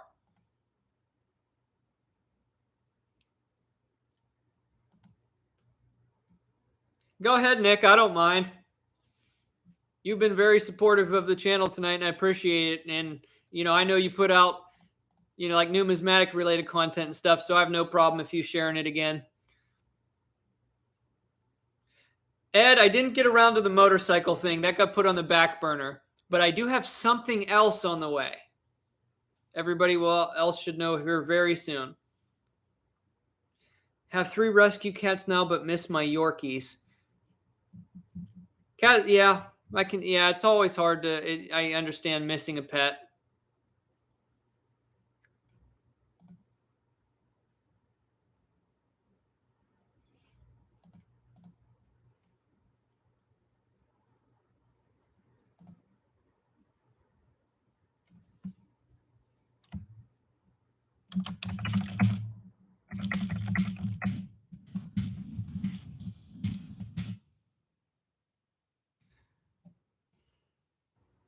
Oh yeah, the Akitas are pretty cool.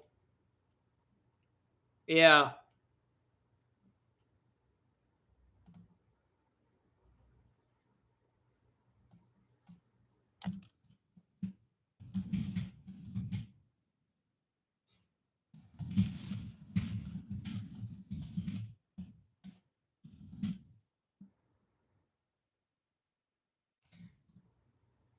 Is the basement finished? No, I haven't done anything down there over the winter because my HVAC is too big for this size house. So when I took out the door and like stuff down there, it's pretty cold downstairs. So I'm not working on it. And also I have to pull down insulation and more stuff where I need need more airflow.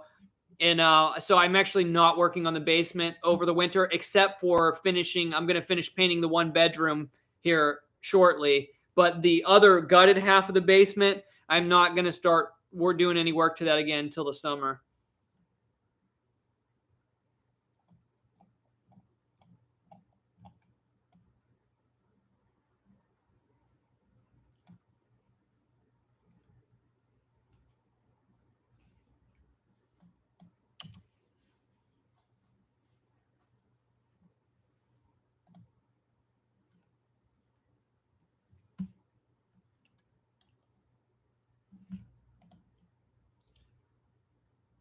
What state do you do most of your metal detecting in? Well, I'm here in Tennessee, so mostly in Tennessee, but I'm very close to Virginia, so I do most my detecting in Tennessee and Virginia. Plugs, you missed the bonsai. It's not doing real well. I almost killed it.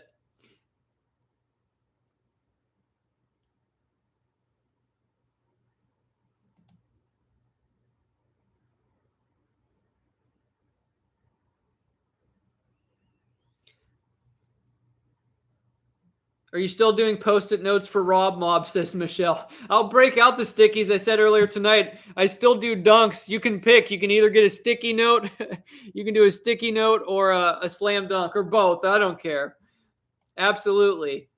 We've done some awesome dunks tonight. But yeah, I'll bust out the stickies if anybody wants.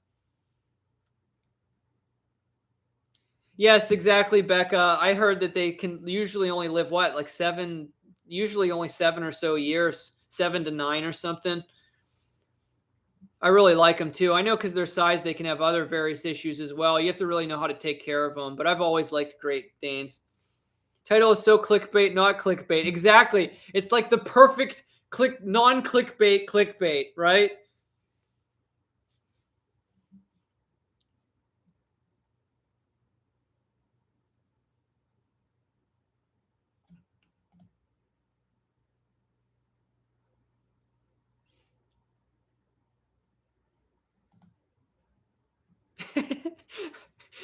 Michael, that's really mean.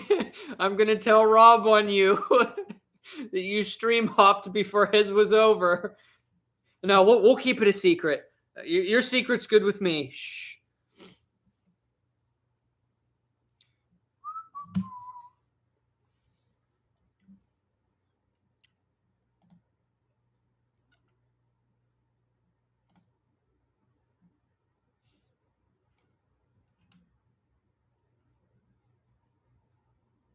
Yes, I do know that, Greg. Actually, I'm planning on putting a mini split down there once I remodel because there's one area that actually has no heat. They used to use an old gas wall heater, so that one giant rec area that's gonna be like a giant rec area downstairs has no heat source to it. So I'm planning on putting a mini split down there after I remodel to climate control that area and to also supplement my HVAC.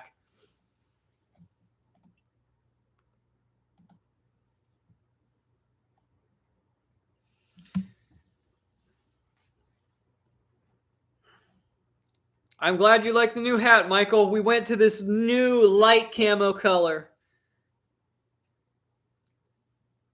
It's a real tree hat. I like it. It's very comfortable too. Like I don't just wear anything just for style. This is a very comfortable hat. Very comfortable. Very comfortable hat. Focus.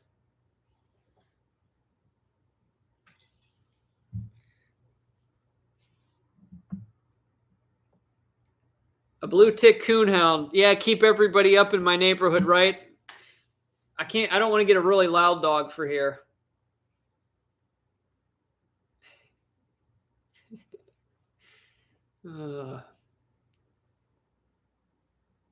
Thank you, Michelle. I really appreciate the $5 super chat. Let's get dunking away. We did some crazy dunks tonight. I should probably not do anything crazy before I hurt myself again. Oh no, I said next super chat. I can't lie. I said next super chat. I'm gonna jump over the whatever this Oriental decoration thing is called from the estate. So I gotta jump over it.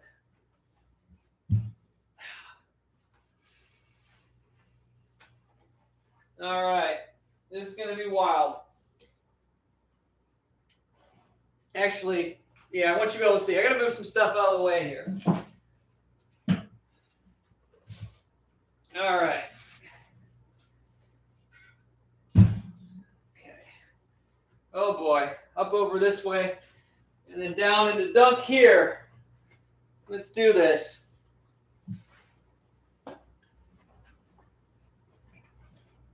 Move this out of the way more.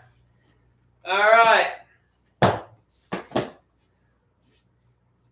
And I'm going off the wall. I got this. Ah! Oh no! That was so close. The ball sprung up and hit my popcorn ceiling, and it's raining now. I got popcorn ceiling on me. Because this ceiling needs eventually repainted in here. The popcorn ceiling's old. Let's try this again. We'll do it this way. Ah! Woo, that was tricky.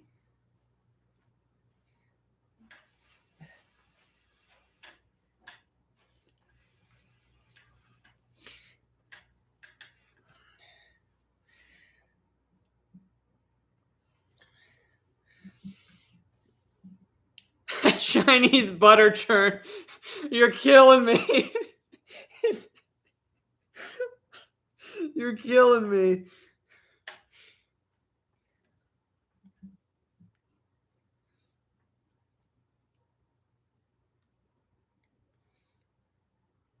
Yes, Michael, you missed the sausage and broccoli with cheese sauce and then dessert. You missed it all. But I'm probably going to have to eat something else here soon. I'm running out of food at the house. I need to go shopping. No problem, Nick. It sounds good. I'll check my email. I'll make sure I check it in the next couple days here. I don't check the YouTube email a lot, but I'm going to get back. Now that I'm getting back to YouTube, I'm going to check it more often.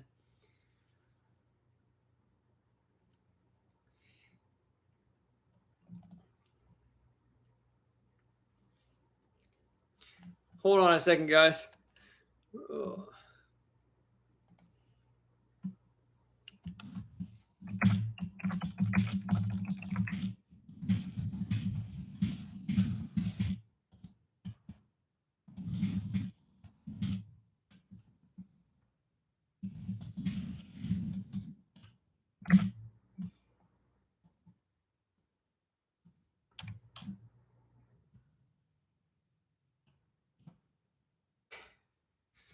All right. Avocado toast. I'm out of that phase. I'm not buying the avocado spread anymore. What's the snowstorm situation, Cap and JD? It stopped a while back. We still only have like 2.5 inches here. Like 2 now. Yeah, like 2 inches.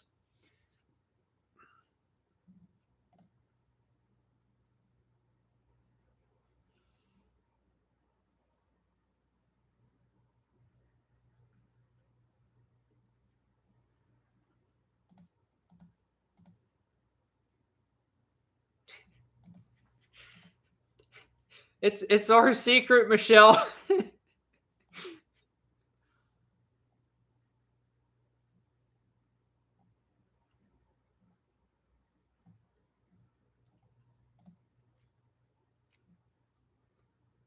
You think it's a stole? No, it's like an indoor decoration.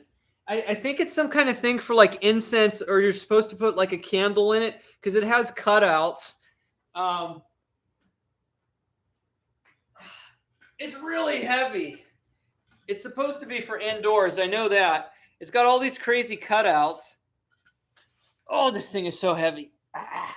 See, a couple people have said, including my mom, said she thought it was for incense and then it's supposed to come out. I don't know. It's crazy.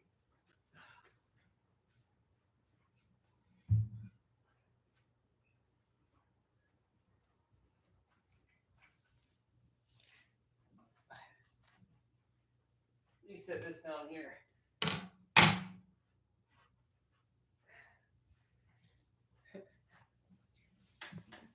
The next super chat, I can throw the ball off I'll bounce it off the column, the big Roman column, bounce it off there, grab it, and dunk it.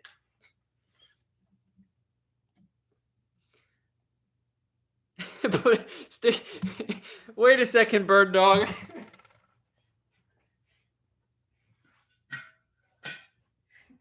You still think that's going to work? How do you recommend I plug that?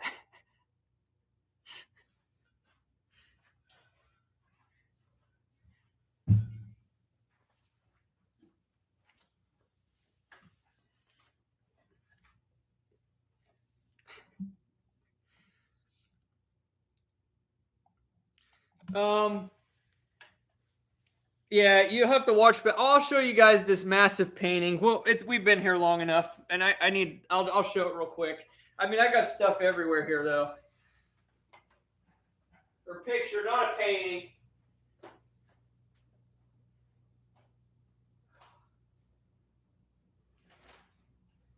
Ah.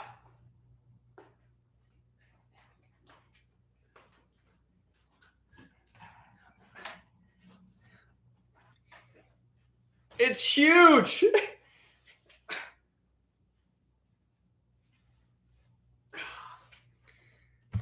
And here, I'm gonna take it off now because it's not gonna work real well.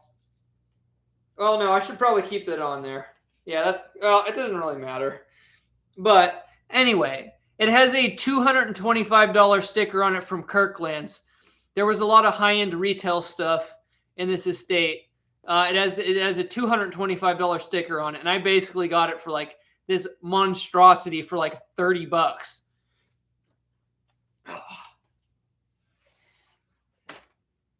Okay.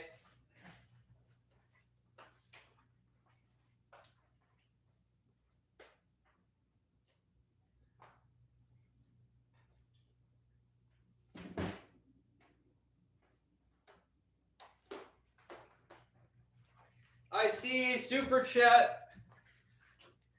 Michelle said, let's see it happen. All right. The thing about this rocking chair is it's in the way. You can't really see anything. It's so big. All right. I need to put more air in this, though. Oh, it still bounces kind of okay. Actually, let's try this. Get everything positioned.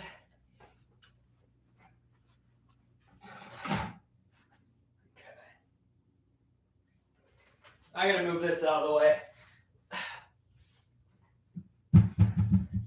I'm not getting hurt again.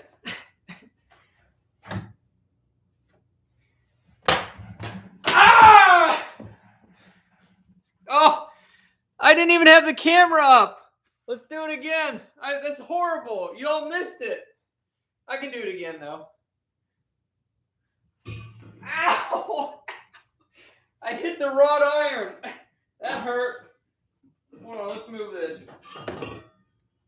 Ouch! Wrought iron does not go well with the elbows. Ah!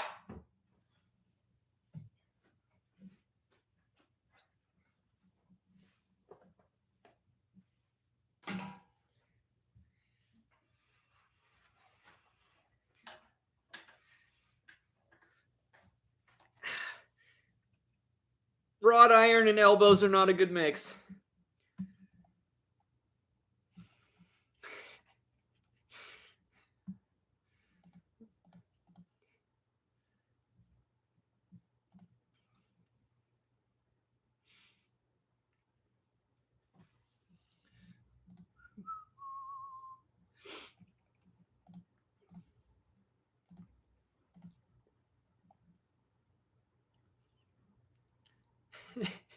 Very funny, Dave.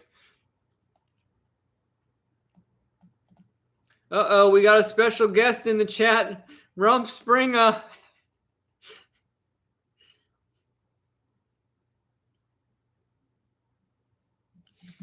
Yes, back in my day, you should have seen the types of dunks I could do.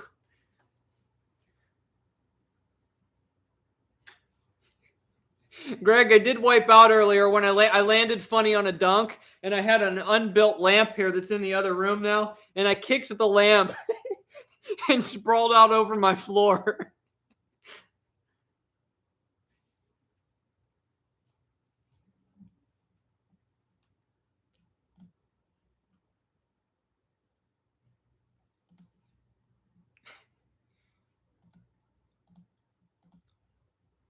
I wish I would have had some coins tonight to go through also, but like I said, the weather got bad today, and I didn't feel like stopping at the bank. I was going to get some penny and nickel rolls for tonight, but I guess I'm taking to heart my retirement, and I'm being lazy.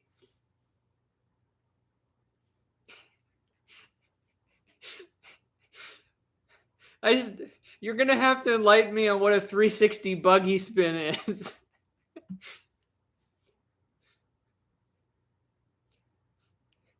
Is that like a 360 while holding a child in a buggy? 360s are tough. I could try. Or is that like while holding a stink bug? I'm sure I could find a dead stink bug in my office here somewhere. I think one fell off the ceiling earlier and landed on one of the plastic bags that made a weird noise. Oh, yeah, jump off a horse and buggy. I see, a 360 off the carriage.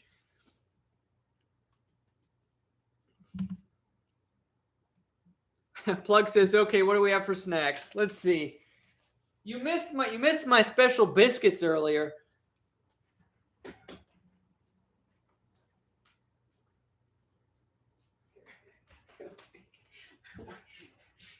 We could have a candlelight dinner. This is my silver candlestick. It's literally sterling silver. I could light that up. Oh, no. Don't try this at home.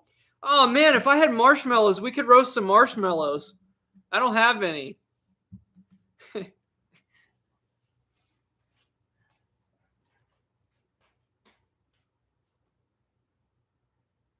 Pretzels. I don't have much.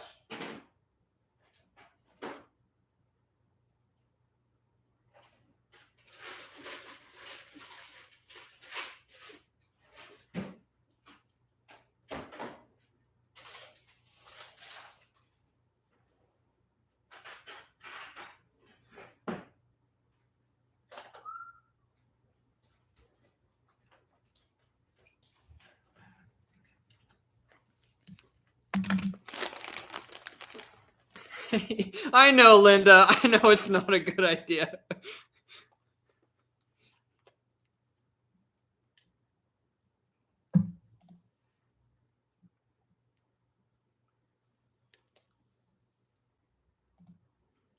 So we're going to go. Oh, how did that bust through there? Did I lay it down that hard?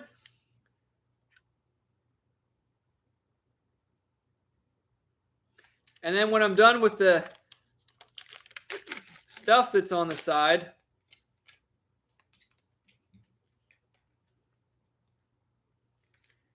then I put the pretzels in there as well. You got that stuff. Dump it into there like that. And then when I run out of that, I crunch these up and put them in there, and that's really good stuff.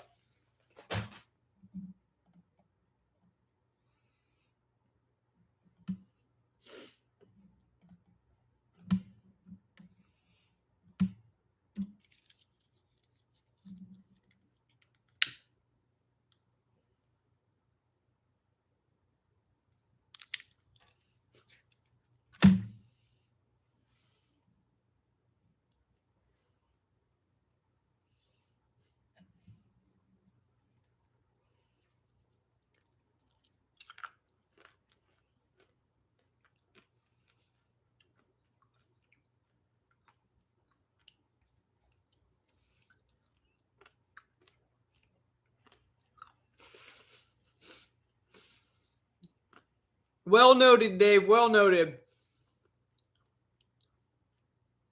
Hi, Nick's wife.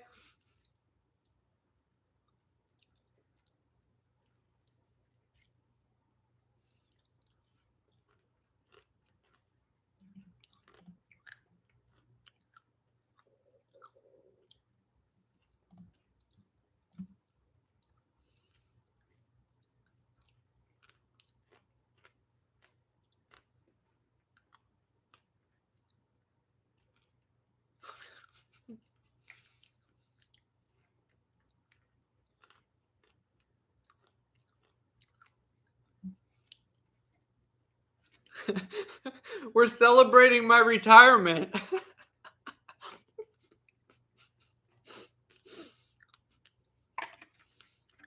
I'm done.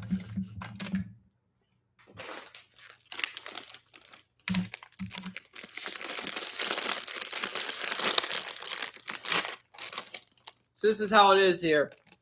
This is the way to do it. See, once I eat all the stuff out of there, Break up the pretzels. These are the best pretzels in the world, and they're cheap at Walmart. These thin, salty pretzel sticks, they're amazing. They're my favorite pretzels.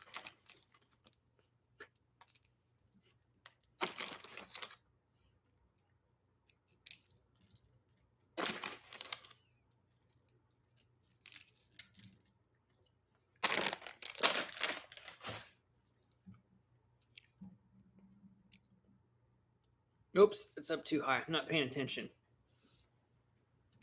All right.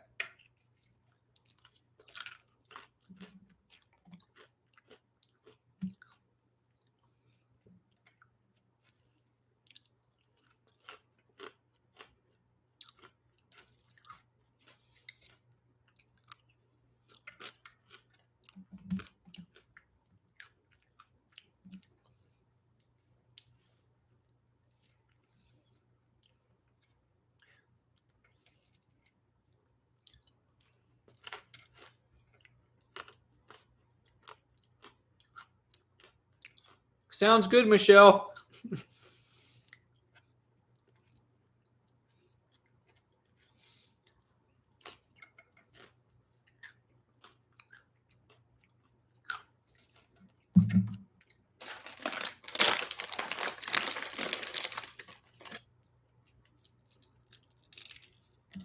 Break out the dominoes. I actually do have some dominoes. I have dominoes that I got from the abandoned storage locker that I bought. I have them here somewhere. Am I just a big mouth? Is that flickering? Am I just talking too loud?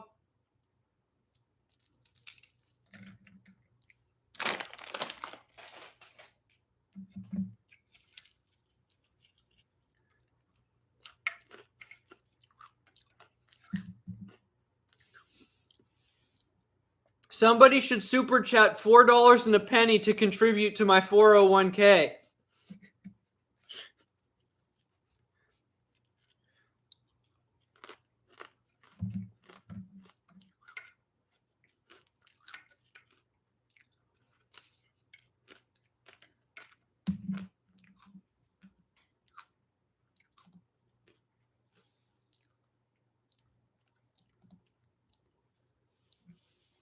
Yeah, Robert, it's real drafty in here.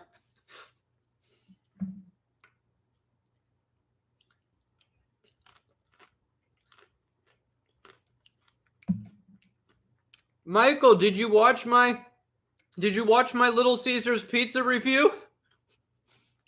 You might have missed it. You'll have to go back and watch it. Michelle with the 401 super chat. It's too funny.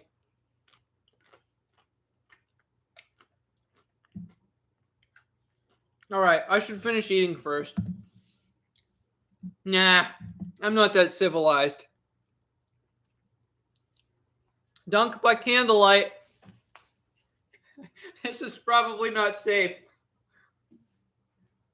Where'd the ball go? All right, what are we going to do here?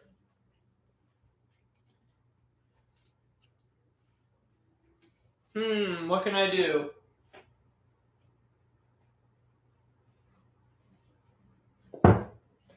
I got to think of something. How do I make this a retirement dunk? Actually, if I get hurt on this dunk, it will be a retirement dunk.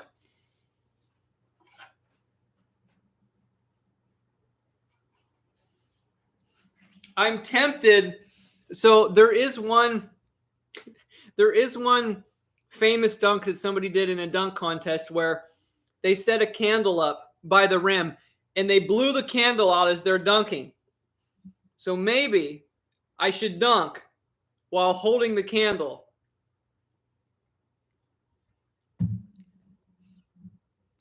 If it's in there securely. Maybe I'll do it on the next one. Probably not a good idea with a big candlestick. I'll probably burn my house down.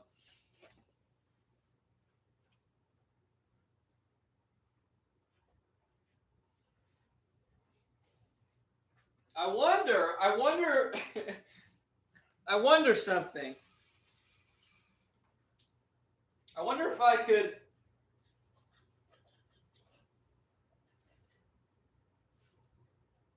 No, this is not safe. That is not safe.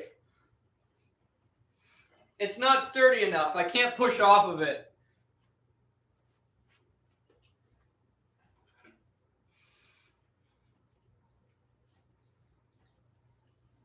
We'll just straddle over it. We'll go right down the middle. Right down the middle. Watch this. Ah! All right.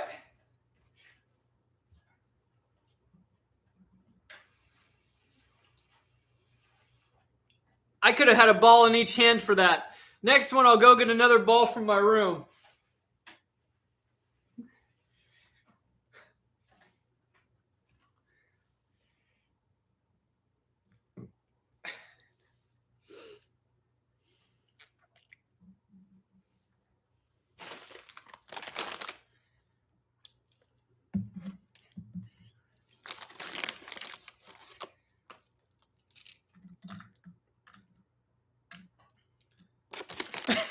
Michelle said not safe at all. That's why I aborted mission. I'm not that dumb. I mean, I'm borderline, but even I have my limits. No, I don't do something if I don't think I'm capable.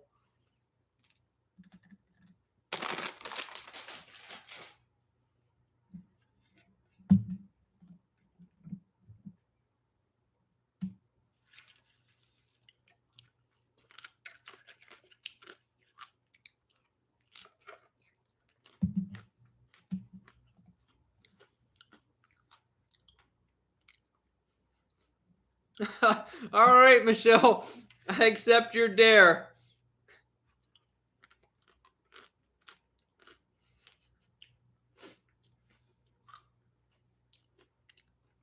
Well, Nick, get your phone ready.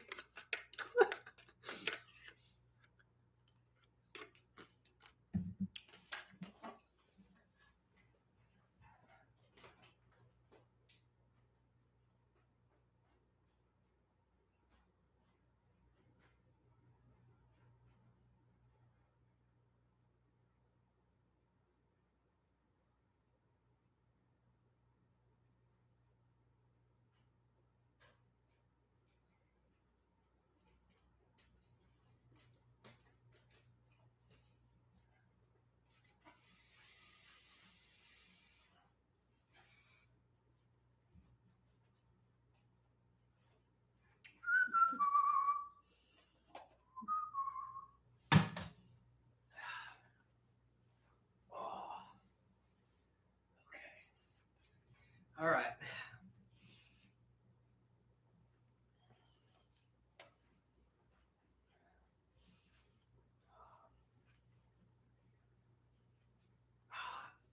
I gotta stretch.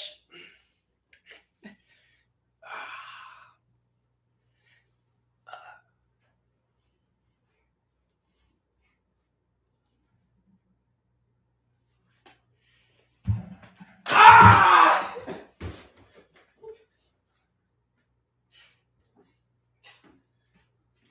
Woo!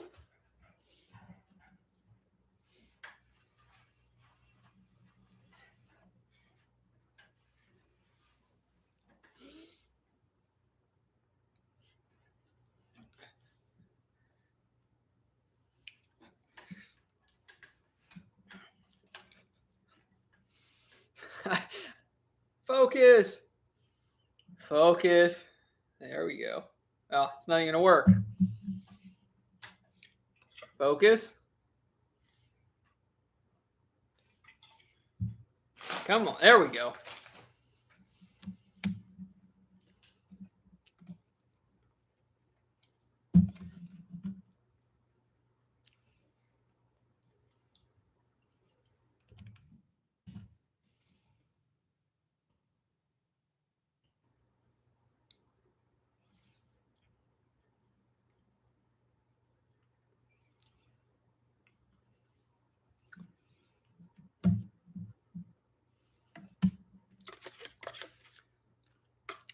I just bid on something on one of I just bid on Rob's stream right now, one of his things.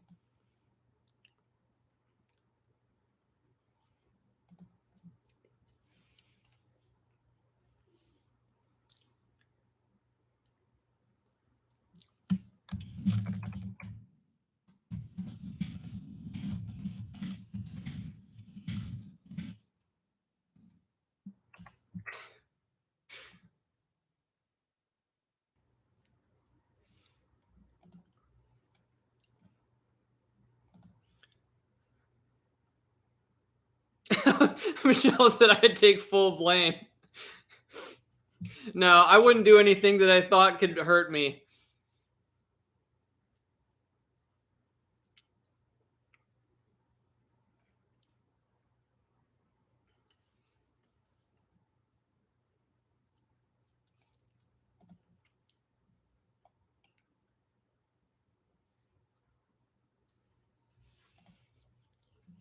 Just say no, right? Next super chat, I'll come up with another fun dunk. It'll have to be, oh yeah, because if I hold the candle like this, oh yeah, totally. We could totally do it. I just have to we'll have to do it fresh. I'll have to blow it out for a while, let the wax dry, and we can do a candlelight dunk.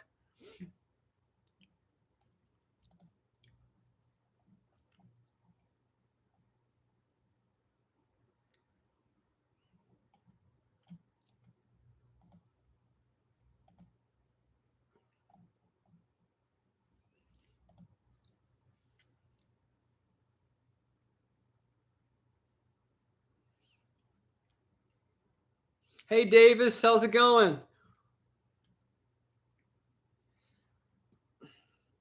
Dave, I've never won one of Rob's auctions either. I came close on a couple of them, but I have won something before in his giveaways.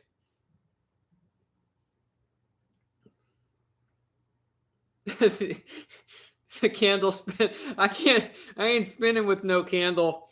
I am not burning my house down.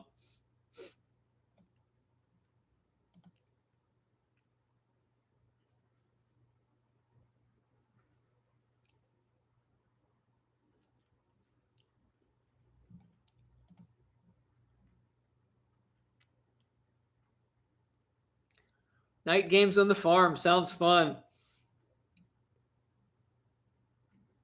No, no, Michelle. For some reason, my new microphone, I don't know how to get audio while I'm on a live stream. So I can't hear anything. I can't I can't play music or any clips. I can't hear anything. So I, I, I can see the bids coming in, but on his stream, but I can't hear anything. And I don't, apart from the visual, I don't really know the details of what I'm bidding on. I almost won something. I bid $96 and I think it went for 100. I almost won it. All right, Nick, thanks for stopping by. Really, really appreciate everything. I'll be looking for that email from you. I mean, I could see it was a Morgan dollar and it was in a slab. It looked pretty nice. I'm like, okay, I'll bid $96. I almost won it.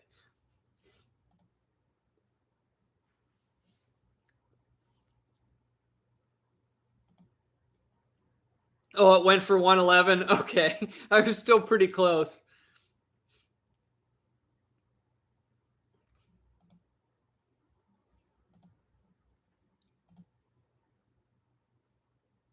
Oh, cool.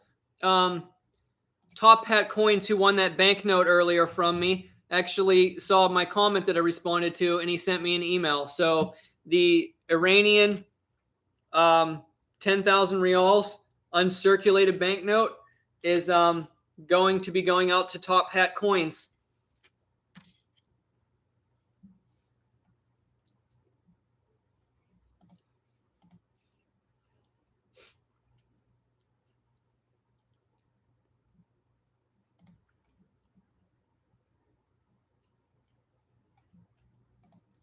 All right, what should we do now?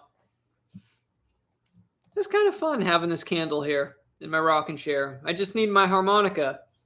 I wonder if I could blow out a candle with a harmonica. We'll have to try that next time. Good night, Mary.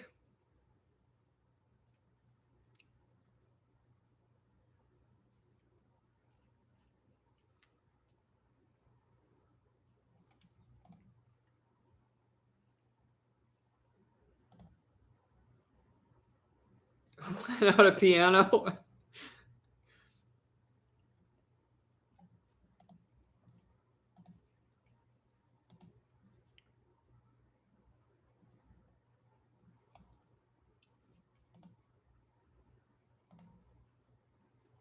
I don't think a lot of people appreciated my title. I think I lost like 25 subscribers since the stream started.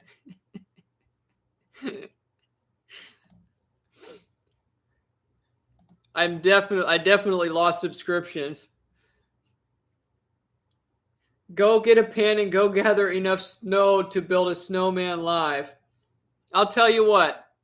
Next super chat, I'll dunk a snowball.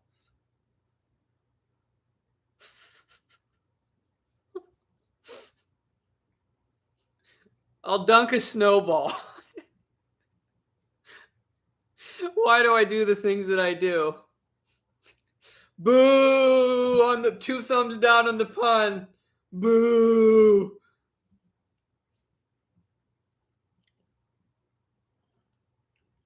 That's going to be really cold. It could be automatically switching to an output you don't have the speakers connected to. Yeah, something's up. I don't feel like... Michelle is tempted.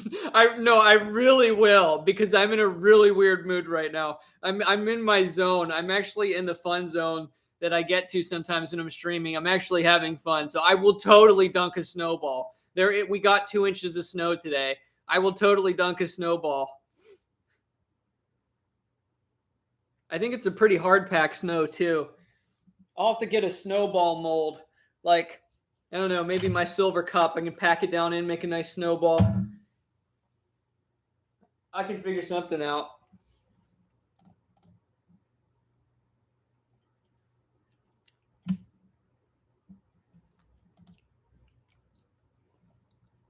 I've been here 4 hours and 39 minutes. We should at least go for 5 hours. I really have to go to the bathroom. I should. You said, okay. Okay, we'll do it before I go to the bathroom. I gotta make way to my door here. I gotta get all this stuff out of the way. Why am I doing this?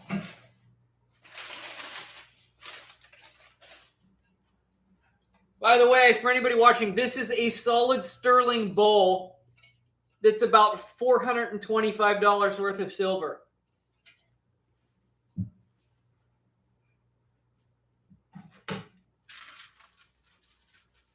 And this is a silver plate. Not silver plated, it's literally a silver plate. Oh boy, what am I doing? What am I doing with my retirement?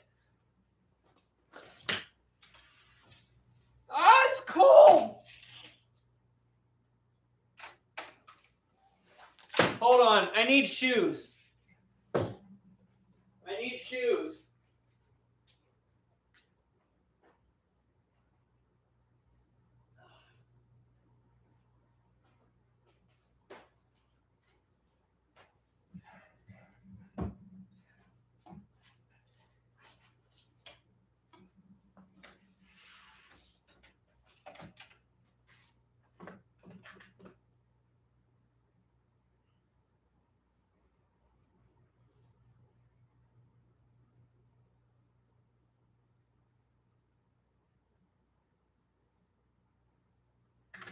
Ah, so cold.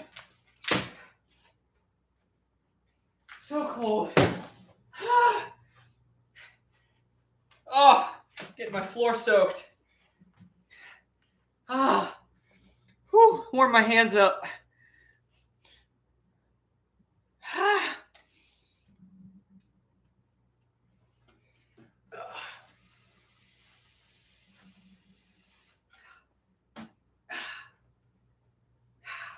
Pack this real tight, and maybe it won't break open. Oh, that's so cold, though. All right, the snowball dunk. Putting my elbow in the rim. Here it goes.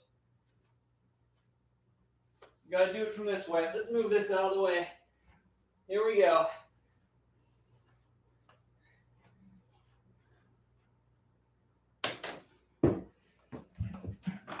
Ah!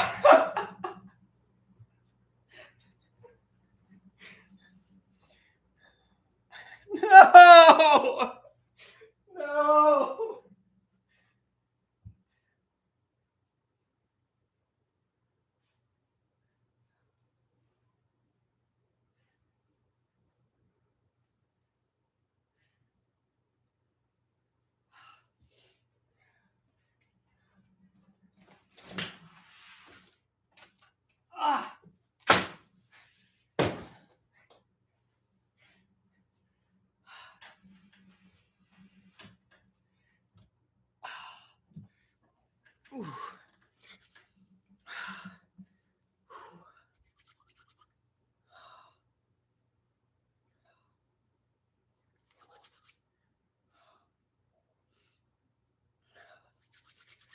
Thank you, Davis, for the $4.99. I appreciate it.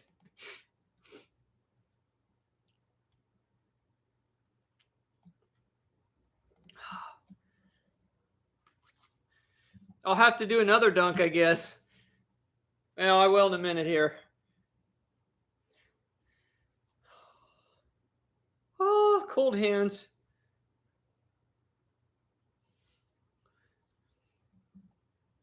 Okay, somebody has to come up with the next dunk. Because I owe Davis one.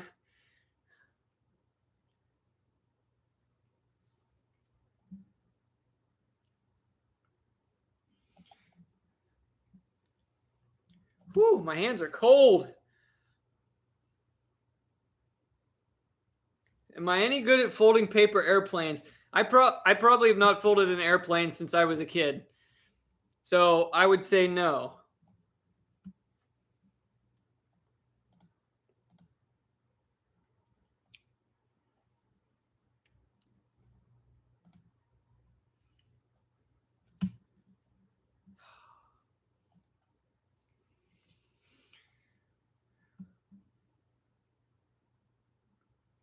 I don't know what other crazy dunks I could do.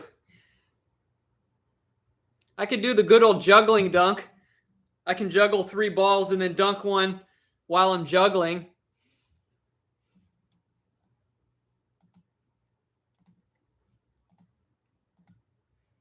That's exactly right, Rob. You can grow old, but never get old. Or get old. Scratch that. You get old, but never grow old. Yeah, Michael, that's why I'm rocking really fast. Okay, good idea. I'm taking a bathroom break. I'll be back in a minute.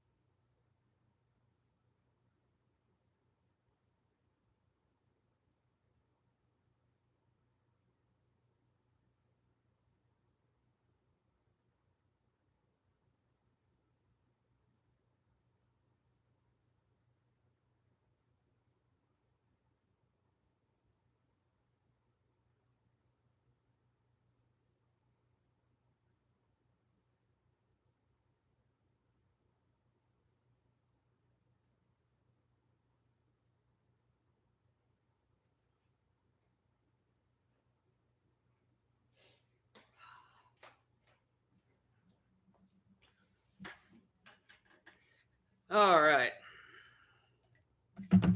Let's get the last scrapings of my yogurt here.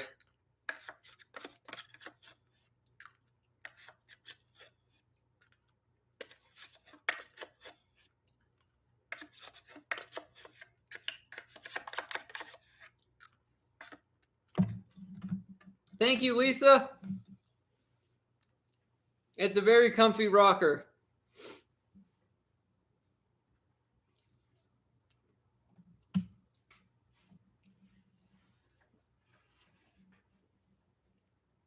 Yes, I'm wearing camouflage.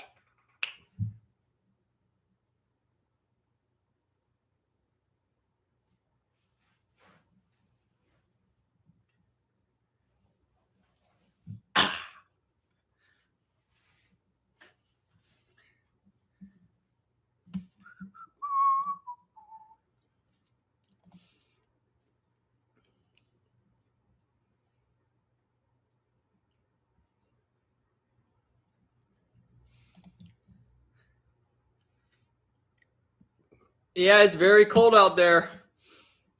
Very, very cold.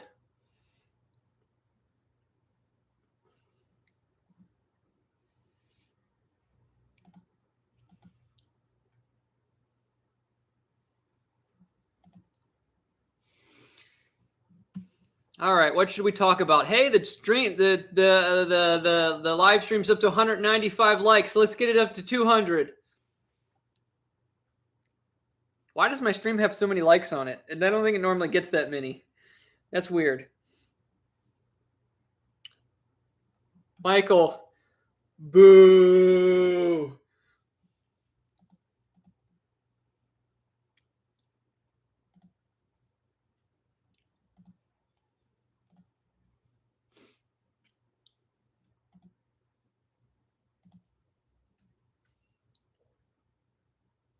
Do you study dreams or do you dream interpretation? Me personally, no. I wonder how cold it's supposed to get here tonight. I don't want to pull up weather.com though, because like it's plastered with ads. And like I don't want to open it while I'm running a live stream.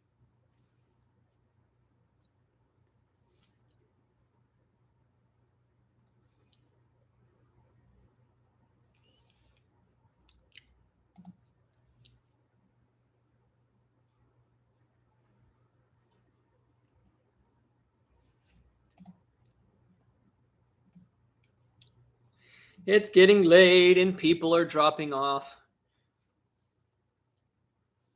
Somebody look up the weather for Bristol, Tennessee.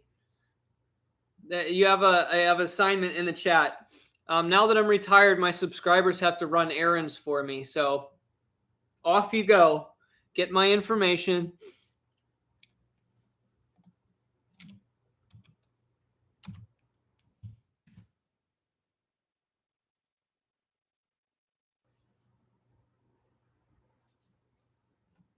I put another blind bid on Rob's. He's still auctioning Morgan dollars off. I just opened up his page.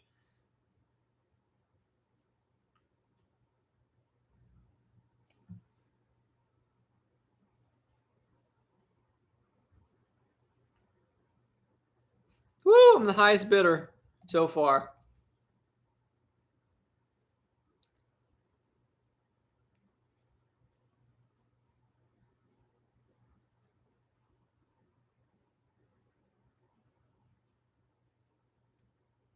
Ah, Robert outbid me.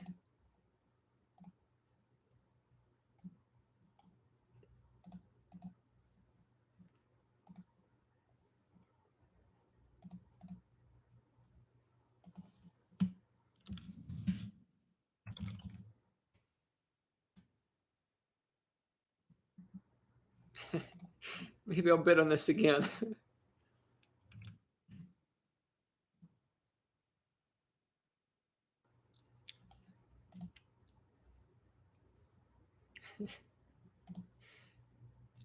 I'm just poking into Rob's stream a second.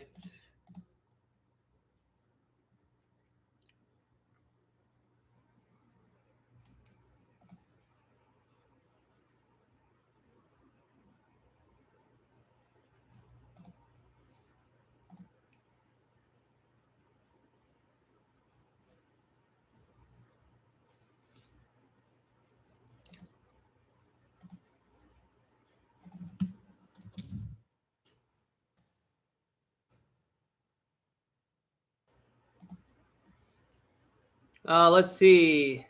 The assignments are in. Feels like. Thank you, Dave. I knew it something was up because that Morgan wasn't going as high. I can tell it says cleaned UNC details. I can't hear, but I can see. Except one thing funny my mom says. She says, I can't hear without my glasses. 14 tonight in Bristol. Okay, that's not too bad. This is pretty cold, though.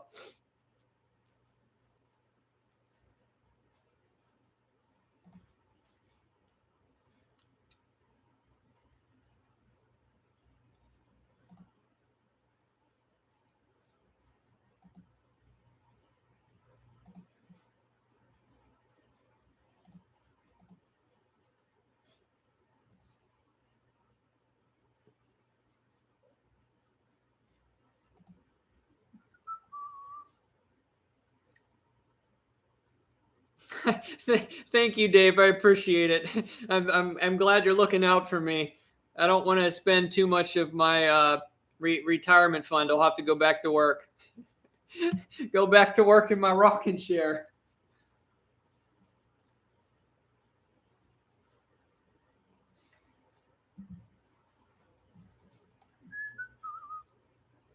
I think I'm going to do an apple with peanut butter here soon. What should we talk about now, guys? I'm running out of stuff. You can tell I'm starting to fade. This live stream's been going for a very long time.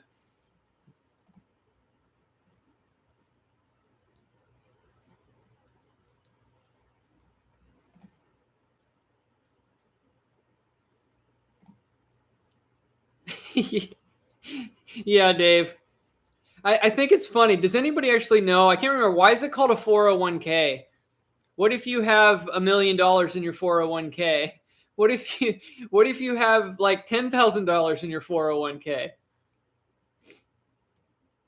Then it's not much of a 401k. What if it's a 1k? What if you have a 1k 401k? That's not okay. Austin, potentially soon. Potentially soon.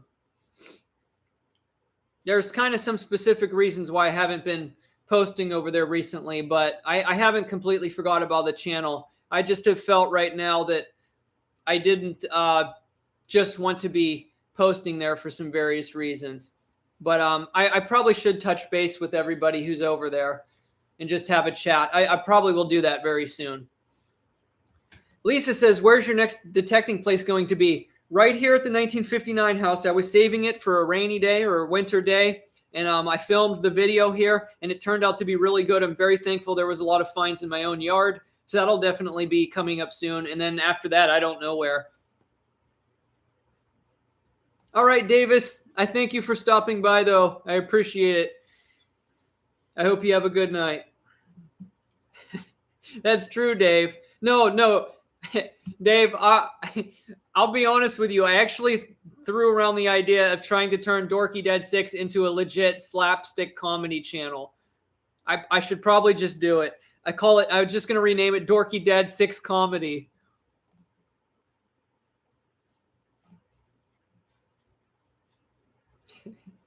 Davis said, what if you have 401k in your 401k?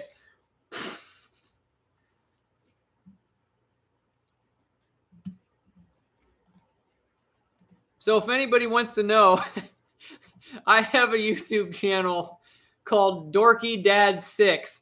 I have 15 subscribers. I'm letting the secret out. The videos frequently, I think they self-destruct. I don't think I have any videos on there. You can't even find that if you search that on YouTube. You'd have to search by channel. Hold on, let me get it here. You know you're not popular when you can't even find your own channel in the YouTube search. I can't even find it. I can't even find it.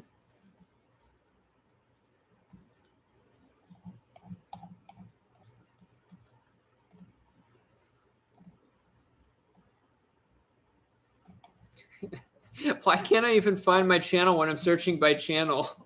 This is really bad. And I don't want to log out to get the link.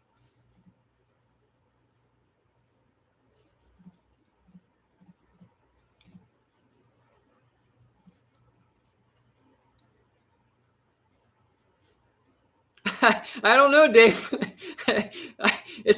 I got 15 subscribers on that channel.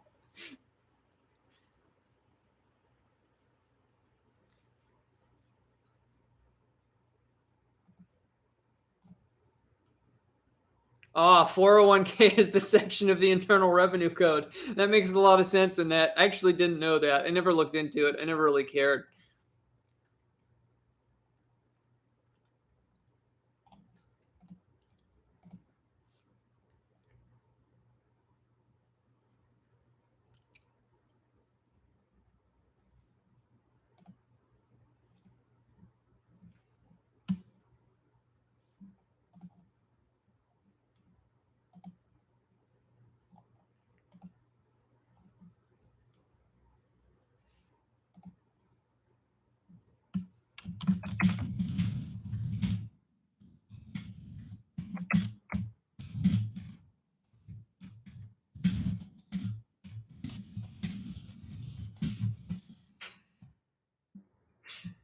Oh man. Da-dum.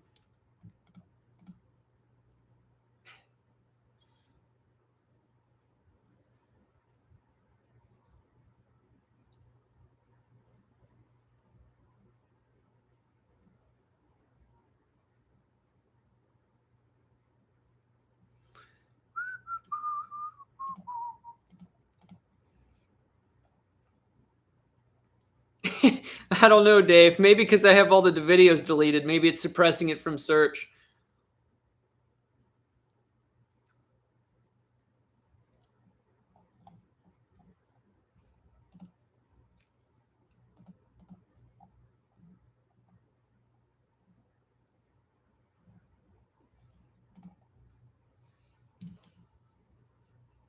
We're just about to close in on 5 hours.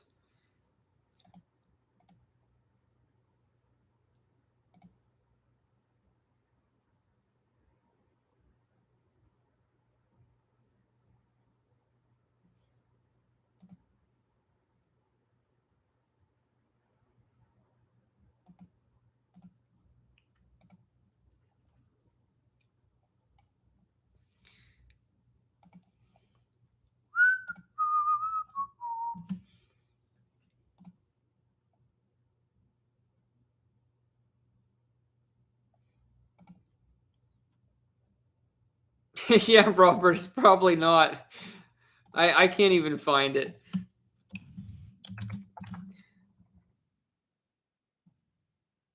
Go under channel. It's all one word. It literally, there's like 15 options and then it says no more results. It is too funny. It's maybe because I don't, because all the videos are deleted on it. Or maybe there's like an inactivity thing. I haven't logged into it for probably over a year.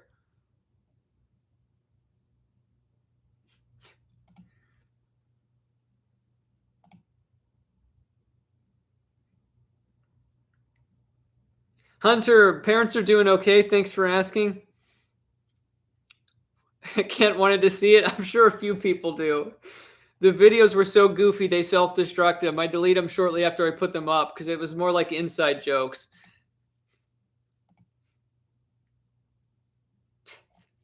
I'll post it another time. I mean, I can probably log into it and then log back into this account. Oh, Dave's gonna try to find it. Uh-oh. Dave's gonna looks like he's gonna resurrect the old link. Oh man. That's too funny.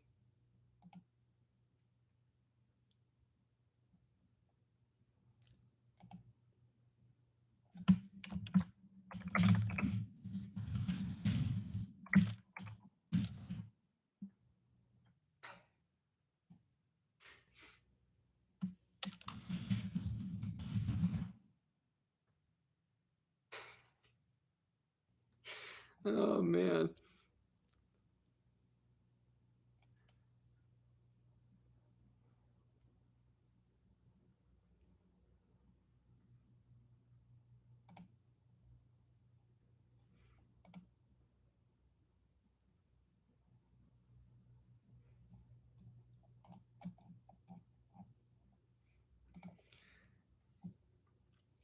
Yeah, maybe can't.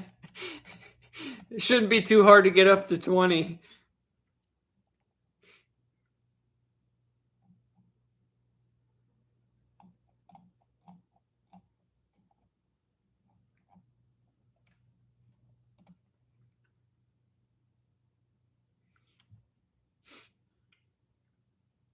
It says your subscription hasn't loaded any videos yet, so it's still there. What does that mean?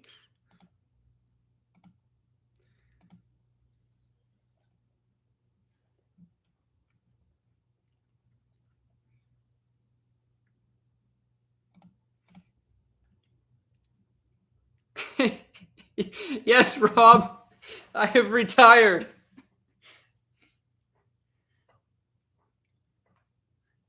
Retired to life in my front porch. This is the new trend. It's gonna take over gaming chairs. it's it's the live stream rocker.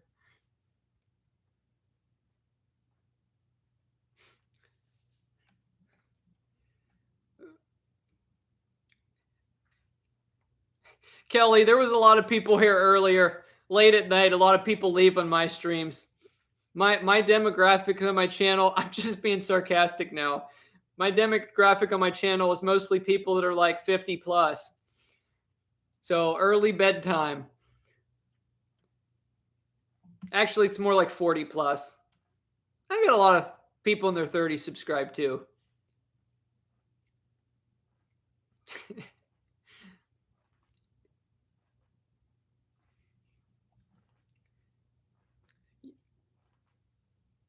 Yes, Dave, I'm surprised you've made it this long.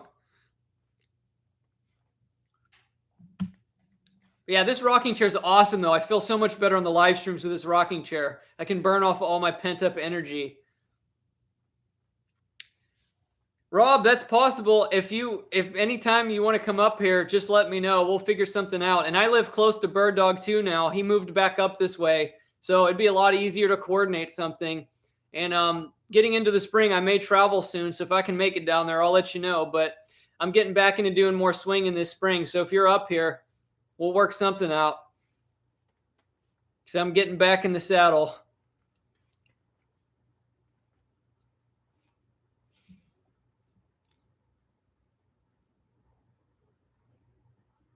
Rob said, how old are you? How old are you? Guess. I fool a lot of people. I recently literally had a comment on my channel that somebody said that I wasn't old enough to grow a beard yet. Trump said, what's up with the candle? I don't even remember why I lit the candle, but it's in a silver candlestick, sterling silver. We went through a massive estate sale haul that I did. We spent like an hour and a half on it. We got all kind of crazy stuff. This being one of my more interesting finds. I still don't know what it is.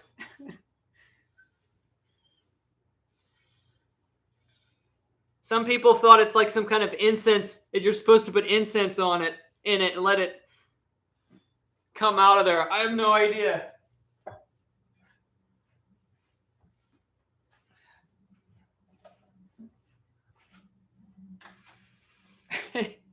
A vase with holes in it.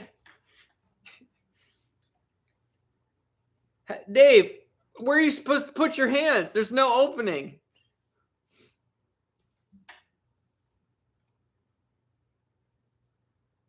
Yes, Michael, I still have the bees. Bees are doing good. Bees are doing well.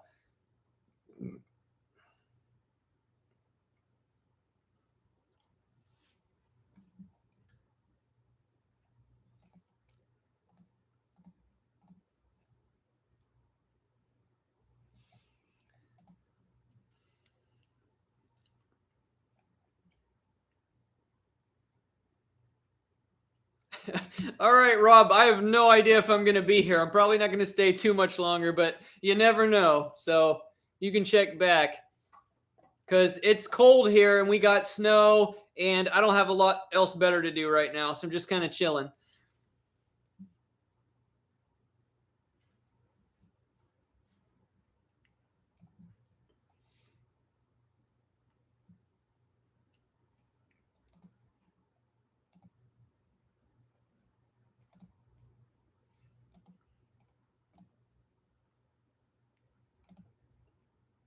Is the power out?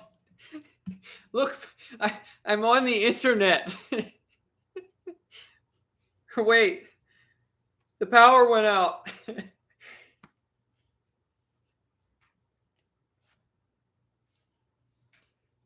If I turn black, will I disappear?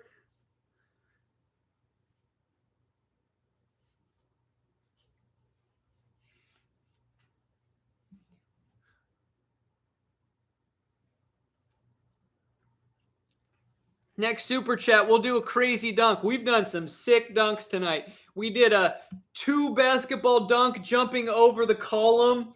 We did a snowball dunk. We've had all kinds of crazy dunks. I could use one of these as a candle snuffer upside down, one of these silver cups. That actually worked pretty good as a candle snuffer. Ooh, man, that heat gets trapped up there quick. Wow.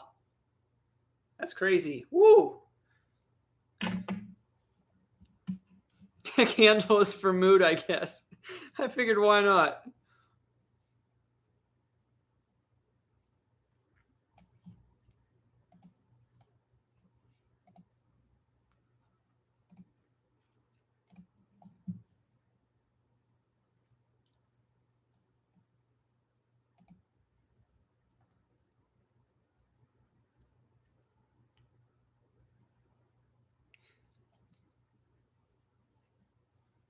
That's right, Kelly. I'm gonna wait till I do a very special stream because I kind of left YouTube when I said I was gonna do a drone giveaway. So I will on one of these streams at one point give away that drone. I didn't forget. I actually didn't forget. I'm gonna do an epic long live stream sometime here. Get a bucket load of coins, and we'll give away that drone. Shroom Day said, I just got in. You're not retiring from YouTube, are you? Did you look at the thumbnail?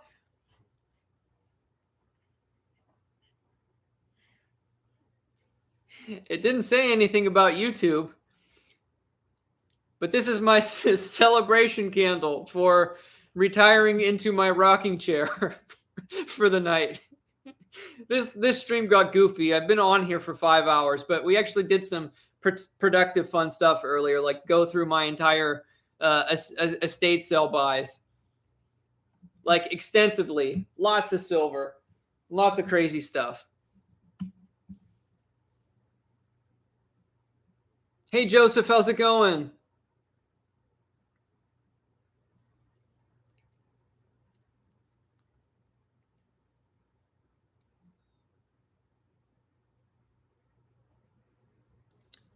I don't have a turntable.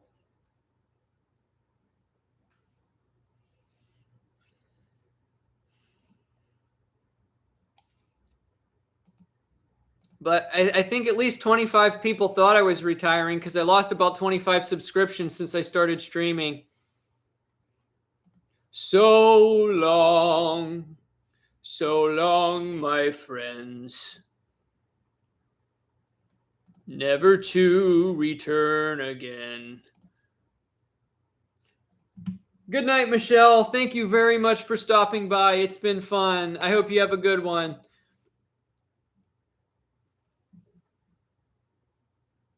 Yeah. Thanks, Dave. Thanks for the reminder. But at least I know now we researched it tonight. I need to stop watering my plant. I feel so stupid. I thought, if anything, I was underwatering it. But now I know.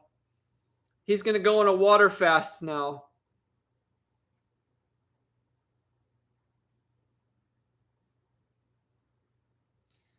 Good night, Richard.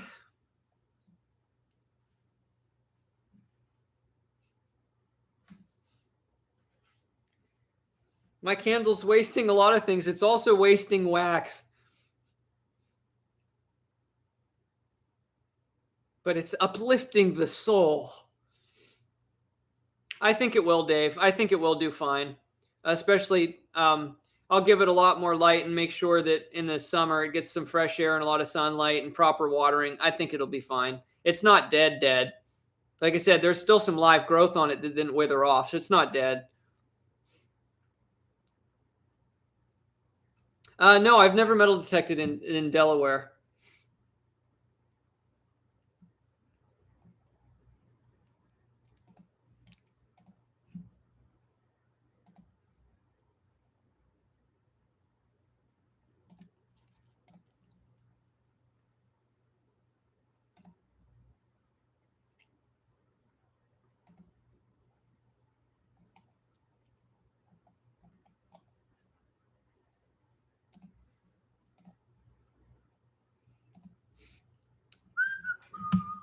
All right, let me clean up here a minute. I got to get this off here before I get some of this yogurt all over my keyboard.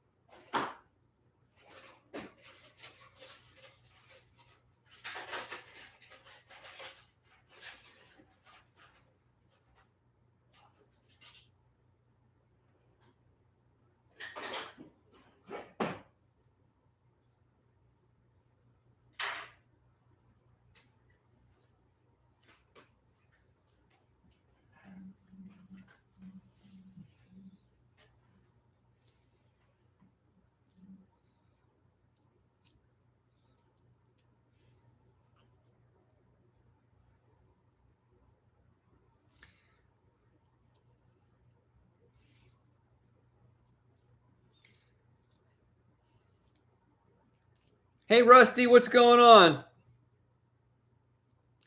Thank you, Dave. I'm very pleased with the chair. Oh, man, I busted open part of the orange. That's not cool.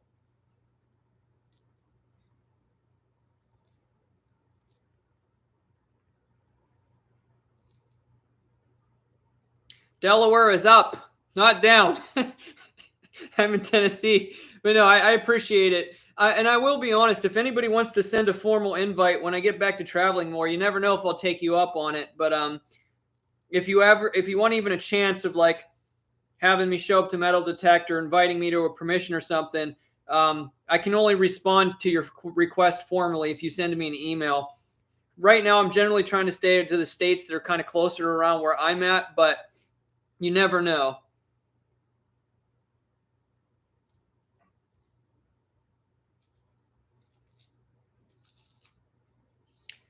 For some reason, the skin is playing very tough to peel on this clementine. Is it clementine or clementine? Never know how to say that. This one was extra squishy. I don't know. I don't know if this is still good. Pick the softer one to start with.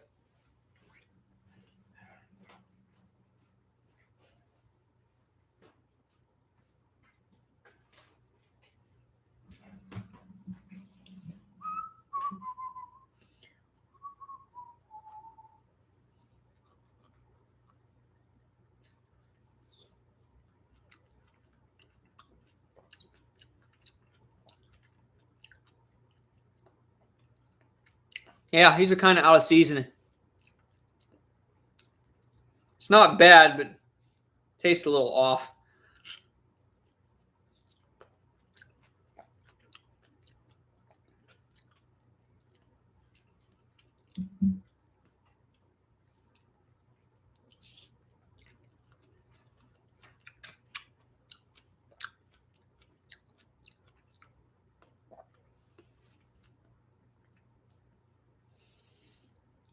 I don't have any crazy food tonight.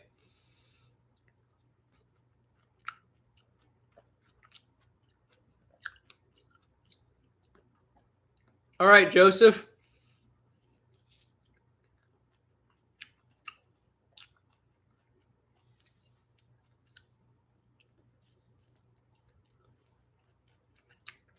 Man, this thing's sour.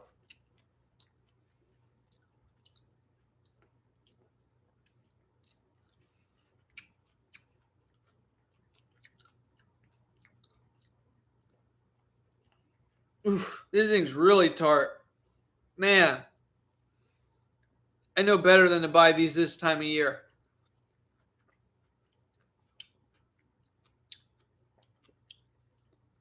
These are tart enough to make a monkey pucker.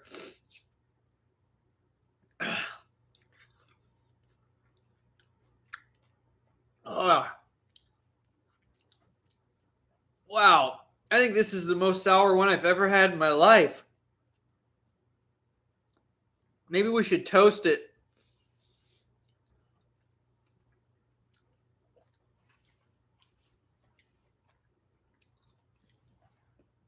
I'm not eating another one of them. It was really tart.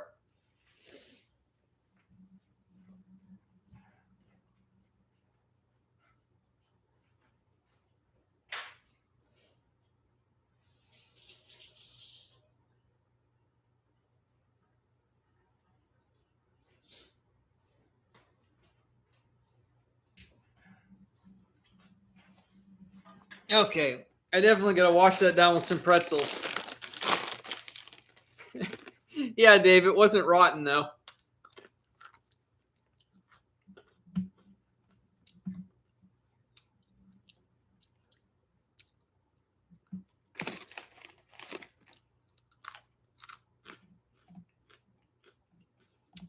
All right, what should we talk about now? I've run out of things.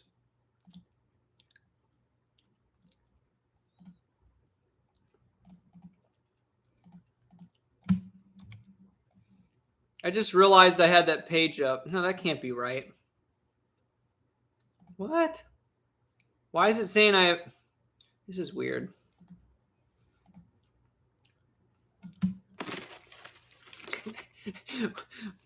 Ron, I've retired into my rocking chair.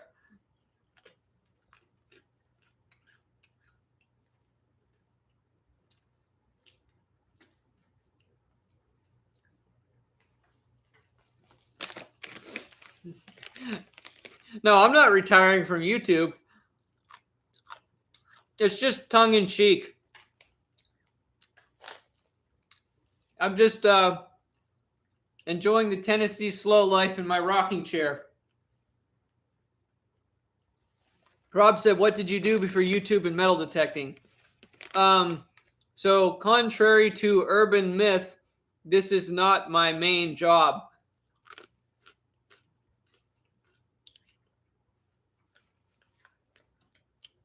I'm a numismatics dealer and real estate investor and YouTuber. Those are my primary three professions: numismatics dealer, YouTuber, and real estate investor / landlord. But I've scaled out of the landlord thing because I just didn't enjoy that. So I'm currently out of the landlord game. Thank you, Juan. I appreciate it. And this was meant to be like the theme of the video because I did a huge estate sale haul stream here. Sorry for spitting the pretzels out. And this rocking chair was one of the good buys. Like, not goodbye because I'm retiring. It was a good buy.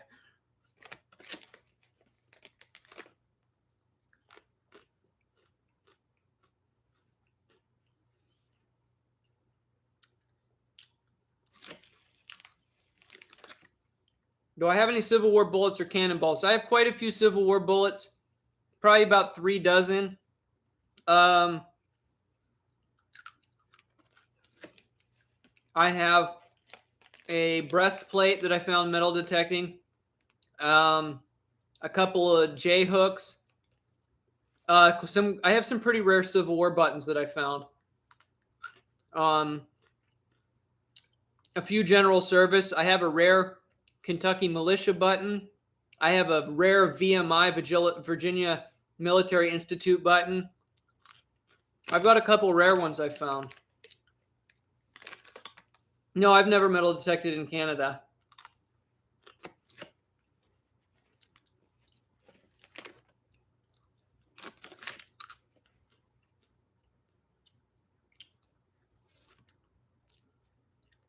Linda, I bought that a long time ago. Probably from like Big Lots or something. I don't remember where it came from. It's just a canvas wrapped on wood.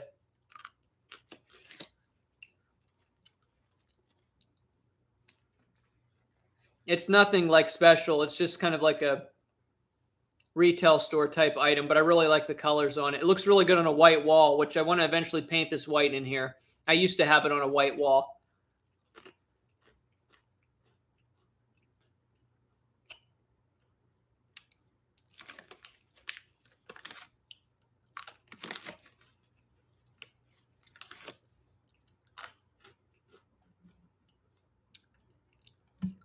Oh, that's awesome, Joseph.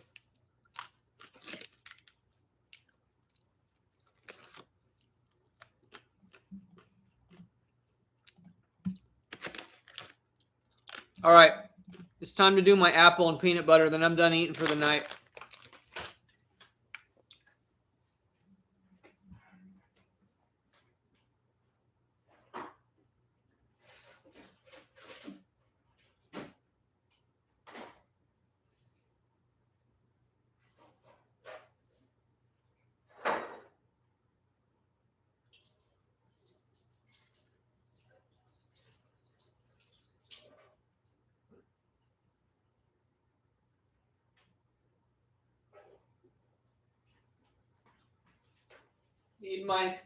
Need my knife.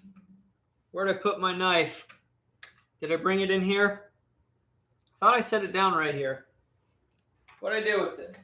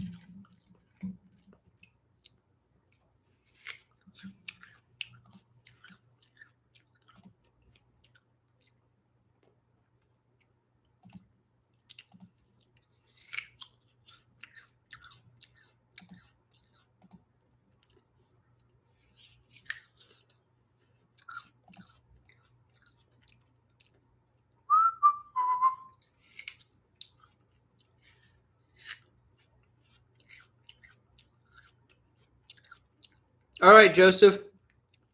I can take a look at it.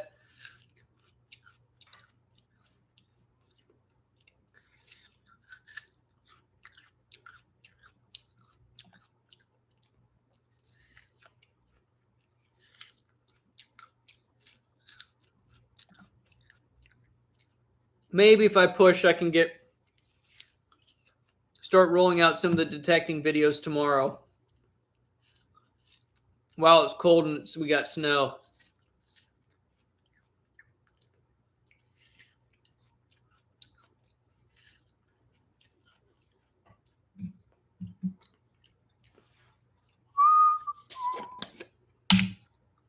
You have to close the live stream if you're allergic to peanut butter. I don't want anybody to sue me for allergies.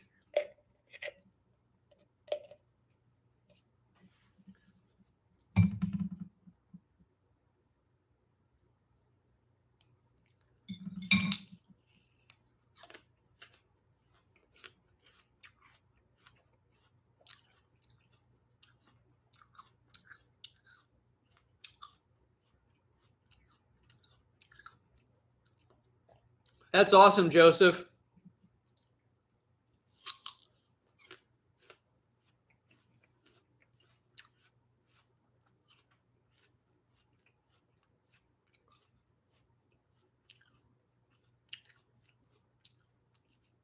Oh, I can't eat bananas plain. The consistency.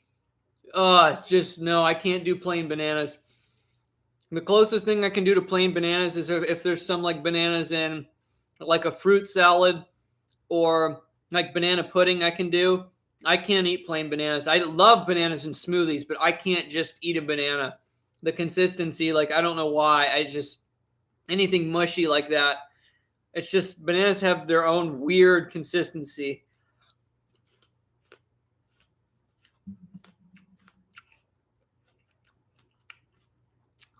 True, Colleen. I should probably get some sort of padding.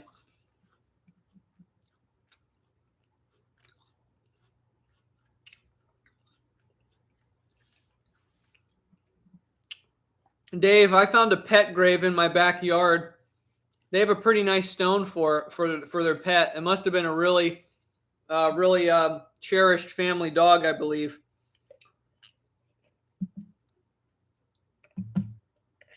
Ages ago, I saw a YouTube video. This was ages ago. Oh, the frozen bananas are kind of good. I've tried the chocolate-covered frozen ones. Those are good.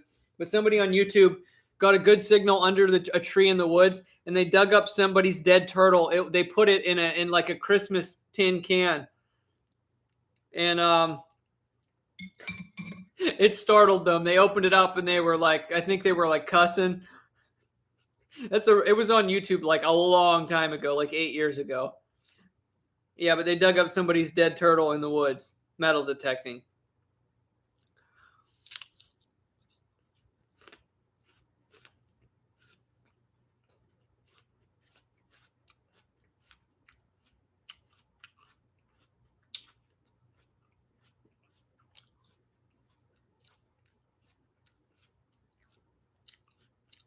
Okay, Todd, thank you. I will look that up as soon as I'm done with my apple.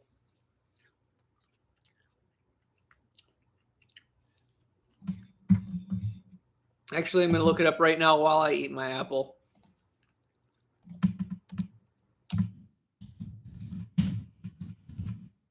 God, already auto-populated when I type in Chinese guard. Ooh. Garden stole plant stand sensor light diffuser. Vintage family rose Chinese export hexagon porcelain garden stole 18 inches high. Small Chinese hand-painted porcelain garden stole 6 inches tall. $60 for a 6-inch one. I might have hit the jackpot on this. Let's try the sold listings.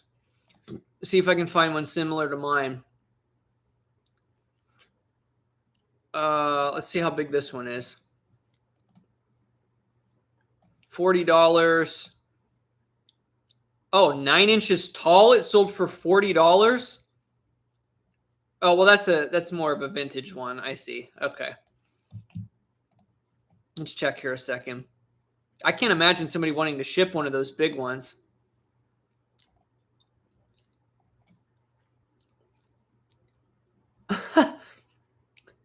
There's an imperial yellow antique Chinese 19th century Qing Dynasty porcelain garden stole sold for $1,500.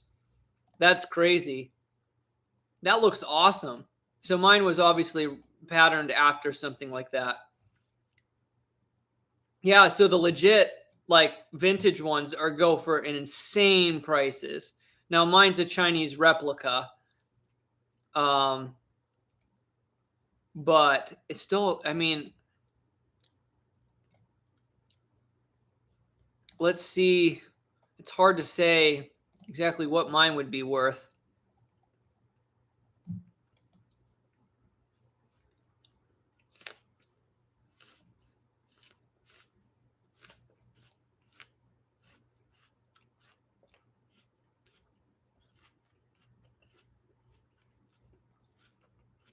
Trying to find one similar to it. That one's kind of close. Oh no, that's a legit one. $2,500. Wow.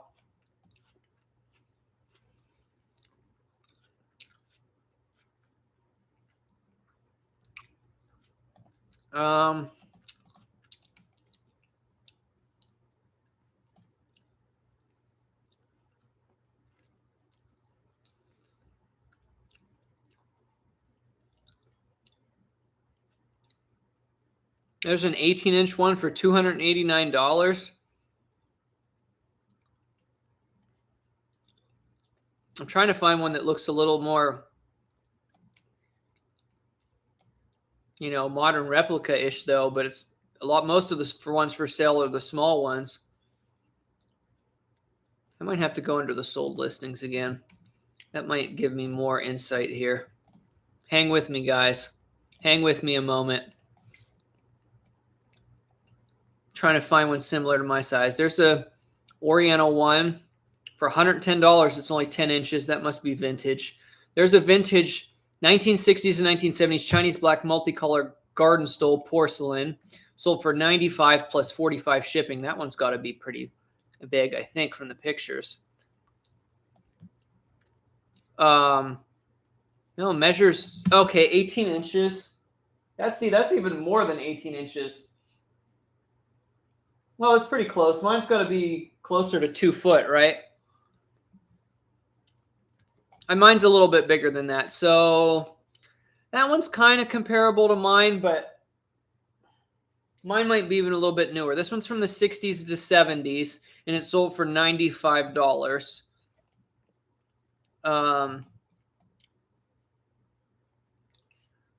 I think that's probably as comparable as we're going to get. Some of these rare ones sell for like $2,000. It's crazy. Yeah, I think it's looking like about, because that one was smaller though. It looks like I'm probably in about the $95 range on that. So that's not bad, actually. Hey, Alegria, how's it going? Yes, it's been a minute. I haven't streamed in a while. Just retiring on my old rocking chair for the night.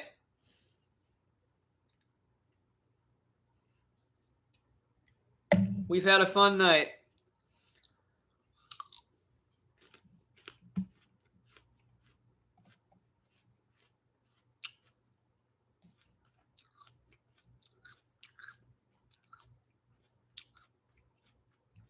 Yeah, the closest comparable I can come up with here is $95.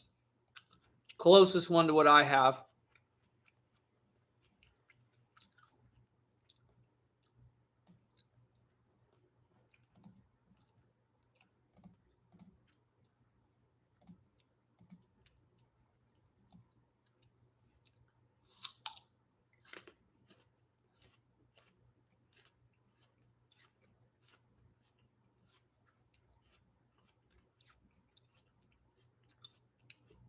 They're definitely not cheap, though.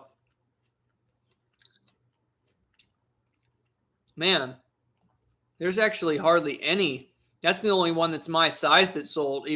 They're like,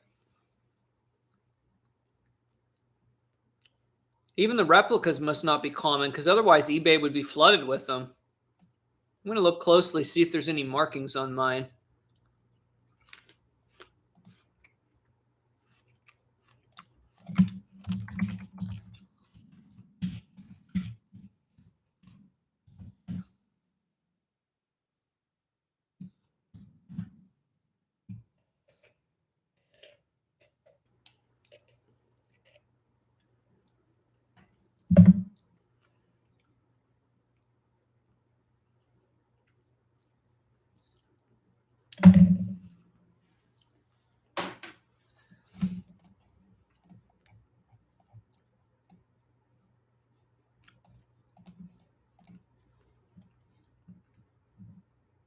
Did you get the Chinese stole the same estate sells the sterling silver? No.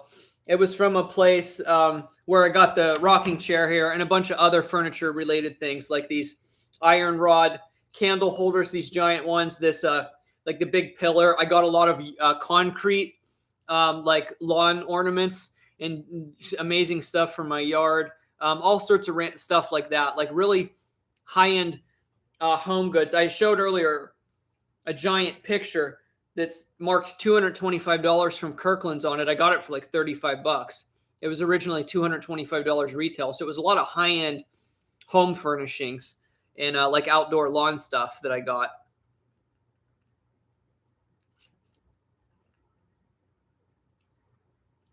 Hey, JJ, sorry, just looking back up the chat a little bit now to see what I missed.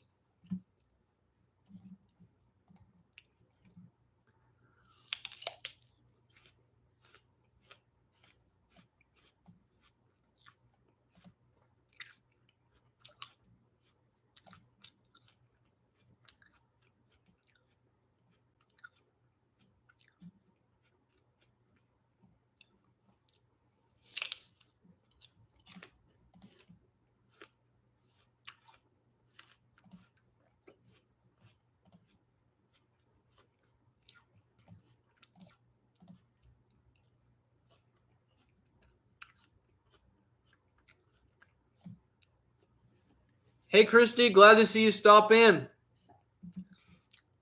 I'm probably not going to be staying much longer, so glad to see you catch me. It's been a fun stream.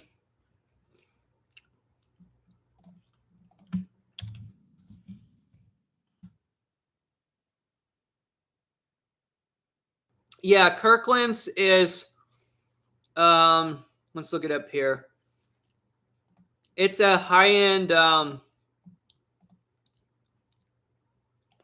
yeah, it's like a high-end furniture store.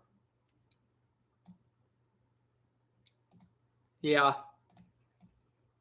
And a lot of the stuff she bought, she always like bought the high-end stuff. There was a lot of, it was all there. She didn't have anything cheap. Joseph said, how many detectors do you have now? I don't know. I have probably at least a dozen.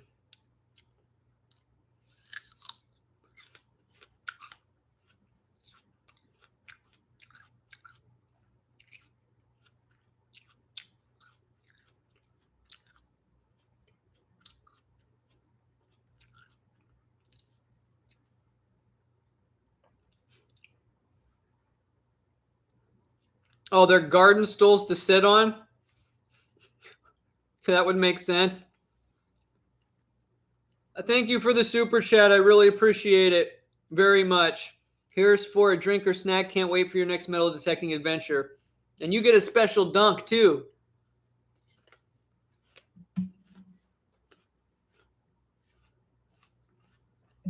All right. I am done eating for the night. Michelle just had an apple with peanut butter.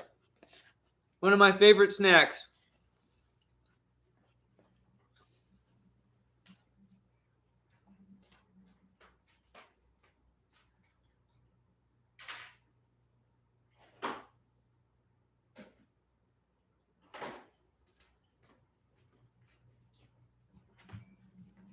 Let's see what kind of dunk we can concoct here.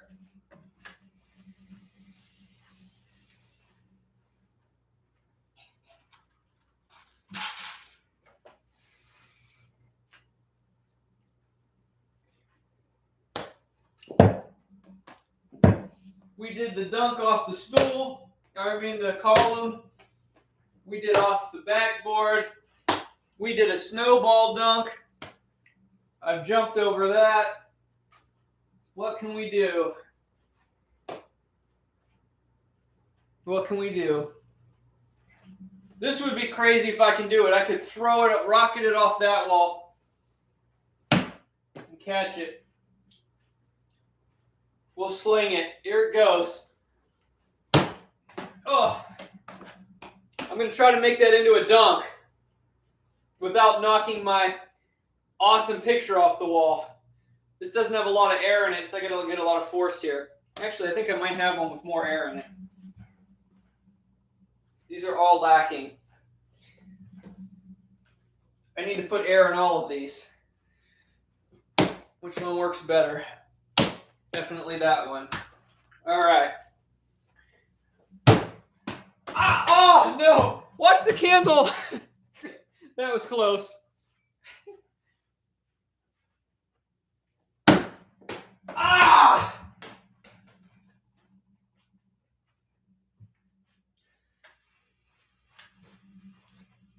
And I just got my foot wet from where that snowball melted.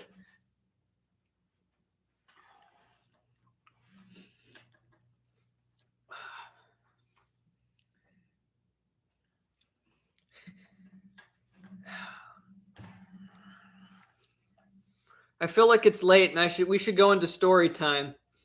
I got to come up with a good story.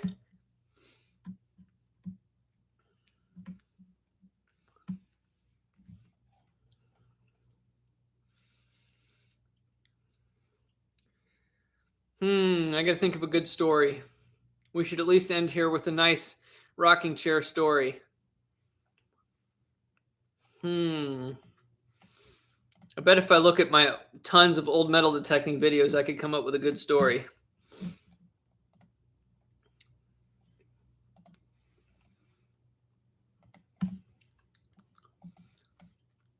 Bet I could come up with something.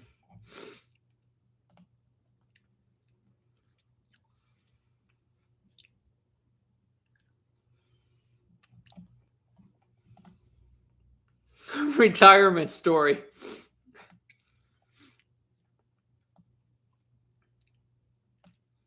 Yeah, I could talk about my first job or something.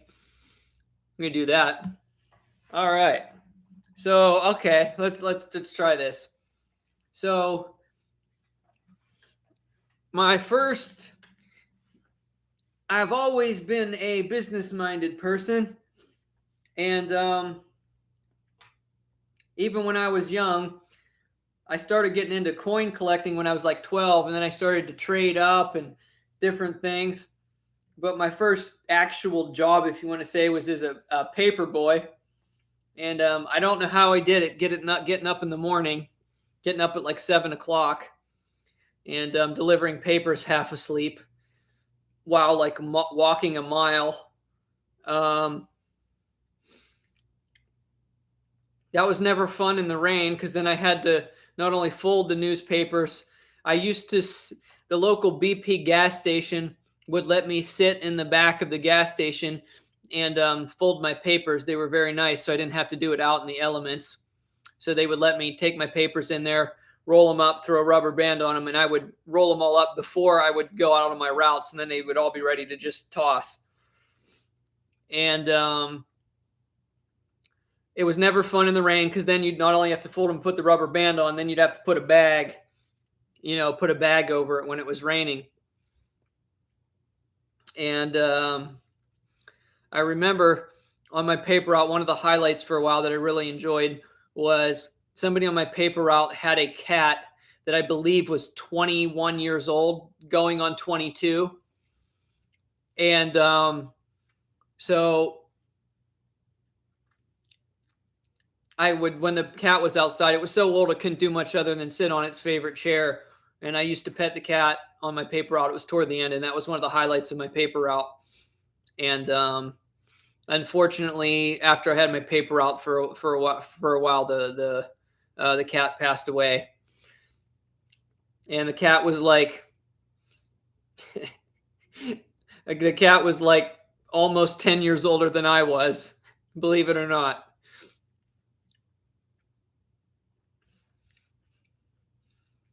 Okay, Linda said you've been chased by dogs. Speaking of which, so there was somebody on my paper route early on in my route who had a wiener dog.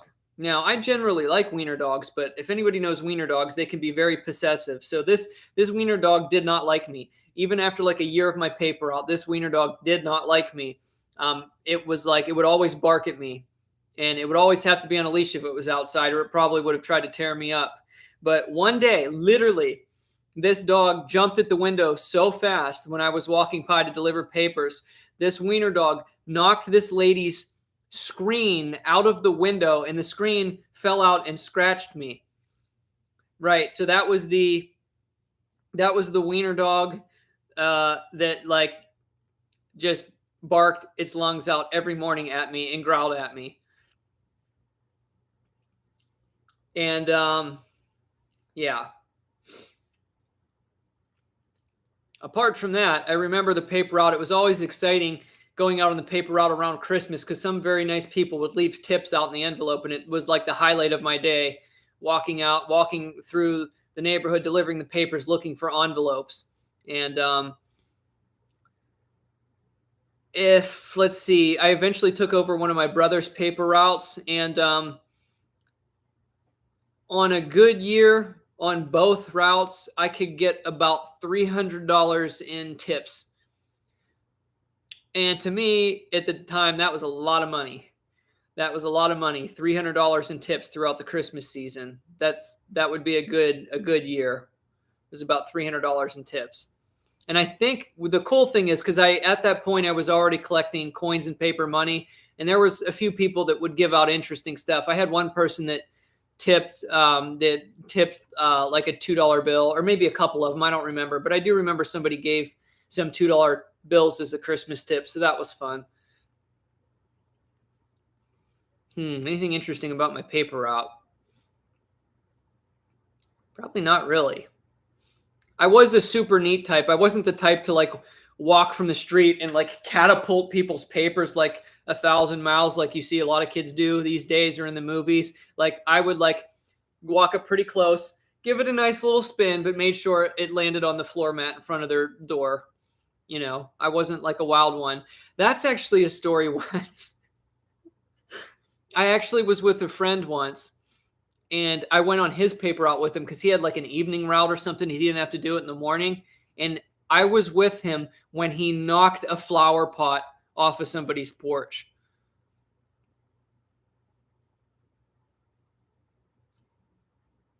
Not cool.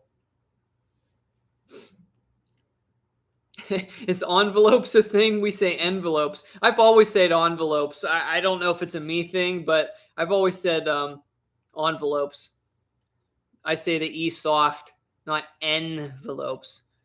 On envelopes. It's not on. It's on. I guess it does kind of sound like an O. No, it's not a Tennessee thing. I've said that ever since I lived in Pennsylvania because I grew up in Pennsylvania. No, I've always said envelopes. Have I always said that?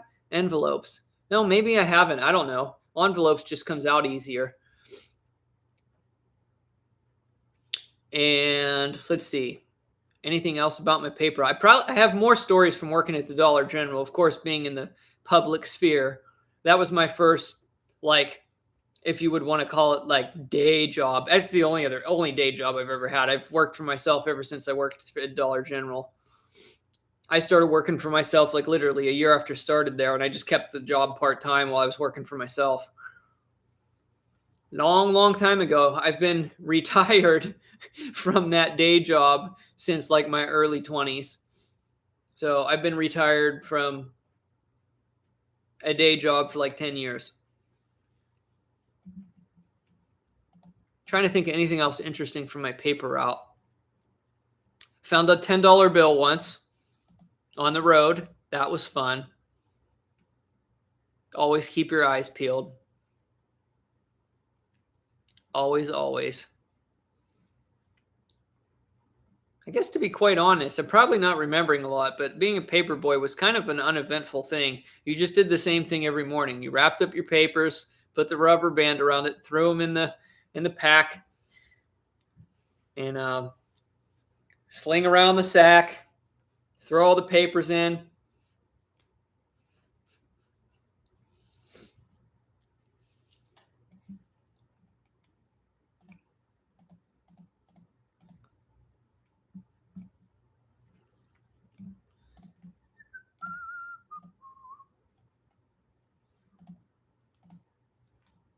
I gotta make sure I don't forget here. I know there were two $20 super chats. I don't know which one was the first one. I gotta figure out.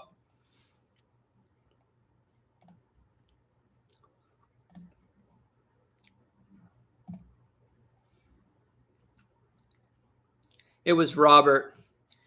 So if nobody sends a super chat higher than $20, Robert Juberg, I don't know if you're still here, but you're gonna get the Zimbabwe $5 billion, the $7.20 in Turkish stamps, and then that special government issue stamp. All of that is going to go out to the highest super chat. And Robert was the first $20 super chat. He's going to get all of this if he wants it, or he can donate it to somebody else if he wants.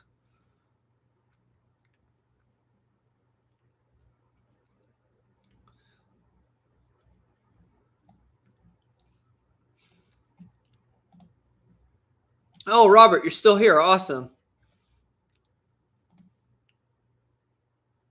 Yeah, I'm going to have to look into that Chinese garden stool more.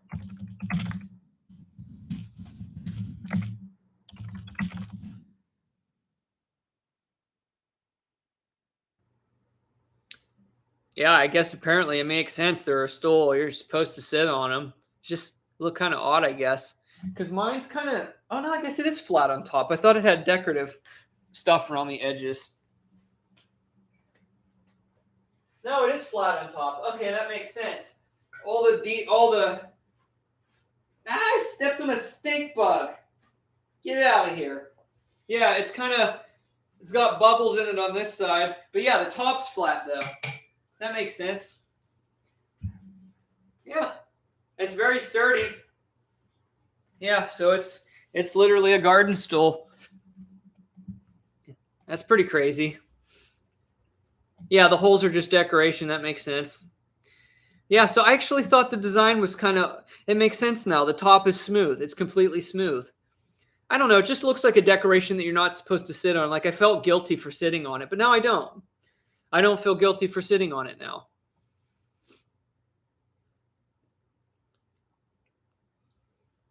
How did I spend my first paycheck? So for paper route, I was really motivated to keep my paper route because actually my paper route went into my coin collection. And I remember one paper route specifically. I went to Pittsburgh to a large coin convention, and I took all my paper route money. And I actually remember at one of them, apart from buying other key dates and like random coins that I wanted and different stuff, I remember there was a super good deal on peace dollars the one time, and I knew they were underpriced, so I picked out a bunch of different dates I needed to make a collection and ones that I thought were more valuable, and they were all $7 a piece. Can you believe that? I'm old enough to remember $7 peace dollars, and I actually like got a loan from my dad. I told him I want $150 worth of these peace dollars. I will give you the money back.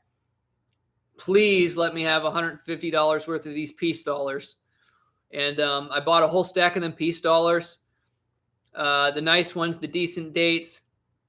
And yep, spent about $150 on peace dollars at $7 a pop.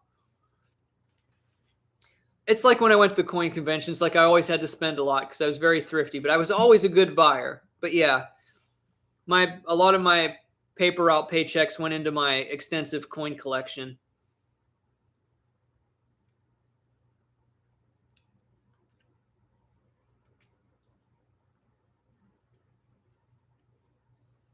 No, Justin, there's nothing inside.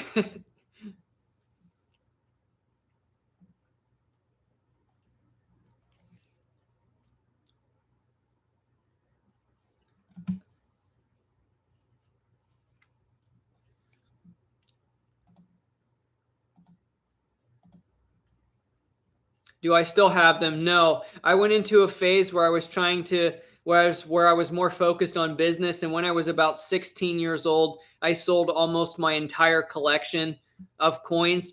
The only thing I have left from my original collection is a full set of Ben Franklin dollars, an entire full album of Ben Franklin's. It's the only thing that I never sold.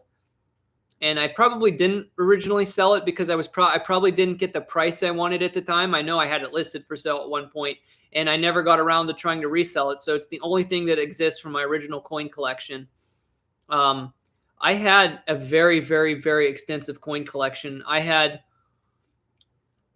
pretty much all of the Flying Eagles, Indian heads, and wheat pennies, except for a couple of the ultra key dates like the 1909 SVDB and a few others. And we're talking by the age of 14. I was very diligent with it. And I'd even buy cheap hole fillers, like ones that were in terrible shape to get some of the rare dates, ones that I can afford. I was always trying to get the best deals on eBay by searching like a hawk.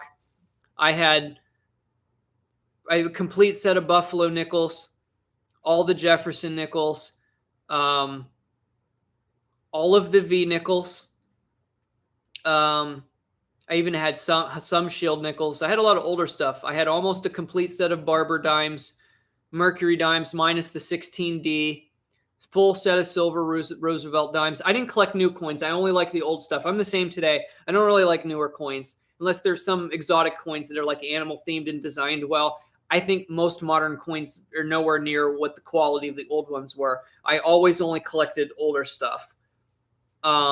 I even had collections up into the $50. Now those collections had a lot more holes in them because they get more expensive, like when you get into $50 and dollar coins. But I did have $50. I did have dollars. I had a full piece dollar collection, I believe. Some Morgans, not a full set, but I amassed that by the time I was like 14. Anytime I got money for like a birthday or something, it just it all went into coin collecting. Didn't have the three-legged buffalo. I only collected mainly, I didn't put like mint errors in the collections. I collected the business strikes. So though I had some errors, I didn't consider some ones like the three-legged buffalo. I didn't consider that part of the set because they're errors rather than business strikes that were intended for circulation. But I had a very extensive collection. Very extensive. But I do still have some secrets up my sleeve. I'll show you guys someday. I've held on to stuff from my... See, a lot of people don't know, too. Like, even though I stopped the kind of like collecting side of it, then I got into bulk reselling of coins, or like buying bulk and retailing and cherry picking and sniping when I was about 19. And I built a very, very successful eBay business on that. And I have a lot of stories from that. I've come across a lot of amazing coins, and I had a knack for it. I just had a knack for it. Colleen, that's a very broad question. It's kind of simple. This is the best way I can say it is if you don't know coins really well and how to spot counterfeits, you would want to stick to the eBay coin dealers that have like 100% positive feedback or close to, and they have a lot of feedback. Like they've been on eBay for a long time. I would say if you're not comfortable with authenticating your own coins, you need to stick to the dealers that have a good reputation. Then you'll be fine, because most of the coin dealers that have a good reputation, it's very rare that a counterfeit coin or something would ever slip past them. So as long as you stick to the sellers that have a reputation build up, like the more reputable dealers that are actually do it as a business, then you'll be fine. But if you're buying from people that have little to no feedback or don't sell coins, they probably don't know what they're actually selling. They just list it and letting people look at it. So if you're not comfortable with authenticating it, just stick to the reputable dealers. That's all.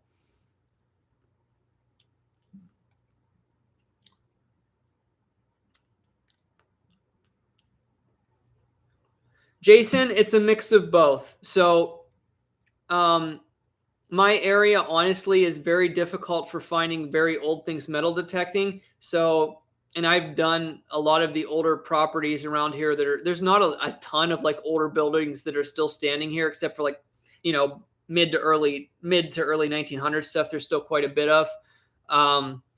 So it's a mix. Sometimes I specifically research certain areas and then try to work around that and try to find where old skulls were and try to locate where old things were to get permission where there might be stuff people have overlooked.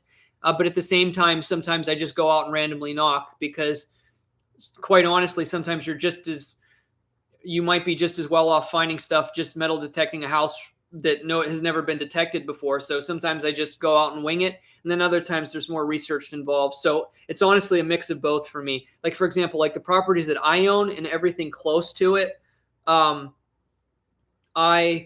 will research it extensively, like that video I did with the old road, and get deep into the history, and then try to get permission on adjoining properties and then tell the story based on the local history. So closer to my house, I do more research to try to tell the story. But usually when I'm traveling long distances, I normally just look for older places and wing it on door knocking.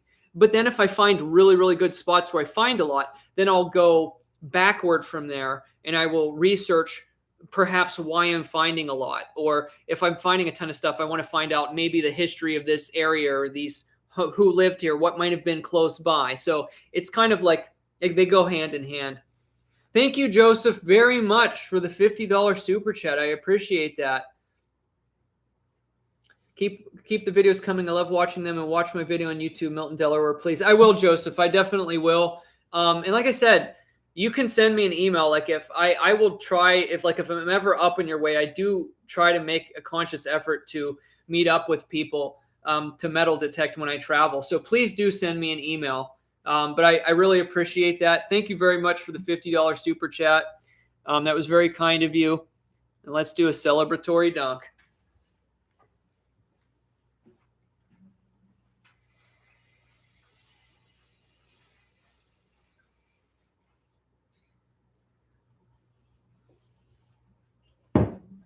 Let me get this one.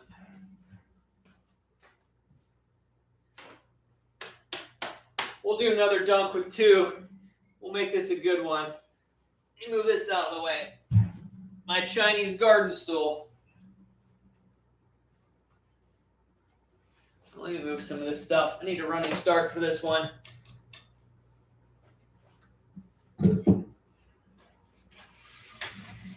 All right, here we go. Going all out on this one. Oh, I gotta try that again. It's not how I planned it. Let me move this back. This is gonna be tricky. Oh, I'll cross them. We're gonna try this. Ah!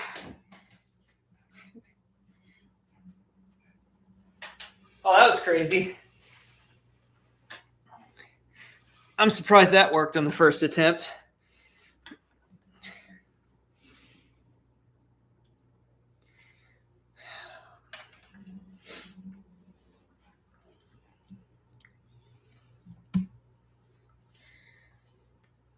But just to follow up, Jason, where I live, sometimes more research is required if you want to find better stuff. Like if I lived further north and east where things were much older, there would be a greater temptation to not research because there's just so many older properties. You're more likely to just find stuff by door knocking. But here, sometimes I have to research because I don't have it as easy as people that live further north and east for making good finds. Not only is stuff not older on this side of the mountain range, on the Appalachian Mountains, mostly in Tennessee, people were historically poor. When you're talking people that lived here in the late 1700s and early 1800s, even up to the mid 1800s, a lot of the people that lived here in Tennessee on the other side of the mountains were poor. So to find old valuables and very old historic things in my area, there really is research required. You're rarely ever going to knock on somebody's door and find old artifacts from the early 1800s here. It just rarely happens, but it can. All right, Linda, thank you very much for spending some of the night here. It's been a lot of fun. I'll see you later.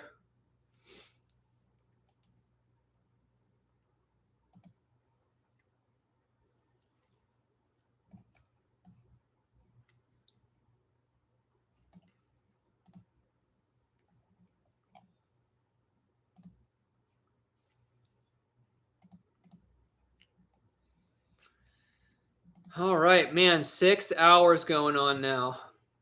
6 hours. Crazy.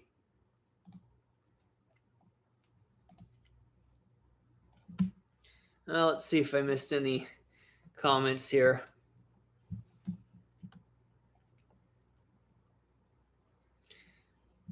I had an uncle who was filthy rich, used to give me 5-gallon pails of coins and paper money here and there, starting when I was 8 years old. And that's when I started collecting coins. I'm 34 now. That's awesome.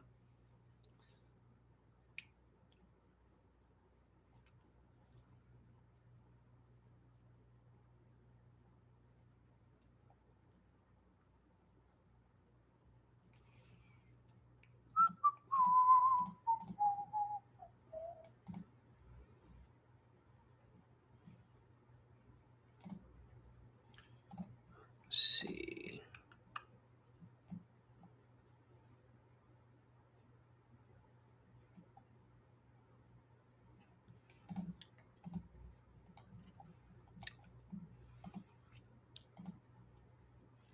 Yes, but I do have some videos on the way, so I'm going to try to get one edited for tomorrow.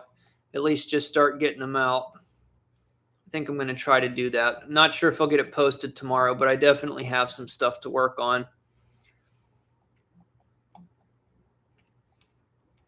I could show a sneak peek on one of the finds. I'm not sure if I should. I could show something unique. But actually, one of my favorite holes that I've dug in a very long time was in my own yard. Can you recommend any good boots or shovel used for metal detecting? Not boots, because honestly, I normally detect lawns. Well, I'll show you. I'm either detecting in shoes with thick insoles. I add an extra pair of insoles because digging without insoles can wear out the arch of your foot. So even if you're wearing tennis shoes, I recommend if people are going to do a lot of digging with a foot shovel, even in the summer, you can wear normally tennis shoes, but put thick insoles in a pair of shoes that are more, they're not the like, you don't want to cut off your circulation of the foot, but if you can find deeper shoes and put very thick insoles in, that's going to save the arch of your foot from getting very tired and potentially even hurting yourself. So that's what I would recommend in the summer. In the winter, when it's like 45 degrees or below, I wear insulated boots. I have insulated North Face boots. They're absolutely amazing. They're perfect for digging, but they are very warm, even in relatively cold temperatures, like even around 40, which isn't super cold, your feet can like burn up, but they're amazing for detecting. They're very solid rubber on the bottom. And when you dig with them, you don't feel any stress in your feet. They're very comfortable to wear all day if it's cold out.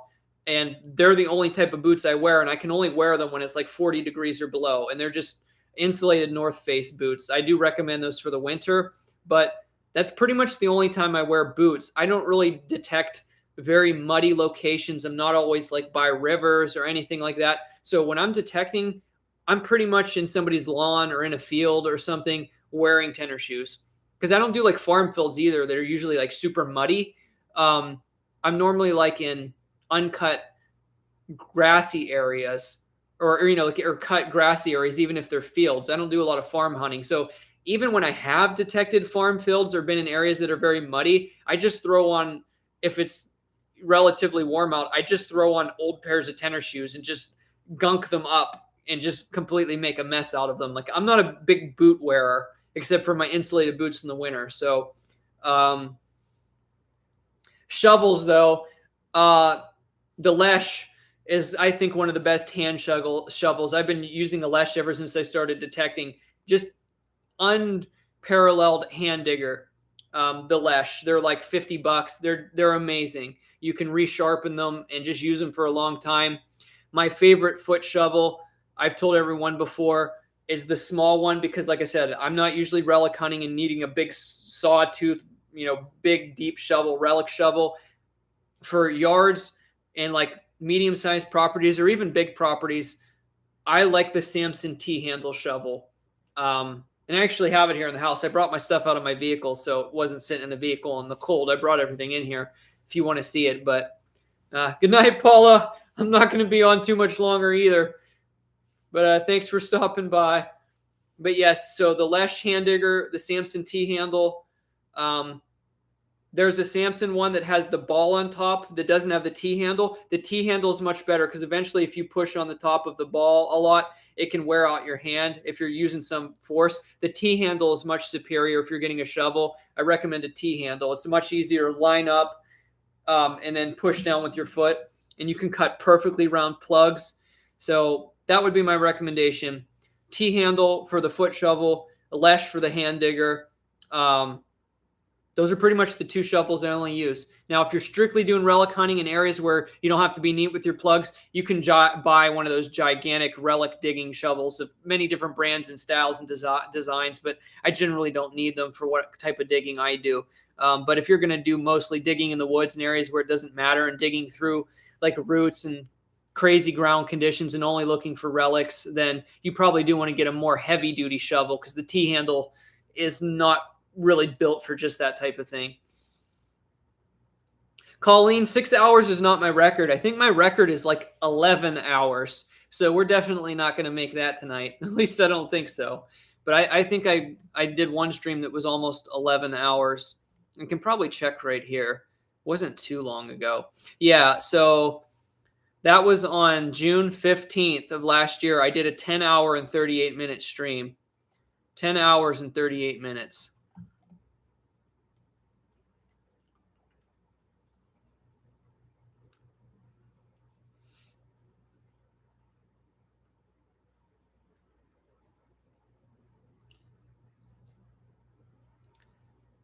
Thanks, Rick. I appreciate it.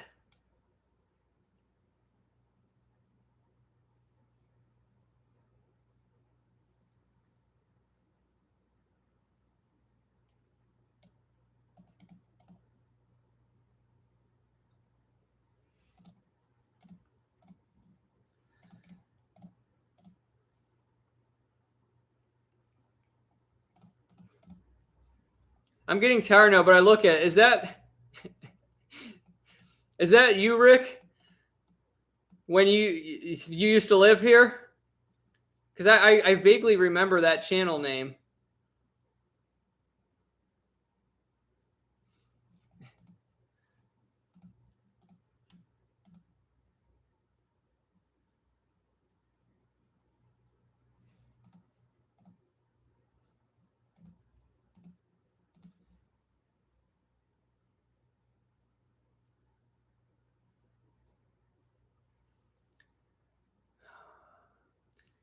(1700s) clay pipes and onion bottles from the 1700s. And they also have bullet molds from the American Civil War on display. That's cool.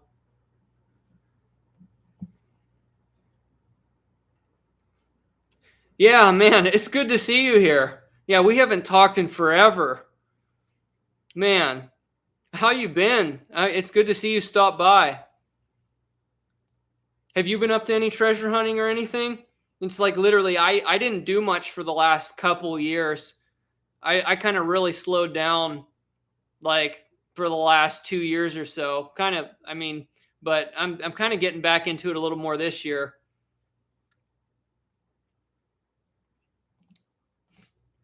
But yeah, we definitely had some good adventures traveling all around. I'm kind of up by the Virginia border now.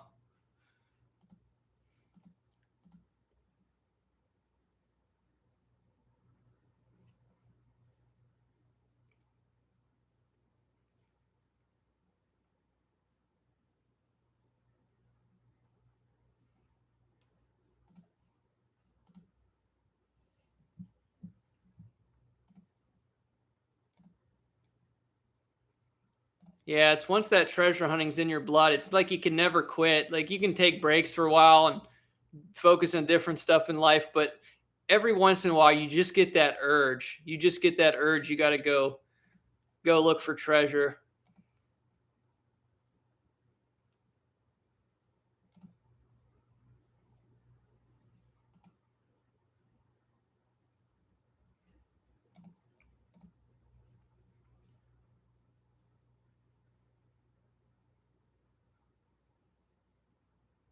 Yeah, I'm not sure why they're double the price. I haven't looked at the price, Matthew. I have no idea. I couldn't tell you why they're double the price.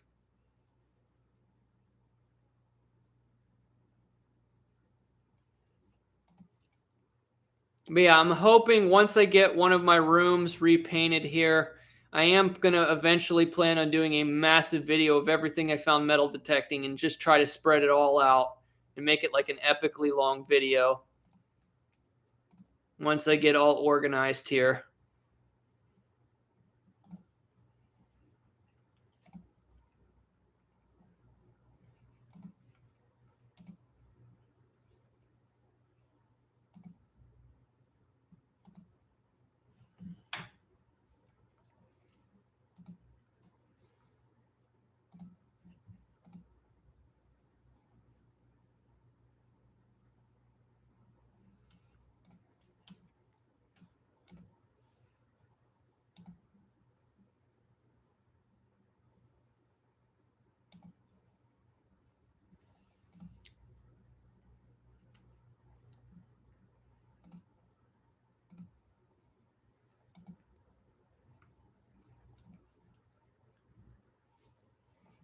I'm just kind of browsing now. If I zone out, the chat's slow, so I'm just kind of hanging out here while I'm still live and just browsing stuff on my end.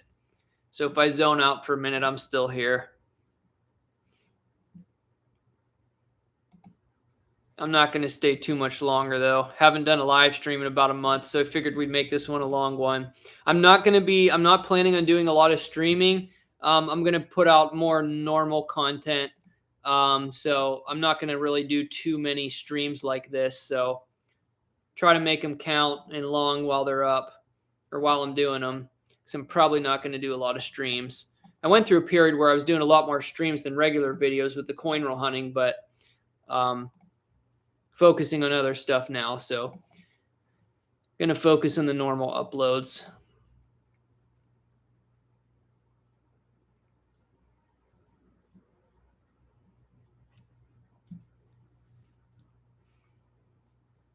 Okay, so you're still in Colorado.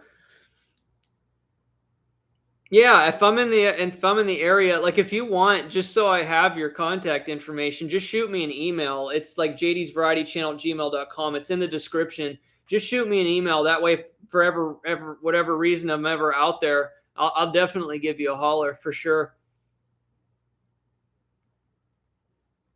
But yeah, I've never made it out to. I've never been detecting in Colorado.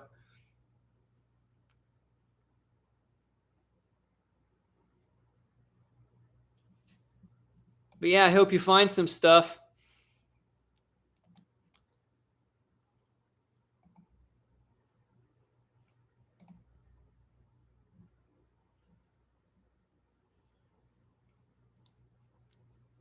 Yeah, but literally, like here, the last 2 years, I've barely did any detecting. I mean, I've done some, but within the last 2 years, I probably did maybe, I don't know, maybe 14 detecting hunts or so over the last couple of years. I really took a break, but it's just now that I'm kind of really getting back into it.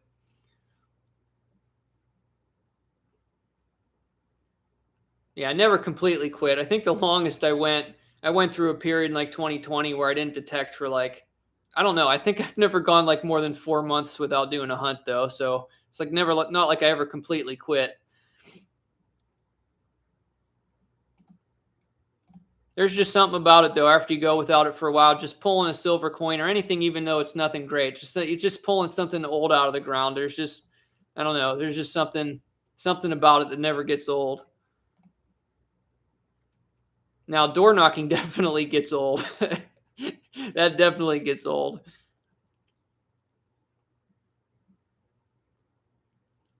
But yeah, since I've moved to a more rural area too, I've focused a lot more on relic hunting. I still like to look for coins, but I'll hunt anywhere now. I like the more peaceable hunts. Like I don't drive in dense urban areas like I used to all the time and knocking little lawns, and crowded streets and stuff. Like I don't enjoy that anymore. It's kind of too chaotic. I like being out in the middle of nowhere. I'd rather be in the middle of the woods or on a farm or something or just around an old house with acreage. Not that there's a lot of those around here, but yeah, just I don't find anywhere near as much silver coinage as I used to. But I've made up for it for some other crazy stuff though on the relic side of things.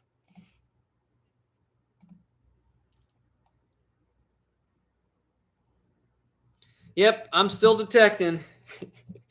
Just not as nimble as I used to be. I can't do like back-to-back 5-hour hunts. I feel like I'm dead. Man, I can't. That was crazy. Like back when me and you were digging, man, I for a while there, I was like, I know you were digging a lot, and I was going out like, man, sometimes I'd go out. I think in 2015, I think I literally dug probably every other day if you averaged it out in the year. I probably did. I mean, it had to be at least 150 metal detecting hunts in a year. I mean, it was just ridiculous.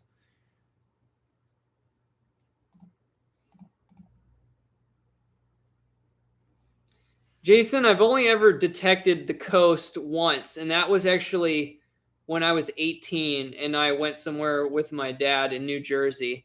I didn't really, it was a cheap detector and I wasn't really good at what I was doing and it wasn't waterproof. So I just found like a ton of coins on land.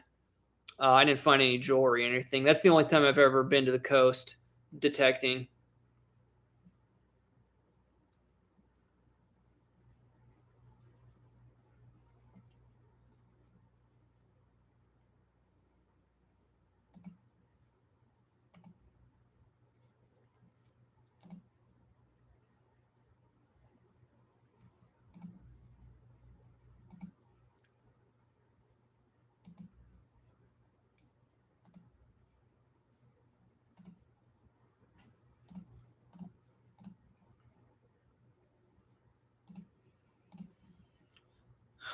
Let's see.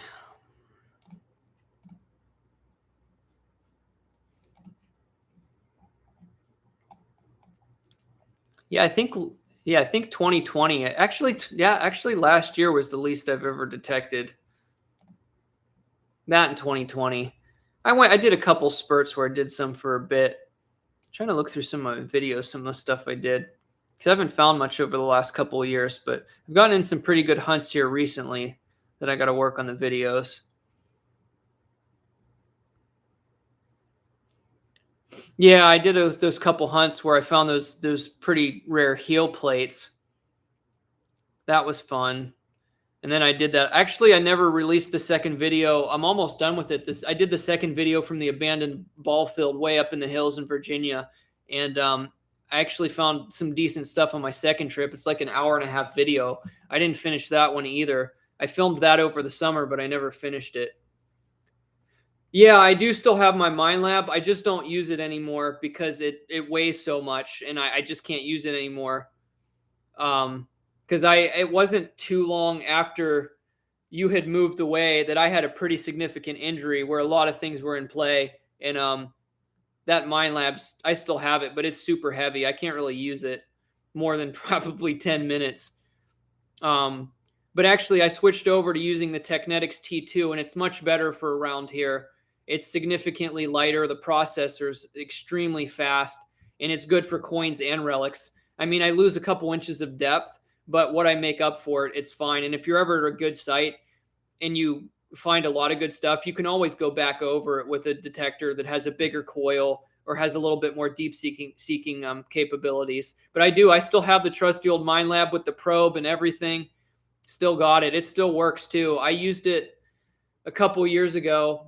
I used it on a hunt at an old farmhouse to just bring it out again. It was a place that I'd found a bunch of good stuff with one of my buddies up here. And that's a video I actually never released. I have a couple old ones that I still have to edit. But we found like a dozen silver coins. He found like a gold and like a synthetic sapphire or something in it, like an old antique one. And I found like a Civil War button. We were finding amazing stuff. So when we were done, I went back over it with the E-Track to see if I could find anything I missed. And found a couple things, but once in a while I'll whip it out. I still have it. I'll probably never sell it. It's just kind of nostalgic. I don't really have any reason to ever sell it. But yep, I still have my CTX and my E-Track. I still have them both.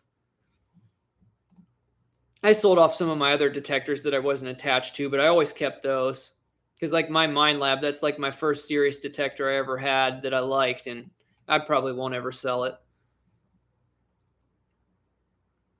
That's cool, Hunter. There's a house, one of the oldest standing houses by where I'm at was built in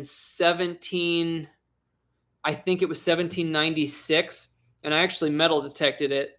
But it had been detected to death over the years. The people that live there have let a lot of people look, so I didn't really find anything too amazing. But I did metal detect a 1790s house around in my area. Houses that old that are still standing in these parts are super rare. Super rare.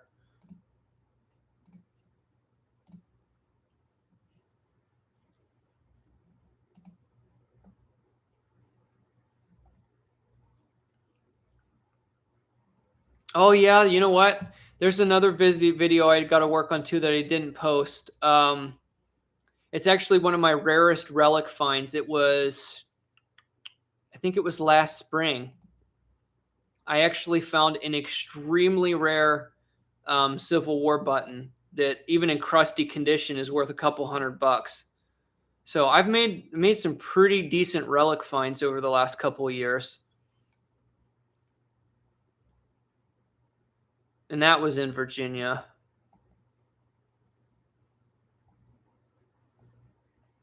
And I still need to do a fun video. There's probably like nothing decent there, but a bunch of old mason jar lids. But I still need to go up to that moonshine site up in the woods that I found that's close to me on public land, deep in a 300-acre park. I found an old area where I conclusively figured out that there was an old moonshine still. And I dug up the only things that were like non-mason jar related or like old equipment related from the moonshine operation. I did find a pin that might be military bars. It's kind of hard to say. It looks like the letter H, but it might just be like primitive military bars. Then I found like an overall button. But it's kind of more exciting, the location. I even found right where the still was, where the earth is scorched. Like you can tell the soil is black. So it was like an old Prohibition era moonshine operation. So it's just fascinating to me. There was like a big old wash tub up there that's still sitting up there in the woods, buried in the hillside. I did that video like a year and a half. I need to go back up there just for fun to make a video out of that because it's not too far away from me. But that's more of like a just like fun storytelling type thing. I probably won't find anything good up there, but never know. Could find the old moonshine stash. Maybe there's some money buried up there somewhere. You never know. Hey, Virginia, what's going on?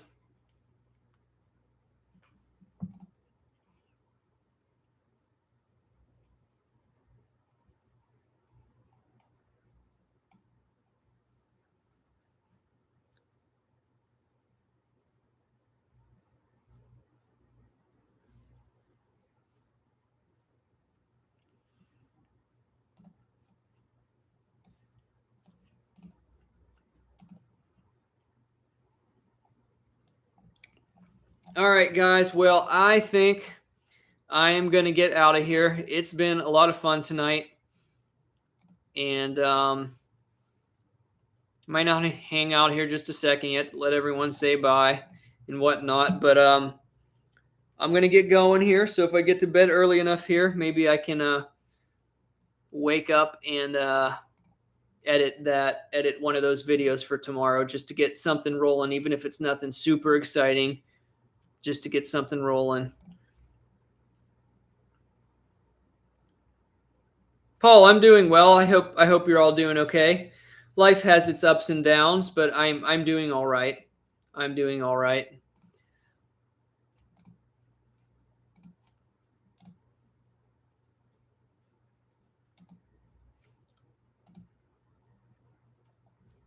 But yeah, I went through quite a bit of a down period in my life where I just needed to reassess and take some breaks and a step back. And it's been very nice recently to kind of get back into going out and exploring again and just driving around and enjoying the outdoors. So I kind of have my passion back in that area. So even when I'm not filming, sometimes I'm just getting out now, and I've been kind of enjoying the estate sale thing. But yeah, I'm just enjoying going out now, and whether I'm ended up metal detecting or an estate sale or just walking out in the woods or something, I just enjoy being out there. So I'm going to be putting some more stuff out this year, definitely. And we'll see where it all goes. I'm just taking it one day at a time. We'll see where it ends up. Hey, Quarter Hoarder, what's going on? Good to see you stop in. I'm just getting ready to leave here. I hope everything's going well with you.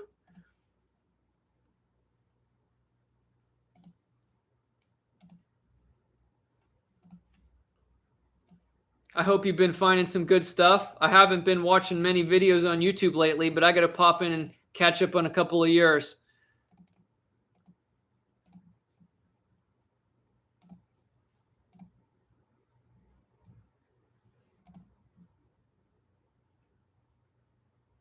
All right, Paul, I guess you did do that right. You got the world's smallest coin.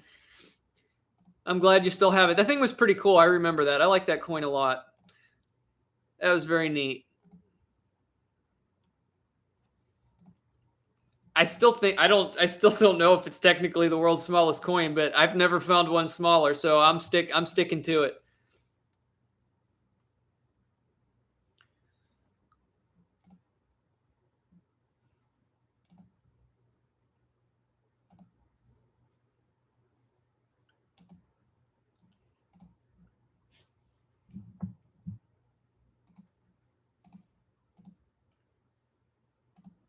All right. We're going to go with that plan, especially because there's snow out there. I'm going to try to get at least one video edited tomorrow and put out.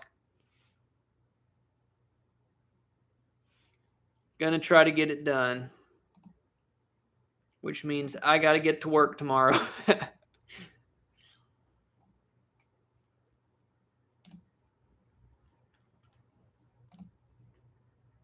I did actually make one really good find in my yard and then one bizarre find.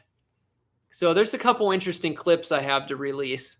One is quite baffling. One is baffling and one is really fun.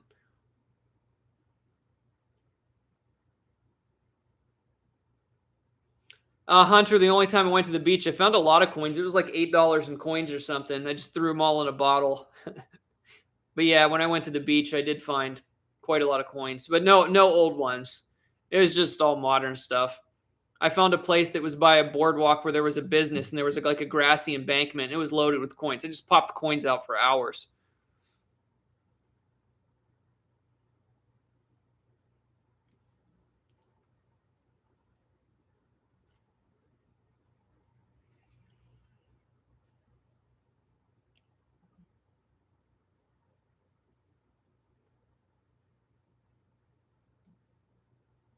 All right, guys. Well, it's weird. Even though it's getting later, sometimes like more people start filtering in. It's kind of funny. But I haven't streamed in a while, so a lot of people stopping in throughout the night.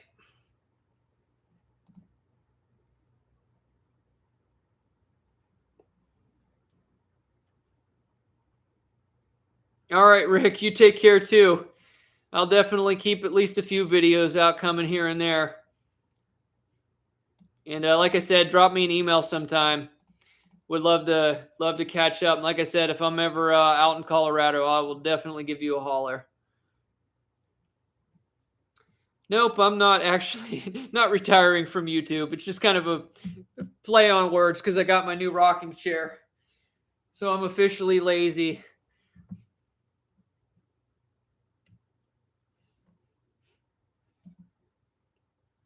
Exactly, quarter hoarder. Find way more dimes. But to be honest, I remember when I used to watch a lot more detecting videos on YouTube. I remember you found a lot more quarters than I did. Your quarter to dime ratio is definitely higher. Here in Tennessee, man, I think one year, I think I dug like a ridiculous amount of silver dimes, like 60 of them or something. And I only found like, I don't know, I must have found like 70 silver dimes and only like 6 quarters or something. But a lot of people were poor here back then. I find a lot of pennies, a lot of nickels, and a lot of dimes. Mostly pennies, man. There's wheat pennies for days around here. Anything else is good. But then again, I found 2 Morgan dollars, so I definitely can't be the one complaining. The funny thing is both of the Morgan dollars I found were on the Virginia side. So I've never found one in here in Tennessee for the Morgan dollars. It just goes to show you when you go across the mountains, the finds get older and better a lot quicker.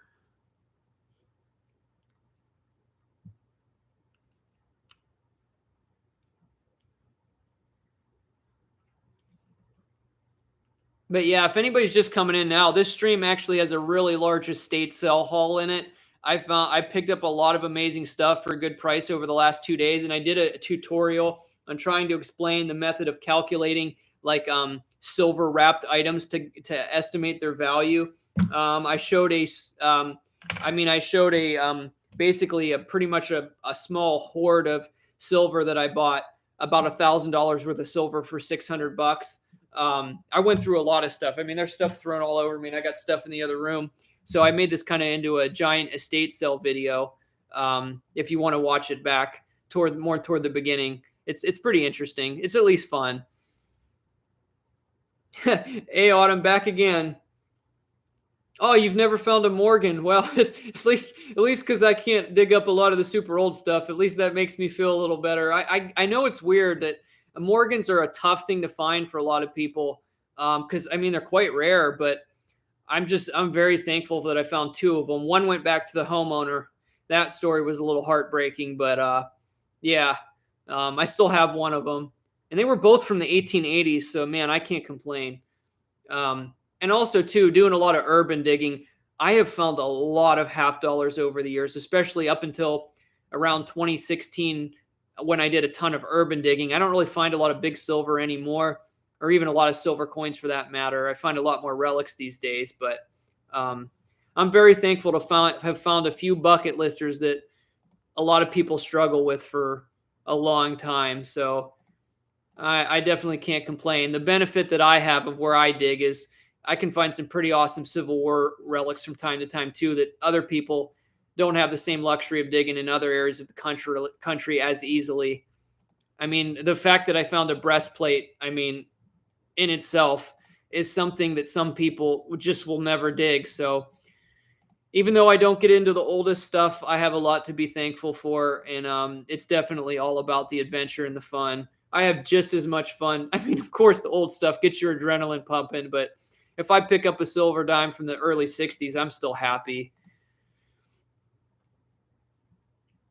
It's just fun digging out old silver coins and wheat pennies, and it's just all fun. Old toys, it's all fun.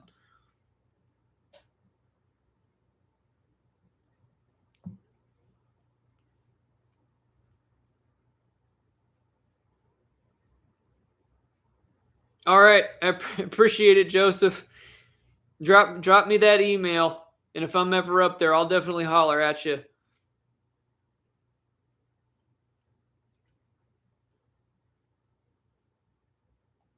All right, guys. Well, I'm going to head out of here now, and I'm definitely retiring for the night now. So let's let's blow out the candle and retire for the night. Probably could have used that as a snuffer. Silver cup. All right, everyone. It's been fun. Thanks, everyone, for the super chat. Joseph, if you want to send me your address and stuff that I was giving away tonight, if you want it, I can send it out. If you don't want it, I can donate it to somebody else on another stream. Whatever you want to do, it's yours if you want it. Top Hat coins, you're getting the 10,000 reals. I'll follow up with you in email if you're watching this back. Make sure everything gets sent out to everybody. And I think that's about it. So that's it. I'm out, guys. And look for some new videos soon that I'll be editing for detecting. And now that I did all the estate sale stuff in this video, I don't have any estate sale videos coming. So it'll be mostly detecting uploads for now, most likely. And maybe the oddball video here and there. So take care, everyone. I'll see y'all later.